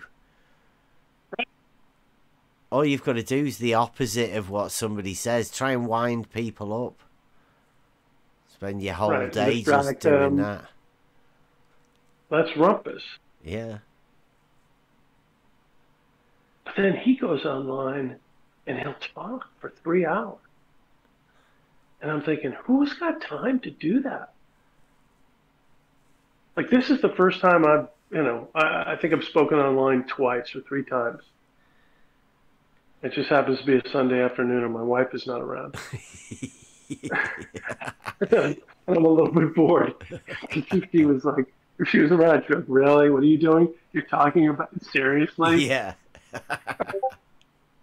But, and I just, while I was gone like 10 minutes ago, I was just out throwing a Frisbee to my dog. But I came back inside and I'm like, this guy Rumpus, like, he's everywhere. All day long. Like, what, does he have a job? Well, that's the thing, does right? Everybody else, they will know what you've done and what you do, your job or your particular talents and all of that. With Rumpus, nobody knows what he does. He's got no official qualifications. He's got no links to anything. He's just this presumed guy that's around all the time. There's literally nothing to do with anything. He's online all day. Yeah. No job. No, like doesn't actually have a job. His only job can be documenting, finding people within this arena and going after them and rubbishing arguments. That Are you going on a run? Only right. be yeah, I was about to rumpus. get off here, but that's cool. Hot Mike. Oh, sorry. You better be glad Emma wasn't here.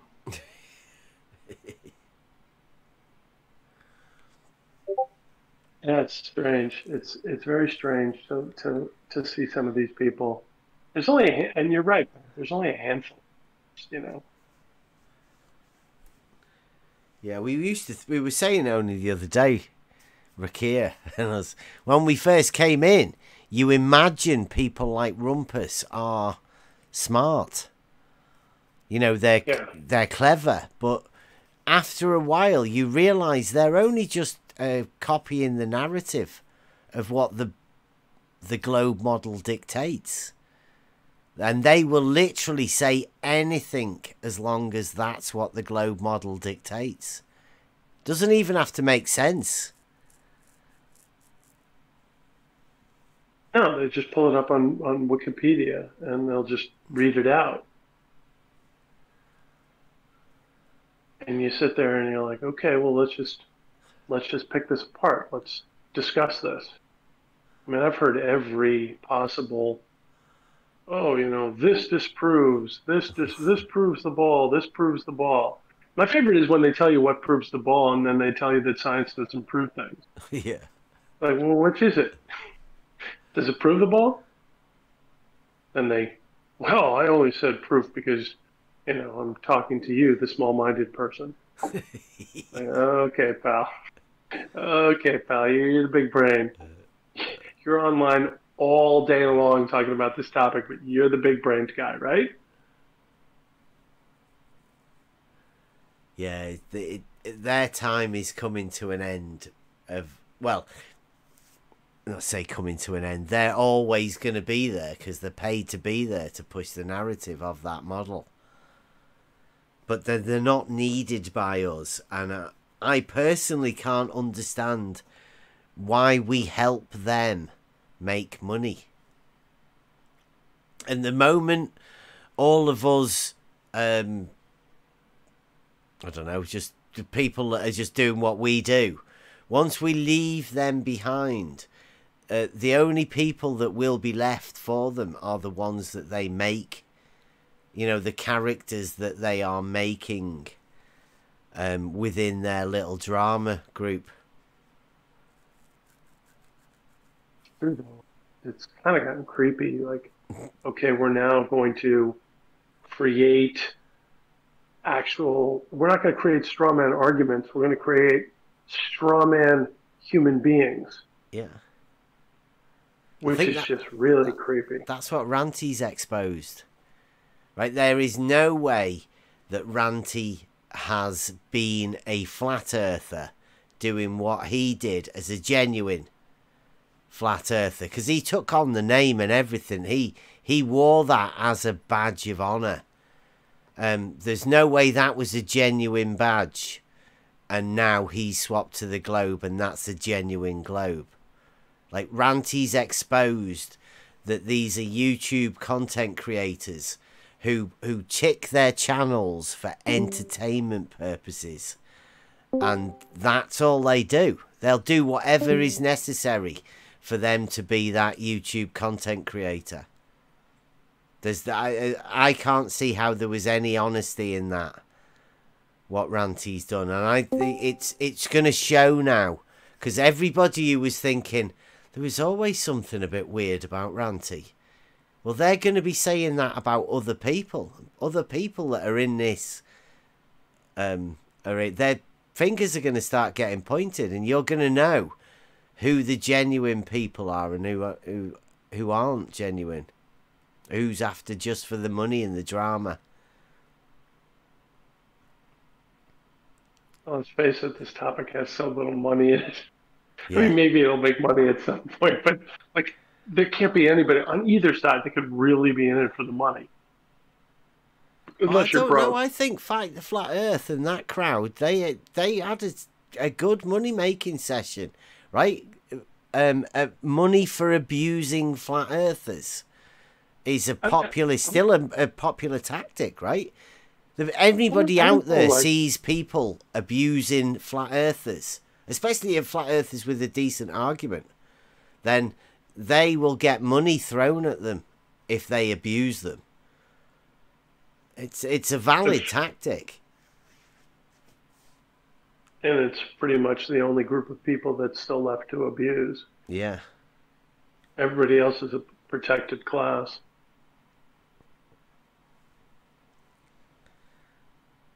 We don't get protection. Yeah. I don't know. What is a 50,000 or 100,000 sub YouTube channel make? How much money can you make with 100,000 subs? I wouldn't know. You'd have to I think they'd have to be genuine subs, and right. I don't think there's any genuine subs in this arena with that many subs. Do you know? It's like this entire arena that we're in isn't as big as you think it is, and the pushback against Flat Earth isn't as big as you think it is, and it's all inflated for entertainment purposes, and they fluff their own numbers and they fluff their own content, right? Because they just chill in between their little group. But I think there's a change going on at the minute.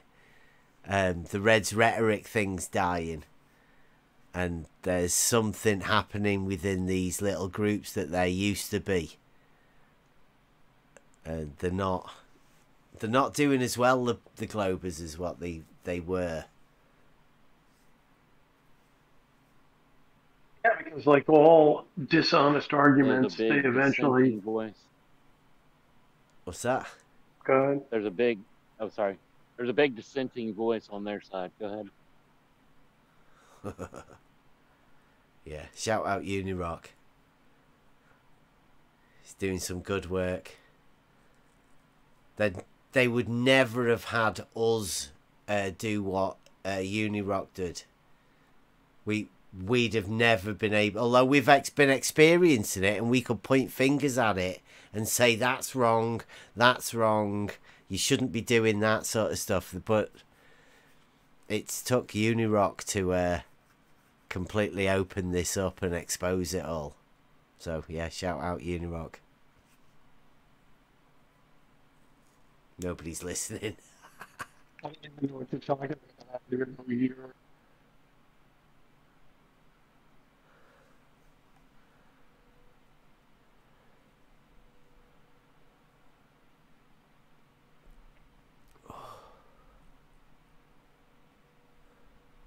Yeah, I think there is some decent changes coming to this little arena soon.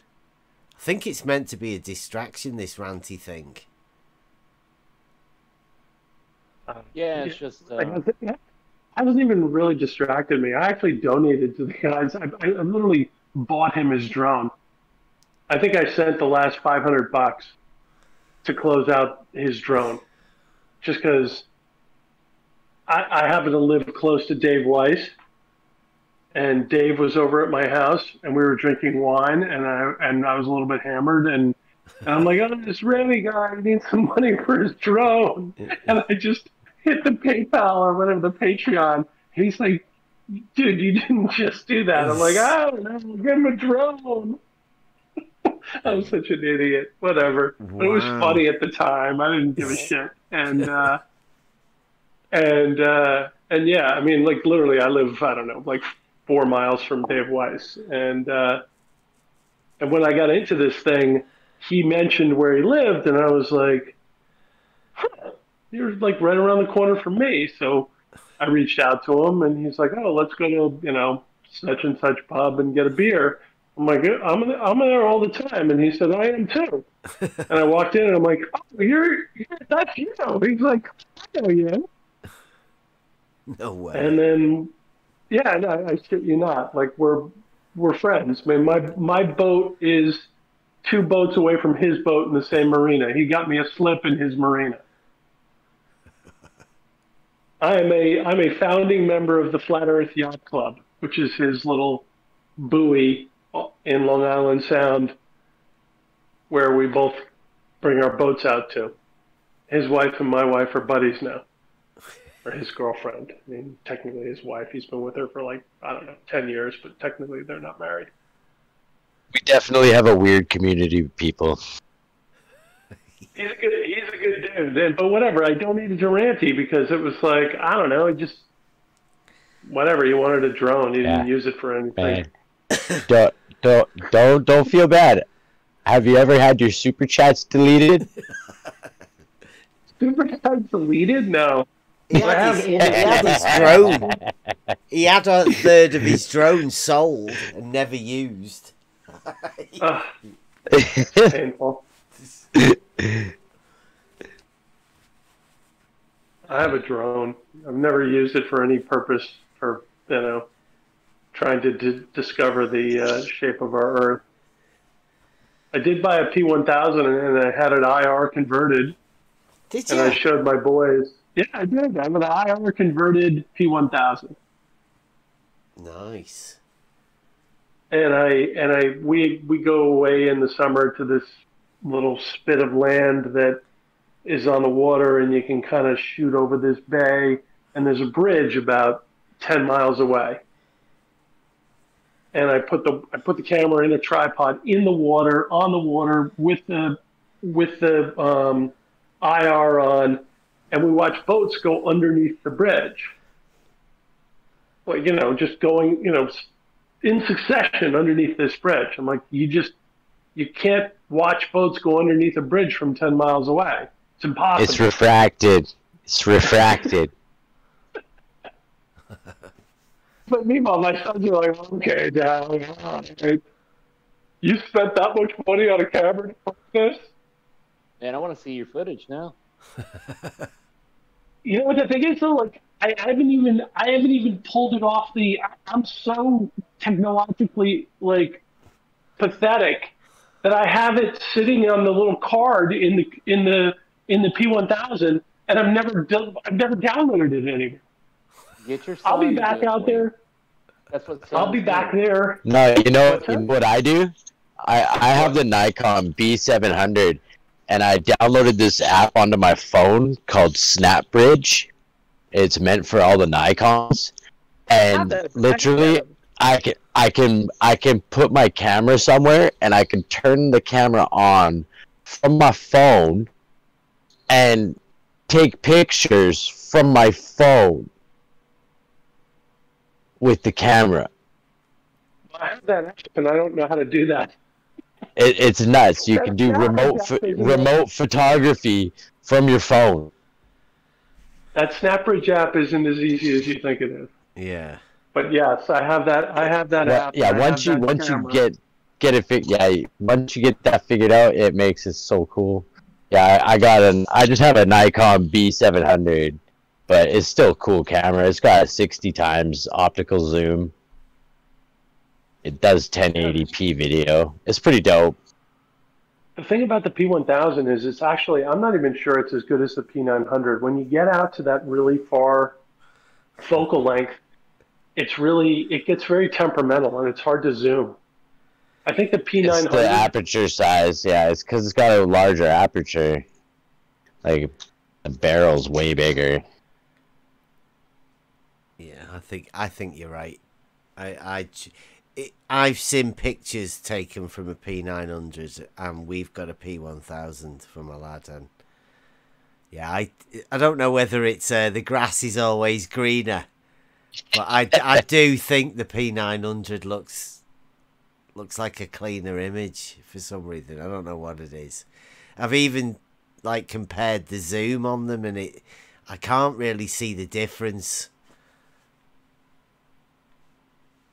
Yeah, if I had to go back and do it again, I think I would IR convert a P900 instead of doing the P1000. Oh, there. Sandra says the P1000's way better than the P900, so I'll trust her. Who knows? Yeah, she's got a credit at the end of Eric DeBay's film, right? And his level video, so she's obviously going to know more than anybody else. I don't know why they picked Ranty when, you know, it's a bit, that's really strange. Why Ranty? You could go the other way with this and be like, he, you know, legitimately believes. Just wants to get a real job. Yeah, you could go the other way and just say he needs to get paid, and he's like, all right, I'll say whatever I have to say to get paid. Some people need money more than they need their morality. Yeah, I mean, I don't know, you know, whatever, you got to feed your family. I don't know if he has kids or whatever, but I don't think so. But I mean, I got 3 children. You don't know. Maybe that I ain't got to lie to kick it. I don't got to lie to kick it. How old are your kids? 12, 10, 2. Nice. Yeah.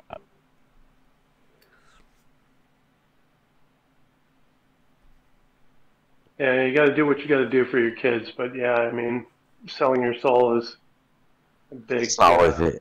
Yeah, a big it's not worth it. Yeah, see, I don't like. I go the other way. I don't think it's selling your soul. I think if your job is YouTube content creator, and you're an actor, right? You will do whatever say whatever you want to do. Yeah, it doesn't really matter. You're playing a character. Yeah. That character can be whatever you want it to be. So I'm a way up. Was that me or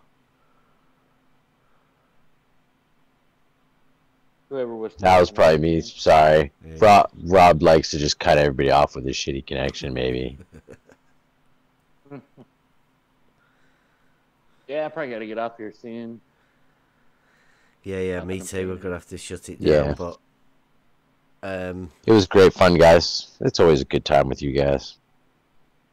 Yeah, I'm gonna be doing I'm gonna be live streaming a fair bit more, but it'll be live streaming me making videos and doing stuff like that. Just opening the channel up shooting for the anybody shit that wants to come and chat. Hopefully, we'll get some of the ballers to come in and just have a normal chat with us about things. That will never happen. Without trying to be combative, right? We want to be trying to hold best back of luck, that. sir. Yeah, I don't think they're going to be coming in. We got to spread our wings. We got to go out there and grab them, bring them back here. Give them some whiteboardings. Like waterboardings. But with the whiteboard. Yeah. Whiteboard is always fun. I do like getting on the whiteboard. I'm going to have to do that. I got my own whiteboard. We could do dueling whiteboards.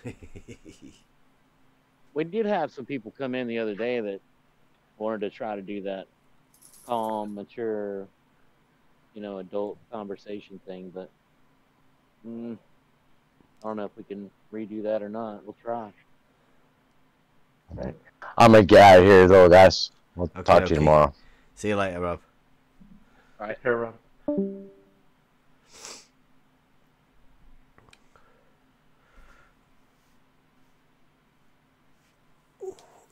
All right, Bev, I'm going to roll as well. Yeah. Good chatting, my man. Yeah, and you. Good to see you. Come pop back in any time. I will. Keep up the good fight, my brother. All right. Catch you soon. Peace. All right, take care.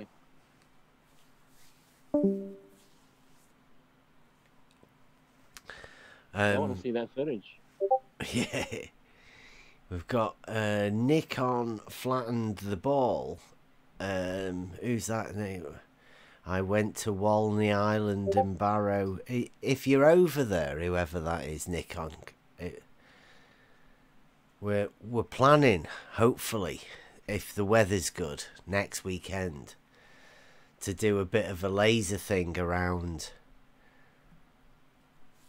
those sort of areas. We're going to get people on the beach at Blackpool,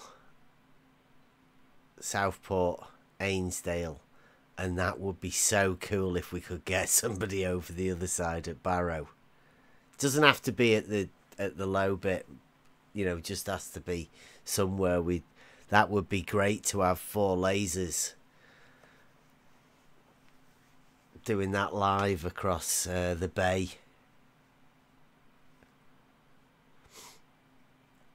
And yeah, I think you the one that went all the way over to Ranty got you to trudge all the way across somewhere. I think that was it. Yeah, we're up for doing laser stuff. I know it won't prove anything to anybody, but it's just to get us out. Who are you talking to, Lumberjack? No, in the live chat. Oh, okay. Nick on flattened the ball. He said he went to Walney Island in Barrow and Furness for Ranty with a laser. Now I can remember when they actually did that. He said they tried to do it a couple of days, and I think Ranty sort of didn't really put that much effort in, but one guy had to trudge all the way across somewhere. I think that sounds like him.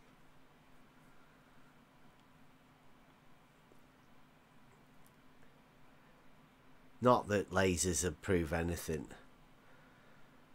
but like I say, it'd be great for us to get out, because I think that the area that we're in at the minute is a bit of a hot area for all of this, and with Ranty sort of showing us up, it seems like there seems to be quite a lot of cameras and long distance photography shots.